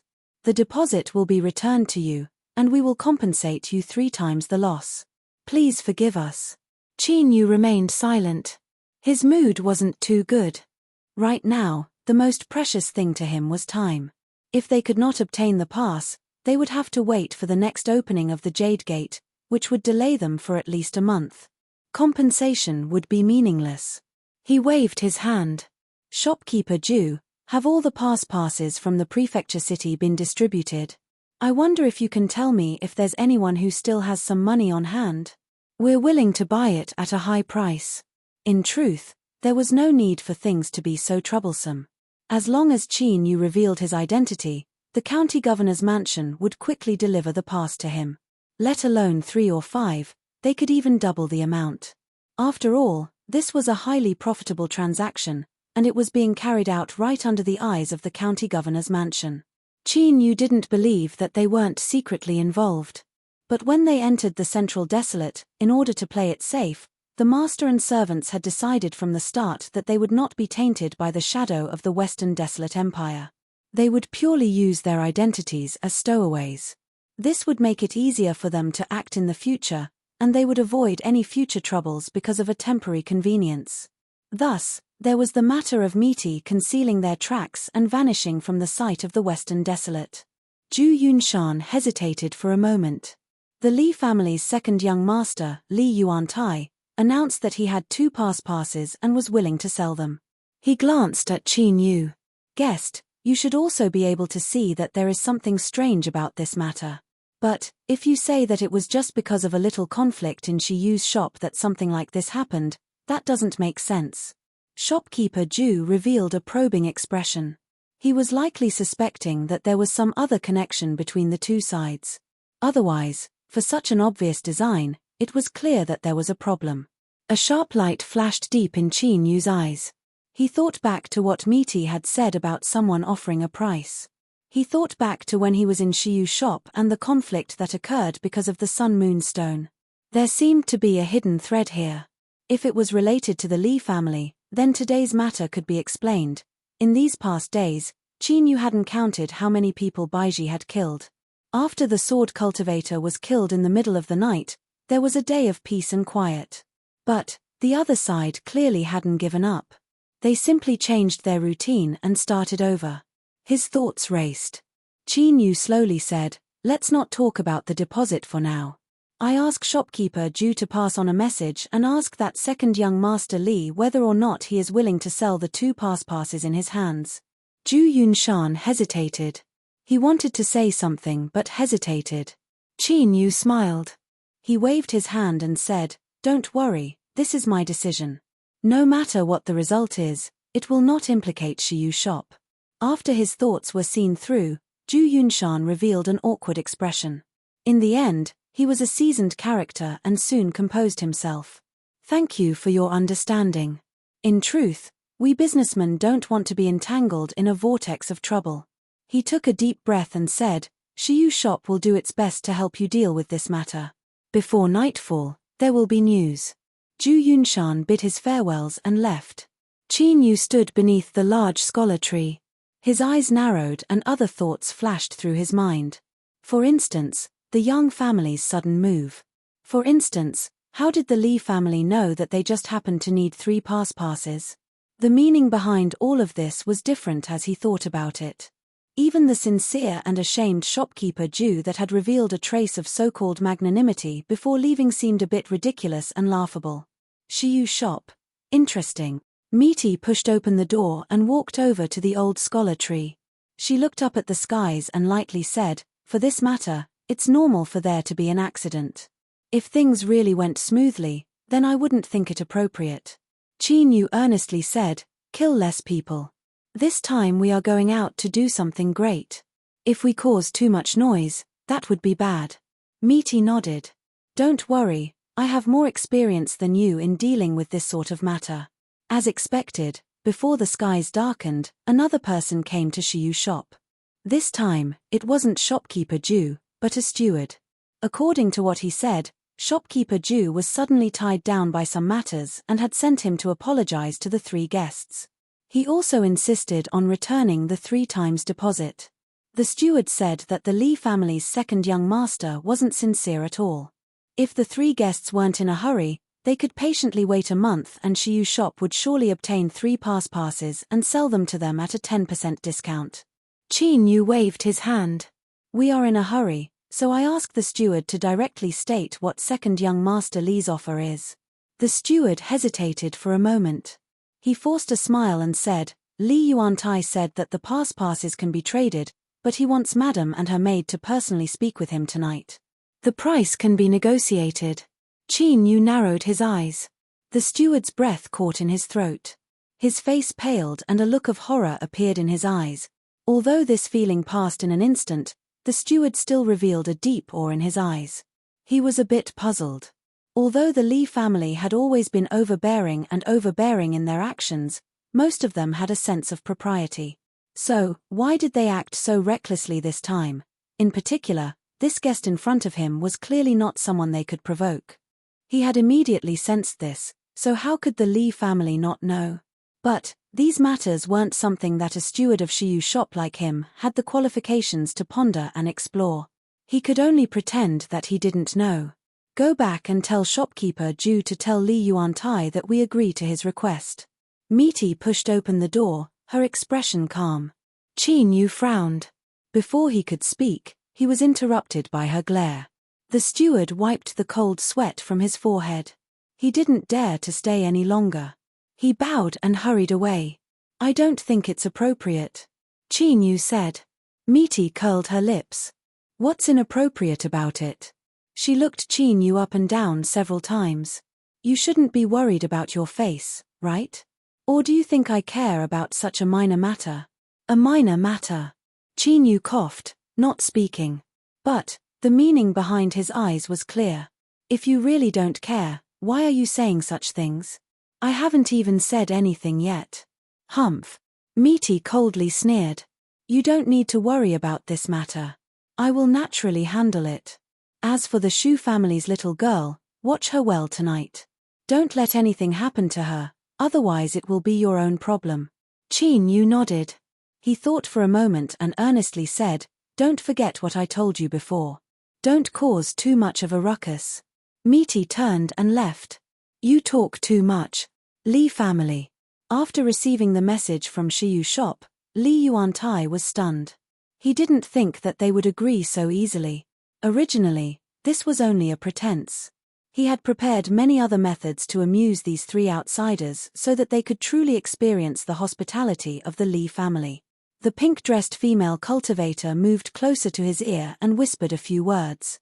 Li Yuantai thought for a moment and then smiled. "Good. Since they have agreed, then send someone to invite them. If they really can let me enjoy myself tonight, then I won't mind giving them the pass." As he spoke, he reached out and pinched the pink-dressed female cultivator's round and tight bottom. "You aren't allowed to leave tonight either. This young master wants to hold a grand banquet to appreciate all the beauties." This caused the pink-dressed female cultivator to pout. She hugged him and swayed back and forth. Li Yuantai laughed out loud, as if he didn't notice the cold chill that appeared deep in her eyes. And in fact, the pink-dressed female cultivator also didn't notice that as Li Yuantai laughed, there was a mocking smile on his face. He wasn't a fool. He naturally noticed all the strange things happening around him. But the people of the Li family, including his parents and his big brother, all turned a blind eye to this.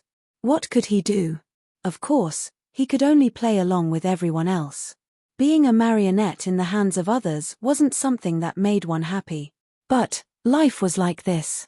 How could everything go according to one's heart? After obtaining the status of the Lee family's second young master, he could enjoy a life of pleasure. Why would he ask for more? It was rare for him to be confused. A small red sedan stopped outside the Shu family's gates. Little Ruru brought Baiji out and sat down. "Lift the sedan," a steward of the Lee family shouted out. He smiled and turned to look at Qin Yu at the door. He respectfully said, "Mister, please rest assured. My family's young master has said that he will deliver the madams back in good condition tomorrow morning. You should rest early." Qin Yu narrowed his eyes. Hiding behind the door, Shujiruo's eyes widened with disbelief. In particular, as she saw Qin Yu not moving at all, she couldn't help but reveal a look of disdain. That's right, in her opinion, the 3 guests of her family were indeed unusual. But so what? The one who came tonight was the Lee family's steward. After entering that great mansion, even if they had transcendent abilities, they wouldn't be able to display them. They could only be fish on the chopping block. Qin Yu turned and met the eyes of the Shu family's young miss. He nodded and walked away. "Hey!" Shujiruo shouted. Qin Yu stopped and turned his head, a puzzled look in his eyes. Shujiruo clenched her teeth. "Although I don't know what you want to do or what you are relying on, if your madam and maid enter the Lee family, they will definitely suffer grievances. You should clearly consider this." Qin Yu smiled. "Thank you for your concern." He walked away. After several steps, he stopped.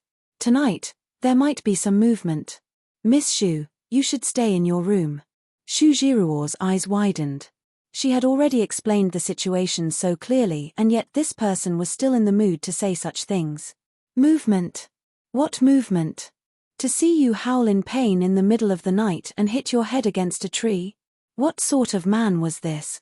Even if there really was something going on, he should be the one taking the lead. What sort of ability was having a woman go out to shield herself from the wind and rain?" Chapter 1651. Returning to his room, Qin Yu rubbed his nose, a helpless smile on his lips. He didn't know how deep the Lee family's mansion was or what sort of cards they were hiding, but they would soon understand what it meant to invite a god in but send him away. Qin Yu had never worried about Misty. Even if she had lost something, it wasn't something that a mere Lee family could shake. But in life, there were many paths beneath one's feet. Since it was one's own choice, they would have to bear the corresponding price. Qin Yu shook his head and closed his eyes to cultivate. But for some reason, the Lee family steward's eyes kept appearing in his mind, like a mosquito that wouldn't budge. He opened his eyes and let out a deep breath. As he thought, his heart cultivation was lacking. Even such a minor matter was placed in front of him. But in truth, the fundamental reason was that Qin Yu placed Misty in a very important position in his heart. Otherwise, if the two of them had just met, he wouldn't have cared about this sort of thing at all. If the Lee family wanted to seek death, that was their own business. As for how Misty wanted to play, that was her own choice. It was fine to just watch from the sidelines, but now it was hard to maintain this sort of detached state of mind. If his mind wasn't at peace, his cultivation would only yield half the results. Qin Yu stood up and pushed open the door, sitting beneath the old locust tree in the courtyard. To call it an old locust tree wasn't an exaggeration. It was unknown how many thousands of years had passed before it had reached its current boundary. Plants and life forms cultivated like this. As long as there was the slightest mishap, all their years of hard work would be wasted. Compared to other life forms in the world, they suffered a great loss in terms of cultivation. But in the cycle of samsara, the heavenly Tao paid particular attention to fairness. It wasn't easy for plants and life forms to cultivate, but once they succeeded, they would often be extremely strong. Of course, this old locust tree was still far from that level. The only thing it could do right now was to flatter Misty. Qin Yu looked up at the old locust tree. He lightly said, "There might be some disturbances tonight.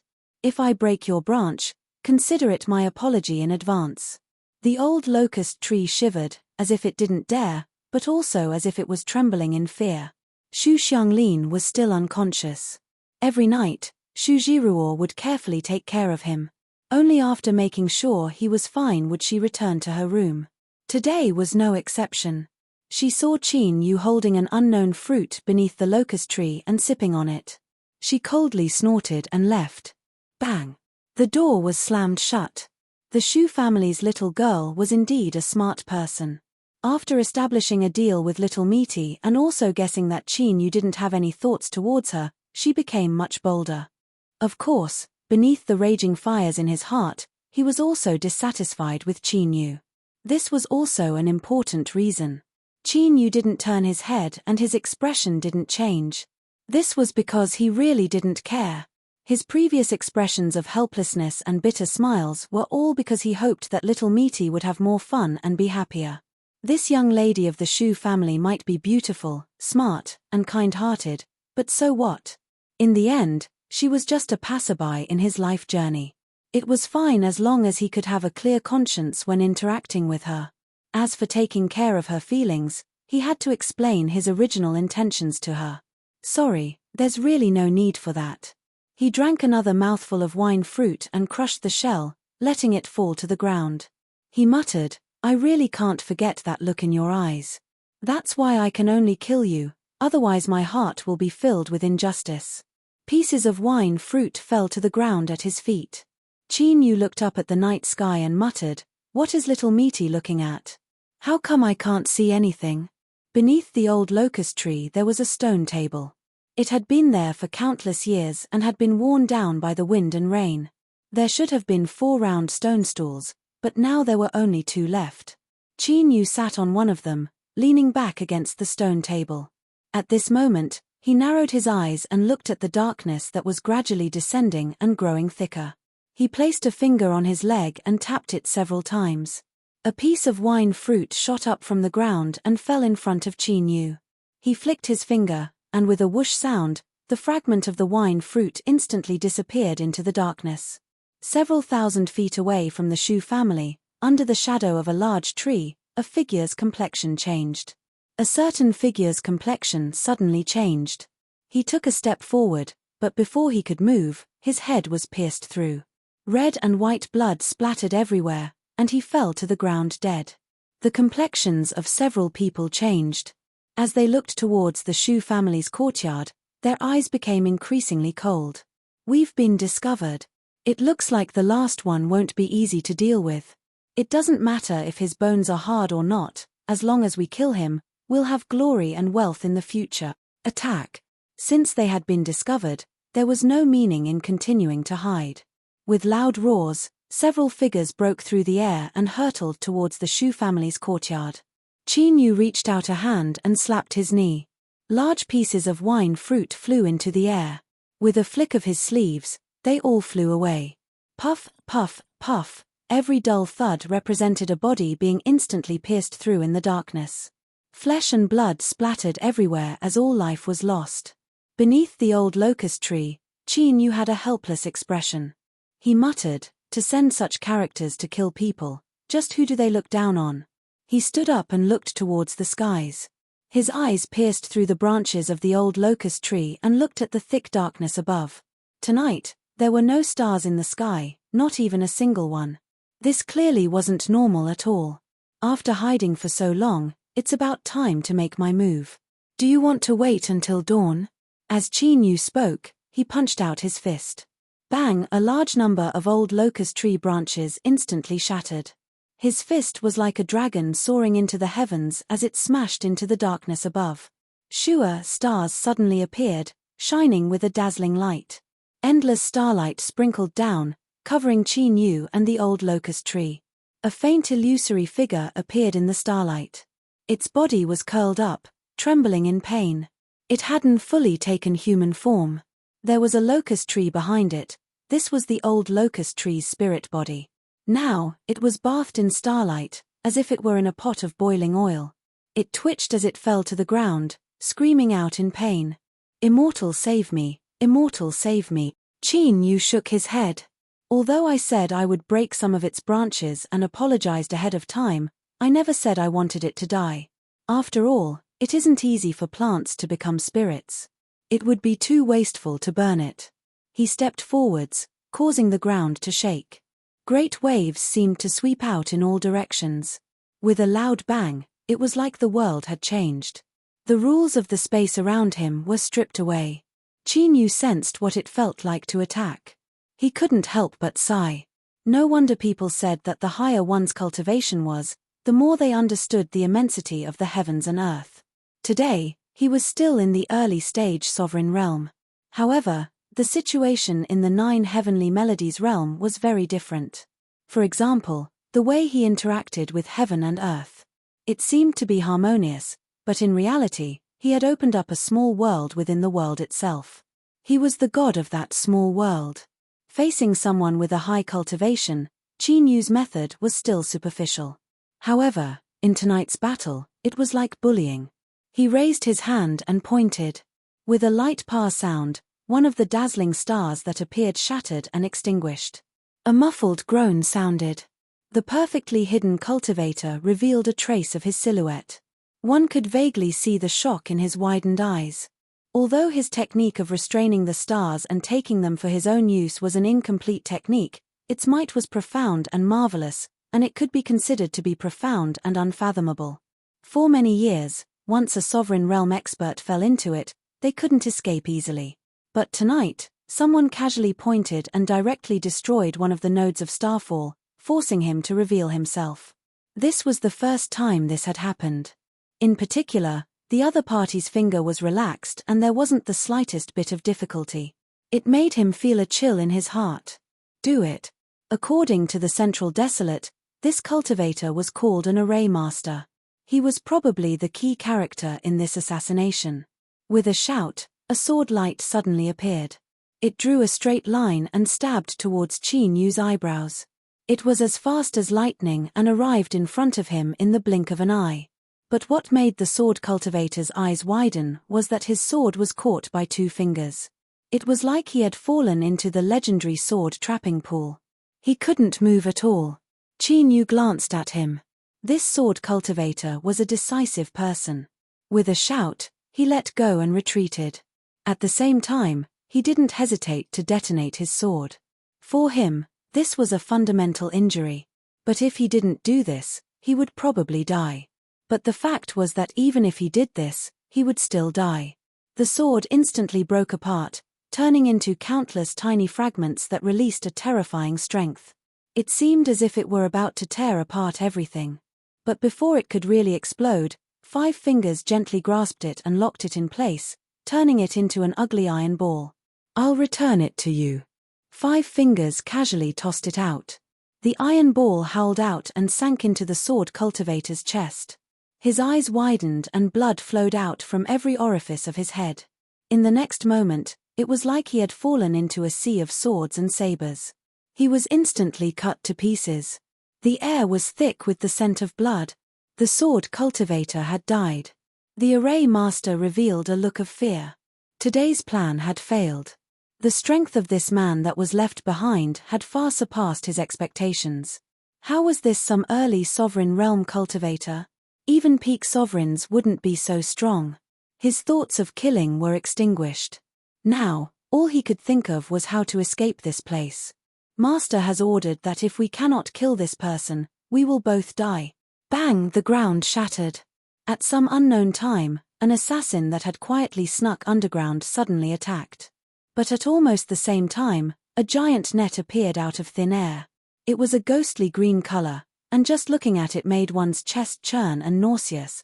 But the true killing move wasn't this ghostly green net. Although it gave off a terrifying feeling, it was more like a smokescreen. What attracted everyone's attention was a nearly transparent light silver gauze net. It looked like a woman's seductive clothing as it gently fell onto Qin Yu's body. Then, the figure of a woman really did appear. She stuck close to Qin Yu's back, completely naked. "Don't move, you'll die if you move." This was the pink-dressed female cultivator that followed Li Yuantai. Tonight, she had also appeared in this assassination attempt. Qin Yu was wrapped up in the gauze net. As he heard the whispers and smelled a faint fragrance, he subconsciously furrowed his eyebrows. After ordering everyone to attack, the array master that wanted to take this chance to escape paused. He wondered if he had made a mistake in his judgment.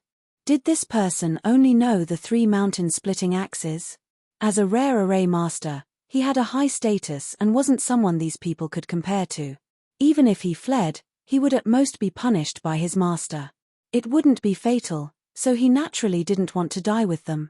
The assassin's body suddenly shone brightly as a suit of armor appeared and covered his entire body like flowing water.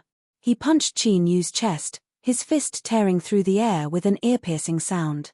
It seemed that he didn't care about the woman lying on Qin Yu's back at all. He wanted to kill her on the spot. Qin Yu sighed softly.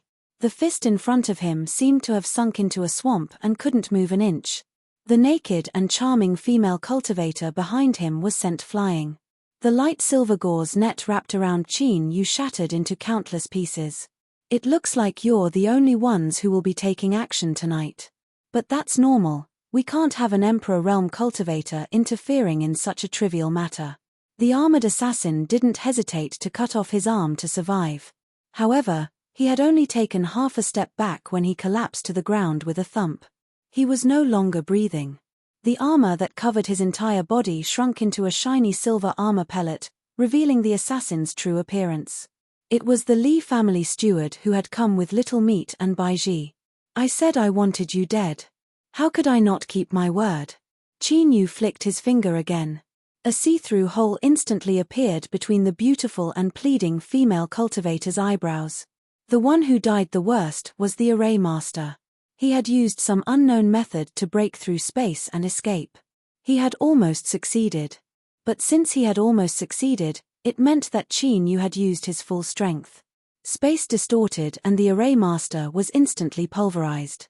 He had advised Little Meat not to kill too many people to avoid causing too much of a commotion. But in the blink of an eye, a large group of people had died. Qin Yu shook his head inwardly and turned around with a smile. Why haven't you done anything yet?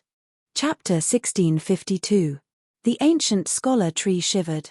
There was a deathly silence in the courtyard. Qin Yu calmly looked at it, his eyes gradually deepening. After several breaths of time, the ancient scholar tree's true form that appeared suddenly solidified. It was a handsome blue-robed man with a scholar tree staff on his back. At this time, his eyebrows were furrowed together, a puzzled look on his face. How did you discover me? Qin Yu smiled. From the first moment I entered. Otherwise, why do you think that person that you were so afraid of was always watching the heavens from beneath a tree? At the start, I couldn't figure it out either.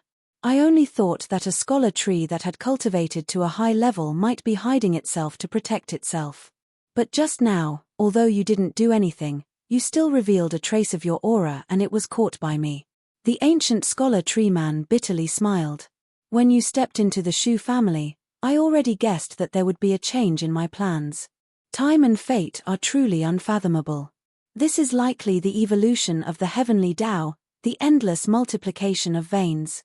Qin Yu said, I don't understand what you're saying, but you still haven't answered my question. The ancient scholar tree man fell silent for a moment. Because I don't dare. He raised his hand and pointed at the space in front of him.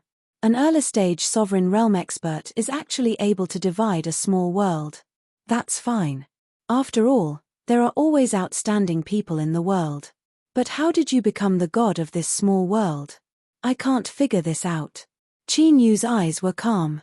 You know many things and your vision is not something that a scholar tree spirit in the East Pole County city should have.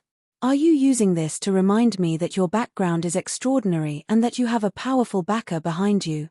Do you want me to carefully consider how to deal with you? The scholar tree spirit smiled and cupped his hands together. Your wisdom is superb. I am indeed not a native of the East Pole County city, and this ancient scholar tree is not my main body. It is only a body that I have borrowed to live in. Qin Yu thought for a moment. Then, he turned and sat down. If you have anything else to say it all at once. Remember to think it over carefully and don't hide anything, otherwise if you lose your life, don't blame me for not warning you ahead of time. The scholar tree spirit's smile paused and he furrowed his eyebrows. A solemn look appeared on his face. He glanced at Qin Yu sitting on the stone bench and hesitated for several breaths of time before slowly saying, "My master is a great person of the central desolate divine continent. 1,000 years ago, he was able to find some clues. Thus, he sent a divine avatar to the Shu family of the East Pole County City to reside in this ancient scholar tree and secretly look after the Shu family while waiting for the right time to arrive. This opportunity is related to my master's cultivation of the great Tao, and it is something that he must obtain. If you are willing to take a step back, you will definitely receive my master's gratitude. In the future, when you enter the Central Wasteland Divine Prefecture, you can pay a visit to the drifting cloud peak and form a good relationship. It will naturally be of great benefit to you when you travel the Central Wasteland in the future." Qin Yu fell silent. He tapped his fingers on the table, as if he hadn't imagined that the other party would be a great person of the Central Wasteland. Thus, he fell into a dilemma. A smile appeared on the scholar tree spirit's face and his tone became even more relaxed. "I will let you know that my true body is a 10,000-year-old black scholar tree. Now that my divine avatar has descended, its strength is less than a tenth of my true body's. As for my realm and strength, when compared to my master's, I am extremely weak. With a flick of my sleeve, I will be reduced to powder." Qin Yu looked up. "Emperor realm?"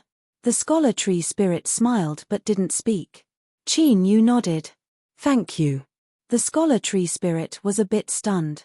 He didn't know where this thank you was coming from. What he didn't know was that in order to help Qin Yu quickly accumulate his cultivation, Ruru had prepared more than one heretical method. According to Ruru, these were all compensations given by those who had made deals with her before in order to repay a debt. For her to see them and be willing to accept them to repay a debt was certainly not ordinary. For example, one of them was called Dao Tai. The advantage was that it only needed to open its mouth and swallow to convert 30% of its praise cultivation into its own. The disadvantage was that it could only be used once in 1,000 years, otherwise it would explode and die. The reason he was thanking this locust spirit was because it had provided him with an extremely suitable candidate. Of course, this was all in the future. Even though Emperor Realm experts gave Qin Yu the feeling that they were unreasonably strong, he couldn't do anything about them.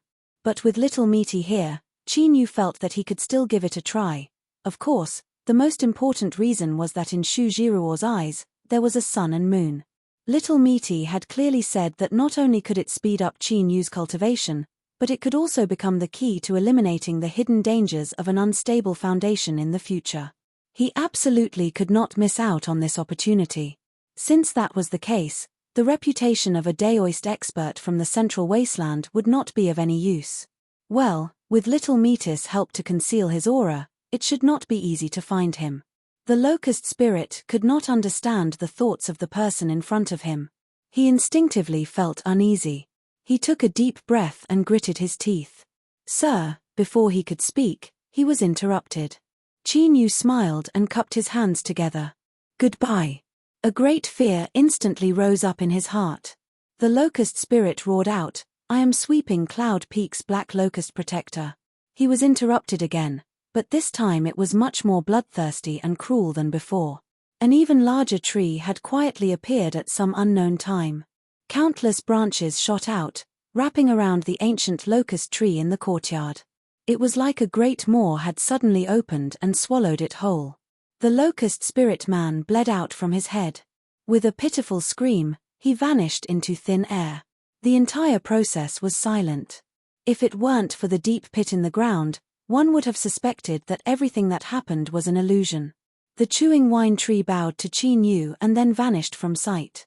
Within her room, Shu Jiruo covered her mouth with all her might so that she wouldn't scream out in fear. Her face was pale. When she was very young, she had discovered that her eyes were different. She could see many things that she didn't want to see. For instance, that maid that constantly killed people, or for instance, the slaughter that occurred in the courtyard tonight. She never imagined that this seemingly henpecked man would actually be such a terrifyingly strong powerhouse. And she never imagined that the ancient locust tree in her family had been hidden so deeply. For 1,000 years, It had taken root in the Shu family. With Shu Jiruo's intelligence, she could easily guess what their goal was. Could it be that the reason the Shu family had declined from being a prominent family in a county to the present day was all because of her eyes? Then, in the past, because of her father's promiscuity, it led to the great calamity of the family. Nearly all of her relatives had died, leaving behind only her and her big brother. Was the reason really as she thought, or was there another hidden story? Thinking of this, Shu Jiruo's complexion paled and her body shivered. Suddenly, she cried out miserably. She clutched her head with her hands and rolled around on the bed.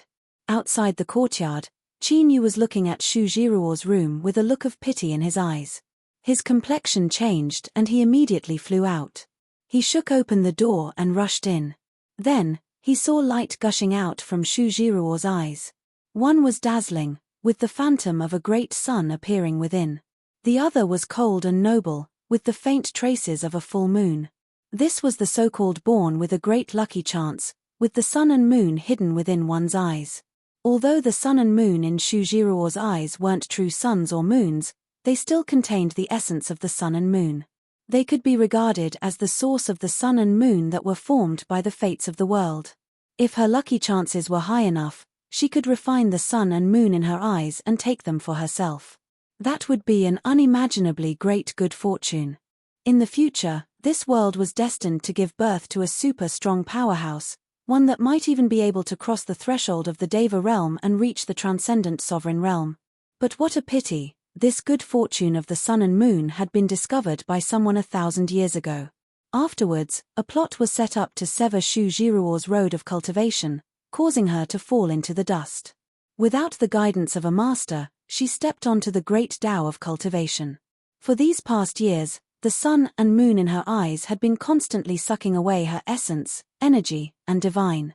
Thus, when they first met, Qin Yu felt that although this beautiful female cultivator's skin was fair, she didn't give off a good feeling and her aura was a bit weak. As little Meaty had said, if a lucky chance was too great, it would be hard to hold on to it. If she continued to forcefully take it, she would die. The current Shu Jiruo could only hand over the sun and moon in her eyes to preserve her life. But tonight, with her mind shaken, she stirred up the fluctuations of the sun and moon. She saw the scene before her. Unlike before, tonight was extremely dangerous. If she didn't have any external help, it was possible that Shu Jiruo would be forcefully plundered clean and she would perish here. Of course, the sun and moon in her eyes would also vanish with her death. A massive lucky chance would return to the heavens and earth. It was unknown how many years it would take for another baby with a sun and moon in her eyes to be born and inherit this lucky chance. Qin Yu certainly wouldn't stare on helplessly as this happened. He had already offended a supreme master of the Central Desolate. If all his efforts were for naught, that would truly be a tragedy. He stepped forwards and lifted a hand to touch Shu Jiruo's forehead. The sun and moon in her eyes had been hungry for so many years, and now she could finally taste the delicious food in front of her. Bang! A terrifying swallowing strength instantly erupted from her eyes, firmly sucking in Qin Yu. Qin Yu's complexion changed. He said in a low voice, "Shu Jiruo, wake up. Although the Shu family's change was caused by you, it is not something you can decide." Across from him, Shu Jiruo still had her eyes closed, immersed in pain. She didn't respond at all to his words. Qin Yu frowned. He took a deep breath and said, "Shu Jiruo, I don't know if your mind has really fallen or if you are faking it. I will count to 3. If you don't wake up by then, I will stop. At that time, not only will you die, but your big brother will also die. 1, 2. Shu Jiruo opened her eyes. Although she was still in pain, there was also a bit of tranquility. She calmly looked at Qin Yu. Within her eyes, the shadows of the sun and moon revolved, as if they were gods from the highest heavens. Qin Yu's heart sank. But he didn't reveal any fear and his eyes didn't shrink back in the least. His fingers continued to touch her forehead, allowing the terrifying swallowing strength to wildly plunder away his strength. "Shu Jiruo, if you want to defy the heavens and change your destiny, you can try, because you do indeed have the qualifications to do so. But, what I want to tell you is that it is impossible for you to succeed. Whether you continue to live or whether you bring Xu Xianglin down with you, you can choose now. Xu Jiruo's eyes revealed a bit of struggle. She closed her eyes and the sun and moon phantoms in them rapidly faded away. The swallowing strength that had bitten Qin Yu vanished with it. He drew back his hand and took several steps back, gently gasping for breath. From the moment his finger touched down to the moment he withdrew his hand, only several breaths of time had passed. But Qin Yu had lost nearly a third of his strength. This was more than the battle outside the courtyard added together. It was clear to see how terrifying the situation was. If more than half of his strength were taken away, Qin Yu would truly become a fish on the chopping block. It would be difficult for him to struggle free again. Xu Jiruo opened her eyes. She said in a soft voice, "You deliberately mentioned my big brother just now. Is it because you are afraid in your heart?" Qin Yu took several deep breaths. He looked at her and nodded with some hesitation. "That's right. I am a bit nervous. You will take a risk." After listening to this, Xu Jiruo fell onto her bed and fell unconscious. Qin Yu took a deep breath. He turned and walked out of the courtyard. His face was pale but his expression was calm. He really did have a way to forcefully sever the swallowing power of the sun and moon in his eyes. But, if he did so, Xu Jiruo would definitely die. And the reason Xu Jiruo gave up in the end wasn't because she didn't dare to give it her all. Rather, she was well aware that even if she succeeded by a fluke and borrowed Qin Yu's strength to refine the sun and moon in her eyes, she would still die. This was because little Misty would never allow her to continue living. Xu Jiruo, who had the sun and moon hidden in her eyes, had already seen how terrifying this person was. This was an existence that truly left her in despair. So, when little Misty first proposed a deal with her, Xu Jiruo had nodded without hesitation. If she didn't agree, she would die.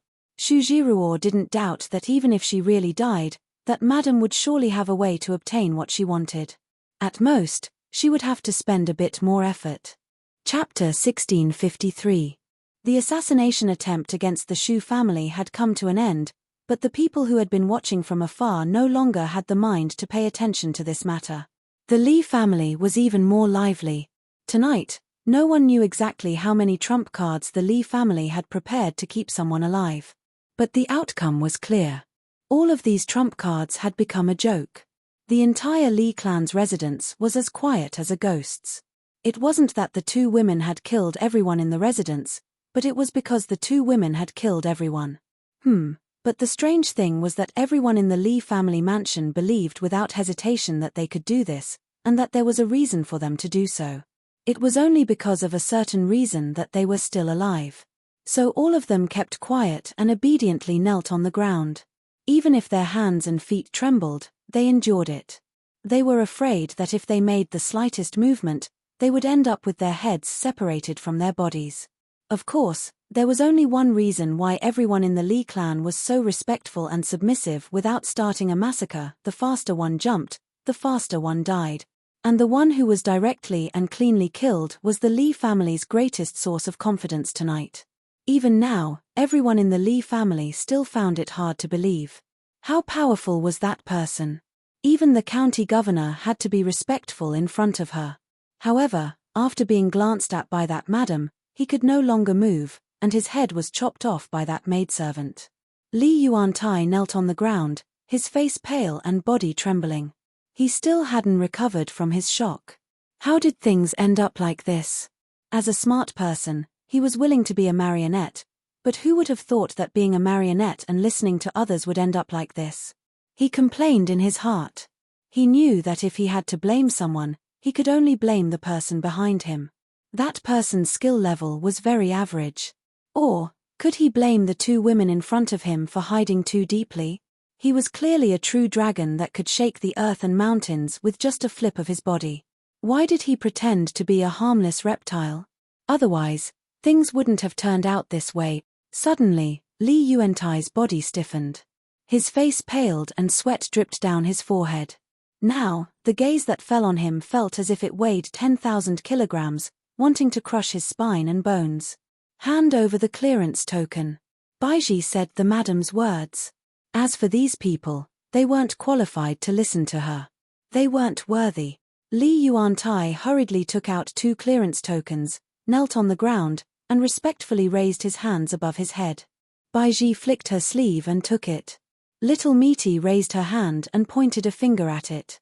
Puff, with a muffled sound, Li Yuantai's body exploded, and his soul was instantly captured, falling into Meaty's hand. His eyes were wide open, and his face was filled with terror and despair. However, he was unable to struggle in the slightest as he was completely suppressed. The corners of Ruru's lips curled up, revealing a cold smile. She lifted her hand and pointed forward, her fingertip landing between his eyebrows. Ah! Li Yuantai cried out in anguish. As if he had fallen into a pot of boiling oil, his entire soul emitted thick smoke. The surface of his soul began to rapidly fester and melt. A soul fragment that looked like black jade, shrouded in black energy, flew out from between his eyebrows and fell into the Meaty hand. In the next moment, Li Yuantai's soul vanished into thin air. The so-called second young master of the Li clan was a smart person who pretended to be stupid, but he didn't know that from the beginning, he was not a real living person. Even if he was willing to be a marionette, disregarding everything else and only enjoying the glory and splendor in front of him, his fate was still doomed to be miserable. If he wasn't miserable today, he would be miserable tomorrow. This was an unchanging fact. She brought the black jade-like soul fragment closer to her eyes and carefully examined it. Suddenly, a handsome face appeared, but right now it was twisted and fierce. It glared at Little Meaty. You destroyed my soul fragment and ruined my great Tao. This enmity is absolutely irreconcilable. Little Meaty smiled. Then don't. What can you do? With a flick of her finger, the soul fragment emitted a light cracking sound. The divine sense and will contained within was directly shattered and erased. This was the key reason why she was willing to personally make a trip to the Li clan tonight. If she wanted to steal someone's lucky chance and good fortune, she naturally had to go all out. She had to obtain all of the karma between them. Only then would she be able to accomplish this. The result wasn't too bad. As for the consequences of this, in this world, there was nothing that didn't involve karma. If she stole someone's lucky chance and good fortune, wouldn't that person bear a grudge? Little Meaty didn't think that she was such a domineering and overbearing person. If worst came to worst, she could just kill him later and use him as a cultivation material for Qin Yu. Then, she could thoroughly resolve this karma. I'm leaving. Little Meaty stood up and walked out. Baiji respectfully followed behind. If this were before, her eyes might be icy cold as she secretly swept over the Li family members present, killing intent boiling in her heart. But now, she clearly wouldn't do such a thing. The madam naturally had her reasons for her decision. There was no need for her to look for any loopholes. Since the madam wasn't willing to kill them, then she would let them continue living. In any case, they were nothing more than trash from the gutters. So what if they lived on? What could they do to overturn the heavens? As they left the Li family and stepped through the main doors, countless eyes fell on the master and servant pair. But that was all. They only dared to watch from afar. No one dared to approach, and no one was stupid enough to do anything. Within the East Pole County city, the Li family wasn't the strongest. But besides the Yang family, who dared to say that they could truly suppress the Li family? If this master and servant duo could suppress the Li family tonight, then they could easily consign them to eternal damnation. As for the Yang family, there was no enmity between them. Was it really worth it just to be curious? Or was it because they had a good relationship with the Li family? Forget it, stop joking around, okay? Everyone here was an adult. They smoothly returned to the Shu family's courtyard. Baiji pushed open the door and respectfully drew back. Meaty stepped in. Her eyes swept around and fell on Qin Yu, who was silently standing beside the pit in the ground. Looking at him, her face paled. Meaty's lips curved up in a mocking smile. Sir Qin, you almost failed miserably. How did it feel? Qin Yu opened his eyes, his expression calm. Very good. After a moment of hesitation, he continued to say, although some of my strength was taken away, that sun and moon can still be considered to have left behind my mark. Meaty coldly sneered. Stubborn. This time, you owe me half your life. Don't deny it, Otherwise I will settle this debt with you. Qin Yu hesitated for a moment and then nodded. Although Metis' words were a bit far-fetched, they weren't without reason. Before this, if Shuji had really risked her life, she would have died.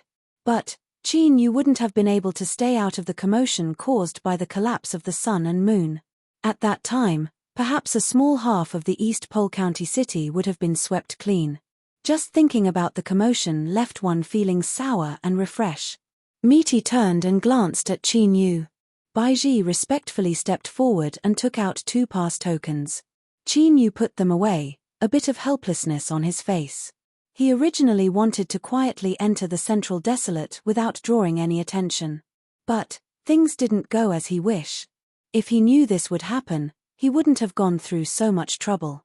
He could have directly sought out the various great families in the county city and threatened them. He would have obtained the pass tokens long ago and wouldn't have suffered so many twists and turns. But thinking about it, if it weren't for the previous twists and turns, they wouldn't have entered Shiyu's shop and they wouldn't have met this Shu family girl who had been born with a lucky chance but had fallen into a trap.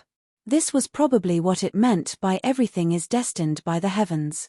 Meaty curled her lips. She turned and walked back to her room, thinking what bullshit heavens meant. On the night of the Lantern Festival, there were countless businesses in the county city. There weren't many that hung red lanterns at their doors, but there were dozens of them. In the end, he had chosen Shiyu's shop. Was it really because the red lantern in front of his door was the largest? Meaty had to admit that this was the reason. But Qin Yu still hadn't seen the deeper meaning behind it. Shujiruo was of course the key. She was a lucky chance that no one dared to underestimate. But besides that, there was a deeper meaning, and it all depended on whether or not Qin Yu could discover it before he left the East Pole County city. If she tried, the result would be the same. But if she did that, it would be a bit less meaningful. Beside the old locust tree pit, Qin Yu looked down at the 2 pass tokens in his hands, a thoughtful look in his eyes. Tonight, Meaty had personally made a trip to the Lee family. Since she had said that it would be difficult to obtain several pass tokens, it wouldn't be difficult at all. Let alone 2, even if it was double or triple, the Lee family, who had been scared witless and would rather be investigated in the future, wouldn't be able to take them out. Clearly not. The reason Meaty had only brought out 2 was to tell Qin Yu that Shiyu's shop still owed them a pass token. As for whether or not they owed him a pass token, that would depend on what Qin Yu did. She wouldn't interfere. The night passed. Xu Xianglin and Xu Jiruo were both fast asleep. There was a knock on the door. Qin Yu moved to open it and looked at Zhu Yunshan, his expression calm. Outside, the pale-faced shopkeeper Zhu took a deep breath. He bitterly smiled and bowed. "Guest, I have come here today to apologize for my crimes. Please give me a chance." As he spoke, a pass token appeared in his hand and he offered it with both hands. Qin Yu received it and put it away. "Come in and speak." Zhu Yunshan respectfully thanked him. The deep pit in the courtyard had been flattened. Without the old locust tree, the 9 suns sprinkled down above, making the place even brighter. But now, it gave off a somewhat empty feeling. There were only 2 round stools on either side of the stone table. Qin Yu sat down first. He gestured with his hand, "Shopkeeper Zhu, please sit." Zhu Yunshan sighed inwardly. Today's politeness represented alienation. He really needed to figure things out. Erasing the last bit of hope in his heart, he sat down and said, concerning the matter of the 3 guests, it was indeed Shiyu's shop who deliberately leaked it. They borrowed the Yang and Li families of the county city to add a bit more trouble to the guests. Qin Yu glanced at him. "Shopkeeper Zhu, can you explain why you did this?" Zhu Yunshan had a calm expression and a firm light in his eyes. "I apologize." Qin Yu lightly said, "Since that's the case, does shopkeeper Zhu believe that by apologizing and handing over this pass token, this matter can be considered settled?" Zhu Yunshan shook his head. "I wouldn't dare to have such extravagant hopes." His complexion paled even further. He stood up and respectfully bowed. "I am willing to use my head to exchange for guests' forgiveness and to not pursue this matter any further." Qin Yu had a faint expression, neither agreeing nor disagreeing. Before this, he indeed hadn't thought too much about it.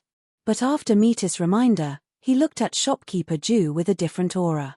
Shiyu shop had been operating in the East Pole County city for hundreds of years. Who would have thought that this was the plan of some clan? Many years ago, there was once a Yu-Year hall that specialized in all sorts of pastries in the Middle Desolate.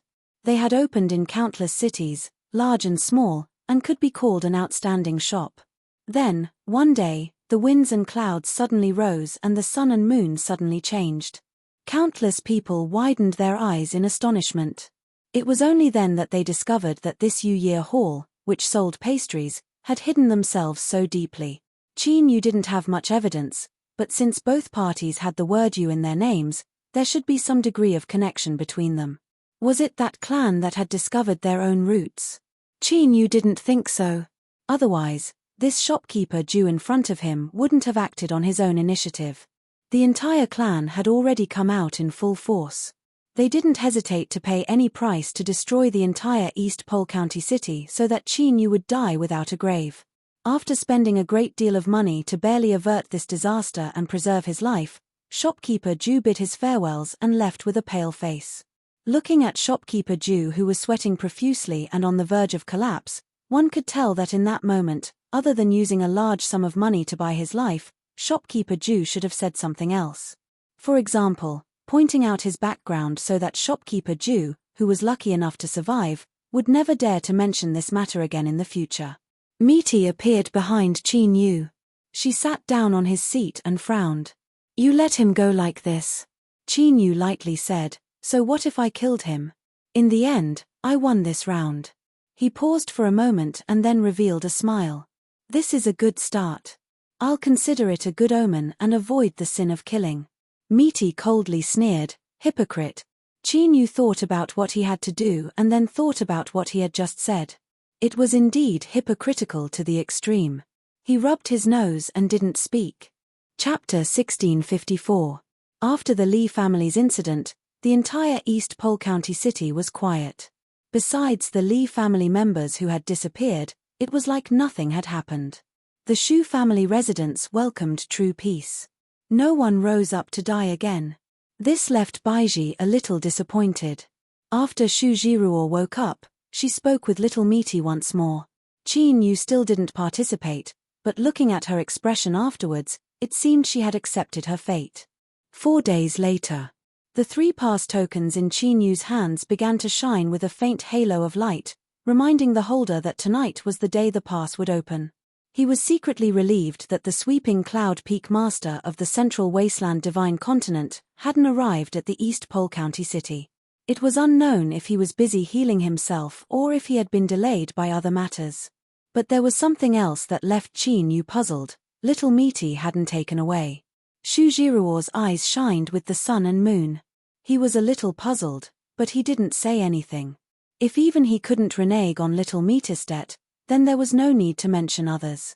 In this aspect, Qin Yu believed in little Misty's professional integrity. Perhaps it wasn't time yet, or perhaps there was some other agreement. As for whether or not Shu Jiruo would be controlled after they left, she must have made arrangements ahead of time. Otherwise, if they worked so hard only to end up helping someone else, little Misty definitely wouldn't accept such a sullen result. As night fell, Qin Yu stood up and left. He didn't think Shu Jiruo would be in the courtyard, as if she knew they were leaving tonight. After the sun and moon trembled that night, the two hadn't spoken in private again. Now that their eyes met, Shu Jiruo let out a deep breath and bowed. "My eyes have been clear since I was a child and I can see many things. The Jade Gate Pass opens every month on this day. This is the usual rule." She hesitated for a moment and continued to say, "On that day, you helped me and I repaid kindness with enmity. I hope you won't hold a grudge against me." Qin Yu said, "Don't worry.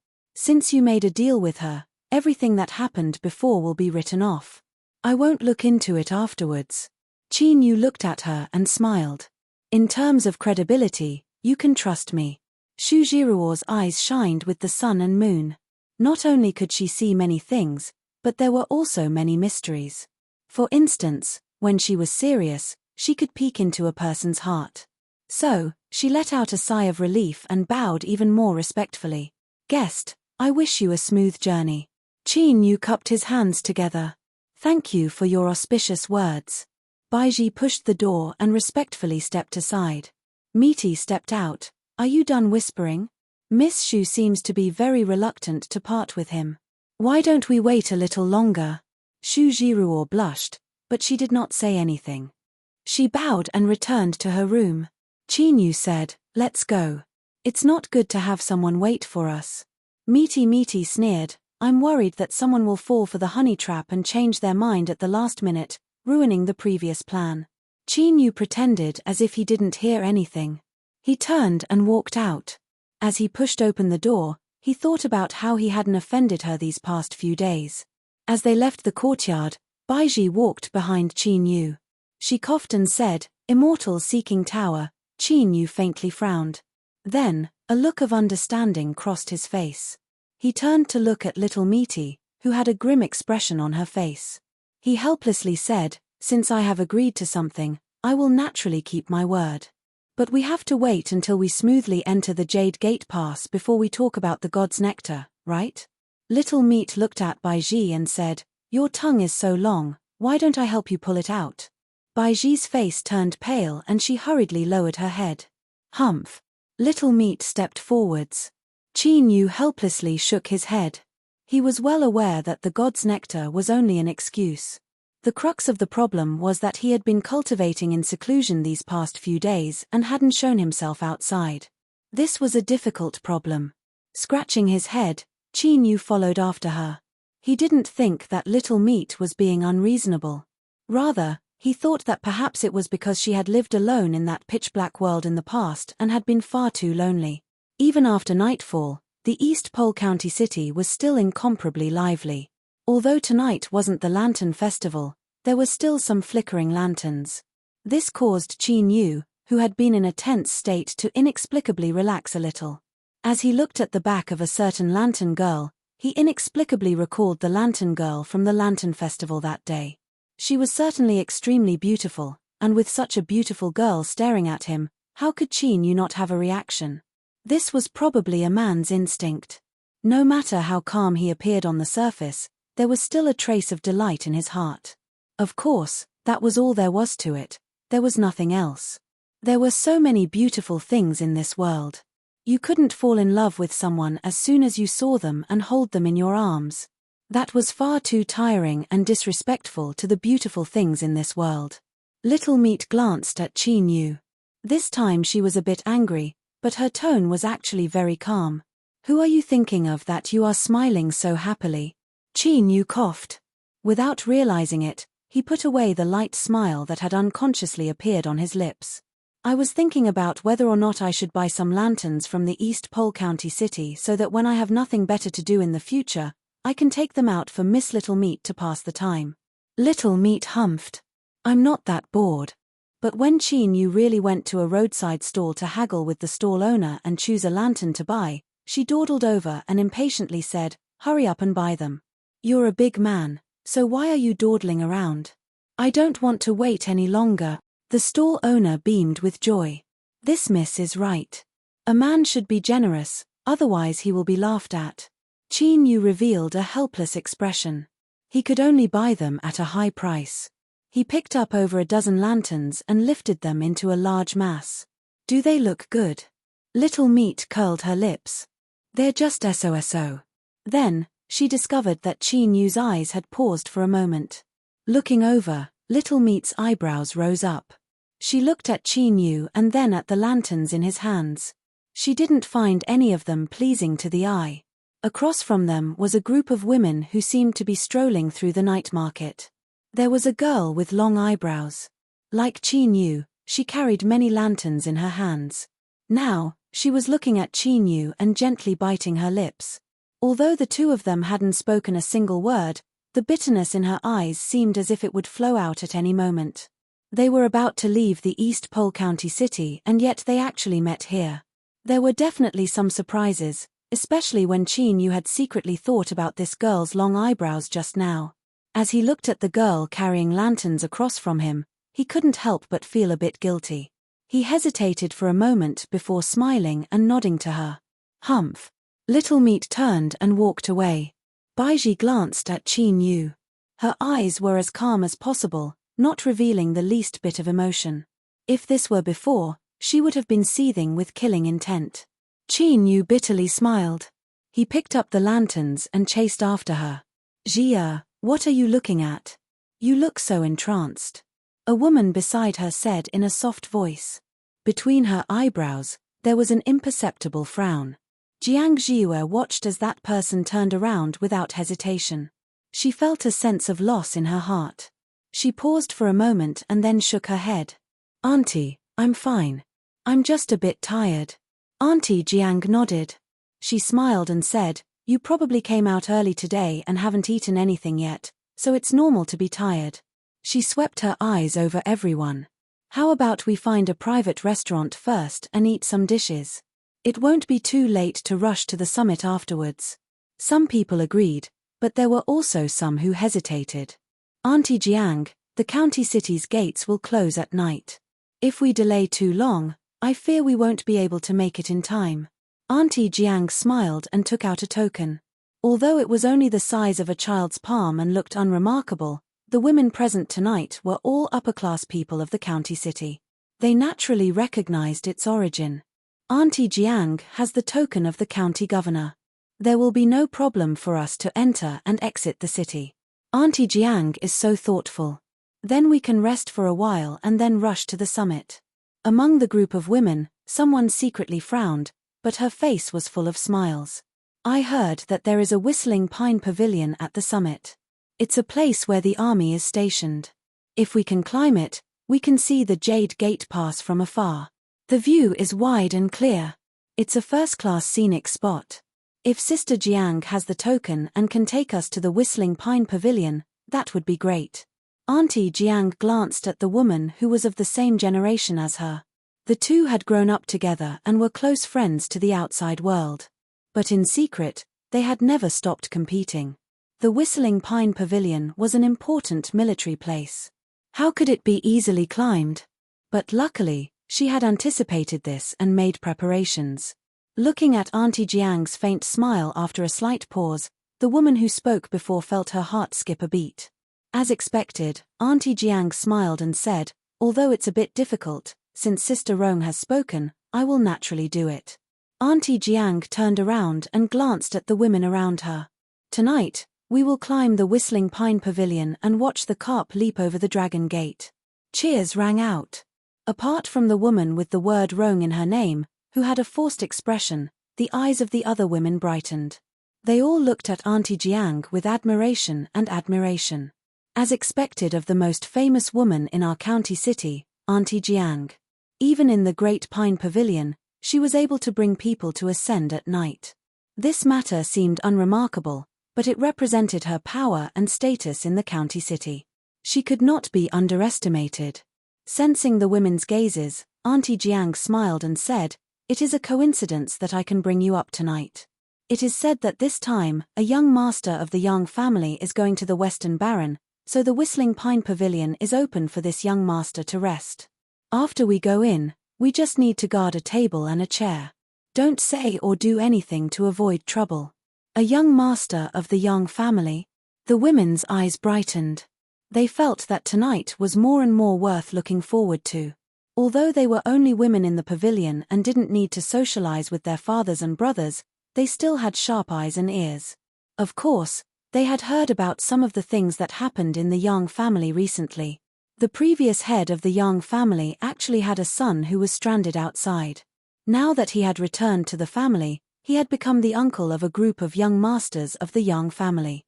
Not only that, this young master of the Yang family also had a keepsake in his hand, which was related to the succession of the Yang family head. Of course, although they knew about these things, they were warned by their fathers and brothers that they must not say a word outside, otherwise there would be trouble. The succession of the Yang family head, such a big matter, who dared to get involved? According to common sense, it would be difficult for such a troublemaker to get the approval of the Yang family, let alone stir up people's hearts. But this young master of the Yang family had done it. It was said that he almost caused a huge uproar in the ancestral temple, and several elders of the Yang family argued fiercely about him. This also made many people in the county city think. If they could invest in this young master of the Yang family, they might have an unexpected harvest in the future. And this was also the reason why the group of unmarried women's eyes were shining. Of course, they wouldn't rush to do anything before the situation was clear. But if they could see this young master of the Yang family earlier and leave an impression, they would have an advantage in the future. Thinking of this, their hearts couldn't help but burn, and their eyes became brighter. Chapter 1655. The Yang family was unfathomably deep.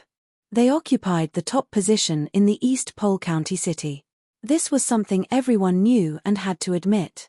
Even the prefectural governor of the prefectural governor manor, who had always lived in seclusion and rarely revealed his emotions, did not have any objections.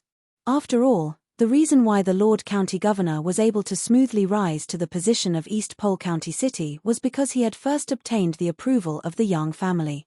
It seemed strange, but as long as one thought about the commander's tent 1,800 miles away from the East Pole Mountain, and the commander who commanded millions of soldiers named Yang Wudi, everything made sense.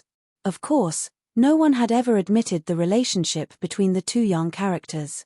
But some things were like this, it was enough to know. Otherwise, the commander of the army could not leave his tent without permission. Why did a Yang family appear in the East Pole County city? This was a matter that was difficult to explain. Moreover, Yang Wudi, the commander of the Eastern Border Army, had a legally married wife in the general's mansion in the imperial capital. Her status was extremely illustrious. If it was really put in public, wouldn't it make that wife lose face? This was a clear slap to the faces of the two mountain peaks of the military. No one had the guts to do this. So even though this was the case, no one said anything. Everyone just pretended to be ignorant. It was also because of this that when the Jade Gate Pass opened tonight, the military's Songtao Pavilion made an exception and opened its doors to welcome guests. Deep in the night, the Jade Gate Pass was still as dazzling as ever. It was like a great sun, illuminating the eastern half of the mountain as if it were daytime. But these rays of light didn't cross the line in the slightest. When they were still some distance away from the mountain peak, they came to a sudden stop. It was as if there was an invisible barrier that restricted these rays of light, forcing them to remain within the territory of the Central Wasteland Divine Prefecture. In the Songtao Pavilion, Yang Fanshan's expression was calm. He sat by the window with the best view, quietly looking at the Jade Gate Pass in the distance. He completely ignored the gazes that were quietly sizing him up. The process of entering the Yang family had been very smooth, so smooth that none of the preparations he had made had to be used. This made Yang Fanshan's heart even colder. But on the surface, he was still the same Yang family's little uncle who barely managed to maintain his composure after being overjoyed. In terms of seniority, there was nothing he could do about it. Today, when he left the Yang family mansion, according to custom, a group of Yang family youths came to see him off. This was the first time that Yang Fanshan felt a trace of sincerity from their greetings. His heart grew colder and colder. With his current state of mind, how could he still have the thought to care about the gazes of the young ladies from the various families in the county city? Furthermore, there was already a figure in the depths of his heart. That night, with just a single glance, he had seen her in his heart. That was why he had hurriedly revealed his identity. Otherwise, his situation today would have been much better than it was now. Yang Fanshan did not regret it. Even if he had to do it all over again, he would still do it. Unfortunately, he might not have the chance to express his feelings to her. Of course, if Yang Fanshan was willing, he would definitely be able to do it. Right now, he could instruct someone to bring her here, but he would not do that. If he could really protect himself and become a wealthy direct descendant of the Yang family, then he would very much hope to see her again. But since he could not, then he might as well not see her. He drank a mouthful of tea. The fragrance of the tea filled the air, but Yang Fanshan could only taste the bitterness in his mouth. He couldn't help but frown. This scene caused several young ladies in the Great Pine Pavilion who were secretly peeking at this young master of the Yang family to feel an inexplicable pain in their hearts. They always felt that there were many, many things hidden in his heart. Jiang Jiwe was not among them. She was staring at the teacup in her hand, frowning from time to time or gently biting her lips. She had originally thought that after the night of the Lantern Festival, they would never meet again. But who would have thought that they would suddenly meet again today? The young lady did not know just what was hidden in that person that she could not get rid of after just 2 meetings. In terms of outstanding young people, she had actually seen many of them. The older brothers of the various great families in the city, the young master of the city lord's mansion, and even the direct descendants of several cultivation sects. So Jiang Jiue could not understand why. What made the young lady's heart feel empty and sad was that up until now, she had not even said a word to that person, let alone know what his name was. More importantly, she did not know whether or not the fate between the two of them was over. If they never met again after today, thinking of this, Jiang Jiue felt a little sour in her nose. She could not help but slightly redden her eyes. She looked down at the teacup in front of her more and more seriously, like a little ostrich burying its head in the sand. Aunt Jiang noticed that her niece was acting strangely tonight.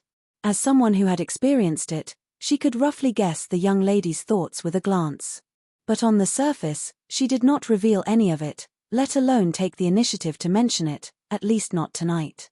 Otherwise, her younger sister Rome would probably take the opportunity to say a few words. In reality, nothing would happen, but it was inevitable that some rumors would spread in the dark.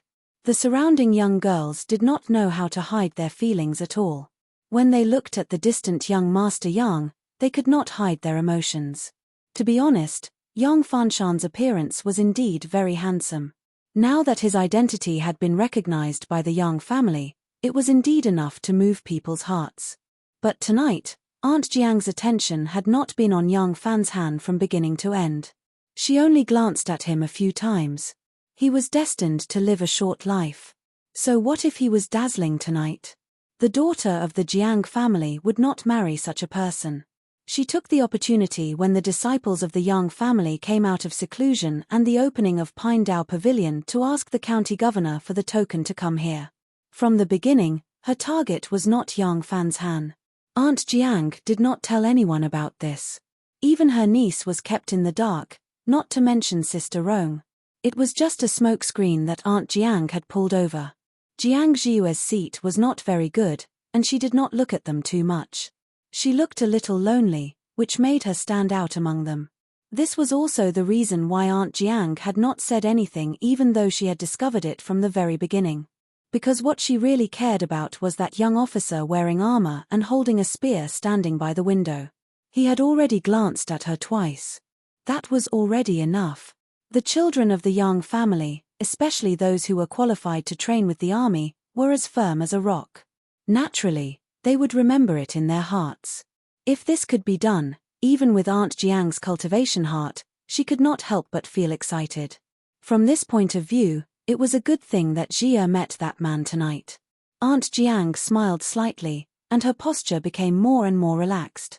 At this moment, the officer wearing armor and holding a spear by the window stepped toward the young master of the Yang family who was sitting by the window. Yang Fanshan turned his head, and their eyes met. He frowned and said, "Are you the messenger tonight?" The officer nodded calmly. He took out a jade slip from his arms and put it on the table. The children of the Yang family are not afraid of hardships. Since you have this identity, you have to bear the risks. Yang Fanshan was silent for a moment, and said slowly, "I only hope that the risks come from the outside world, and not from someone who wants me dead." Xiao Xiao glanced at him and said, "I can guarantee you that the Yang family will not kill each other." Their voices were very low, and they deliberately covered it up. The people in the Songtao Pavilion only saw the officer walk over and say a few words to Yang Fanshan, but didn't know the content. But this was already amazing enough. Some people couldn't help but look at the officer, and the more they looked, the more frightened they became. Jiang Jiue still didn't look up.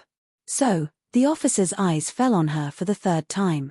Different from before, his eyes lingered for a bit. The girl with long eyebrows seemed to feel something at this moment.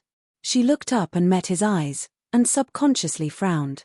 Aunt Jiang, who was watching from the side, saw her niece frowning at this moment, but she didn't panic. Instead, the smile on her face became wider. As the saying goes, a goddess is ruthless, and the most provocative. Even if you are a proud son of heaven, as long as you fall into her eyes, your heart will be scratched. In particular, Jiang Jiue didn't know the inside story, and her actions were out of her heart, so it was even more touching. The real child of the Yang family, who came here with a hidden identity, had a firm will, but his slightly bright eyes still revealed his true state of mind. This was a pleasant surprise. Tonight, she hadn't wasted her effort in begging the county governor to bring her niece here. The girls next to her, who had started to pay attention to the armor-clad officer, were at a complete disadvantage from the start. Compared to Jiang Jiue, they couldn't be compared at all. Humph. Jiang Jiue frowned. She snorted and turned her head. She remembered that her aunt had told her not to cause trouble in the Songtao pavilion. But she still didn't like the look in this person's eyes. Although there was appreciation in his eyes, there was more of a kind of naked invasion. She didn't lower her head because she didn't want the person to think that she was nervous or shy. Turning her head to look out the window was a kind of invisible neglect. "I don't like you." This was her attitude. The young man called Yang Qianren was one of the more outstanding ones among his father's many sons. He had always been by the side of the commander's tent and had high standards. There had indeed been discussions about marriage, but he didn't like any of those women. Tonight, he had been ordered to come to the Songtao pavilion. He had originally wanted to see what this girl with a fire flood dragon on her chest was like and relax a little. After all, he had been by his father's side all year round. It wouldn't be an exaggeration to say that accompanying a father was like accompanying a tiger. Unexpectedly, there was an unexpected harvest. This woman in front of him was to his liking. In that case, the woman was his. The corners of the officer's mouth curled up. He suddenly turned his head and his eyes fell on Aunt Jiang. When their eyes met, the latter's expression changed and her smile became a little forced. This woman's methods might seem smooth and refined, but in the end, they couldn't be put on the table. The smile at the corner of young Qianren's mouth became more and more amused. He felt that this beautiful, round woman was similar to the young girl beside her in terms of facial features. But at this time, young Qianren frowned. He was no longer in the mood to watch. The woman in front of him revealed a trace of panic. Jiang Jiue abruptly sat up straight, her eyes widening as she looked outside. Her taut face was full of surprise and disbelief. She looked again and again and couldn't help but pinch herself. It hurts. It really is him.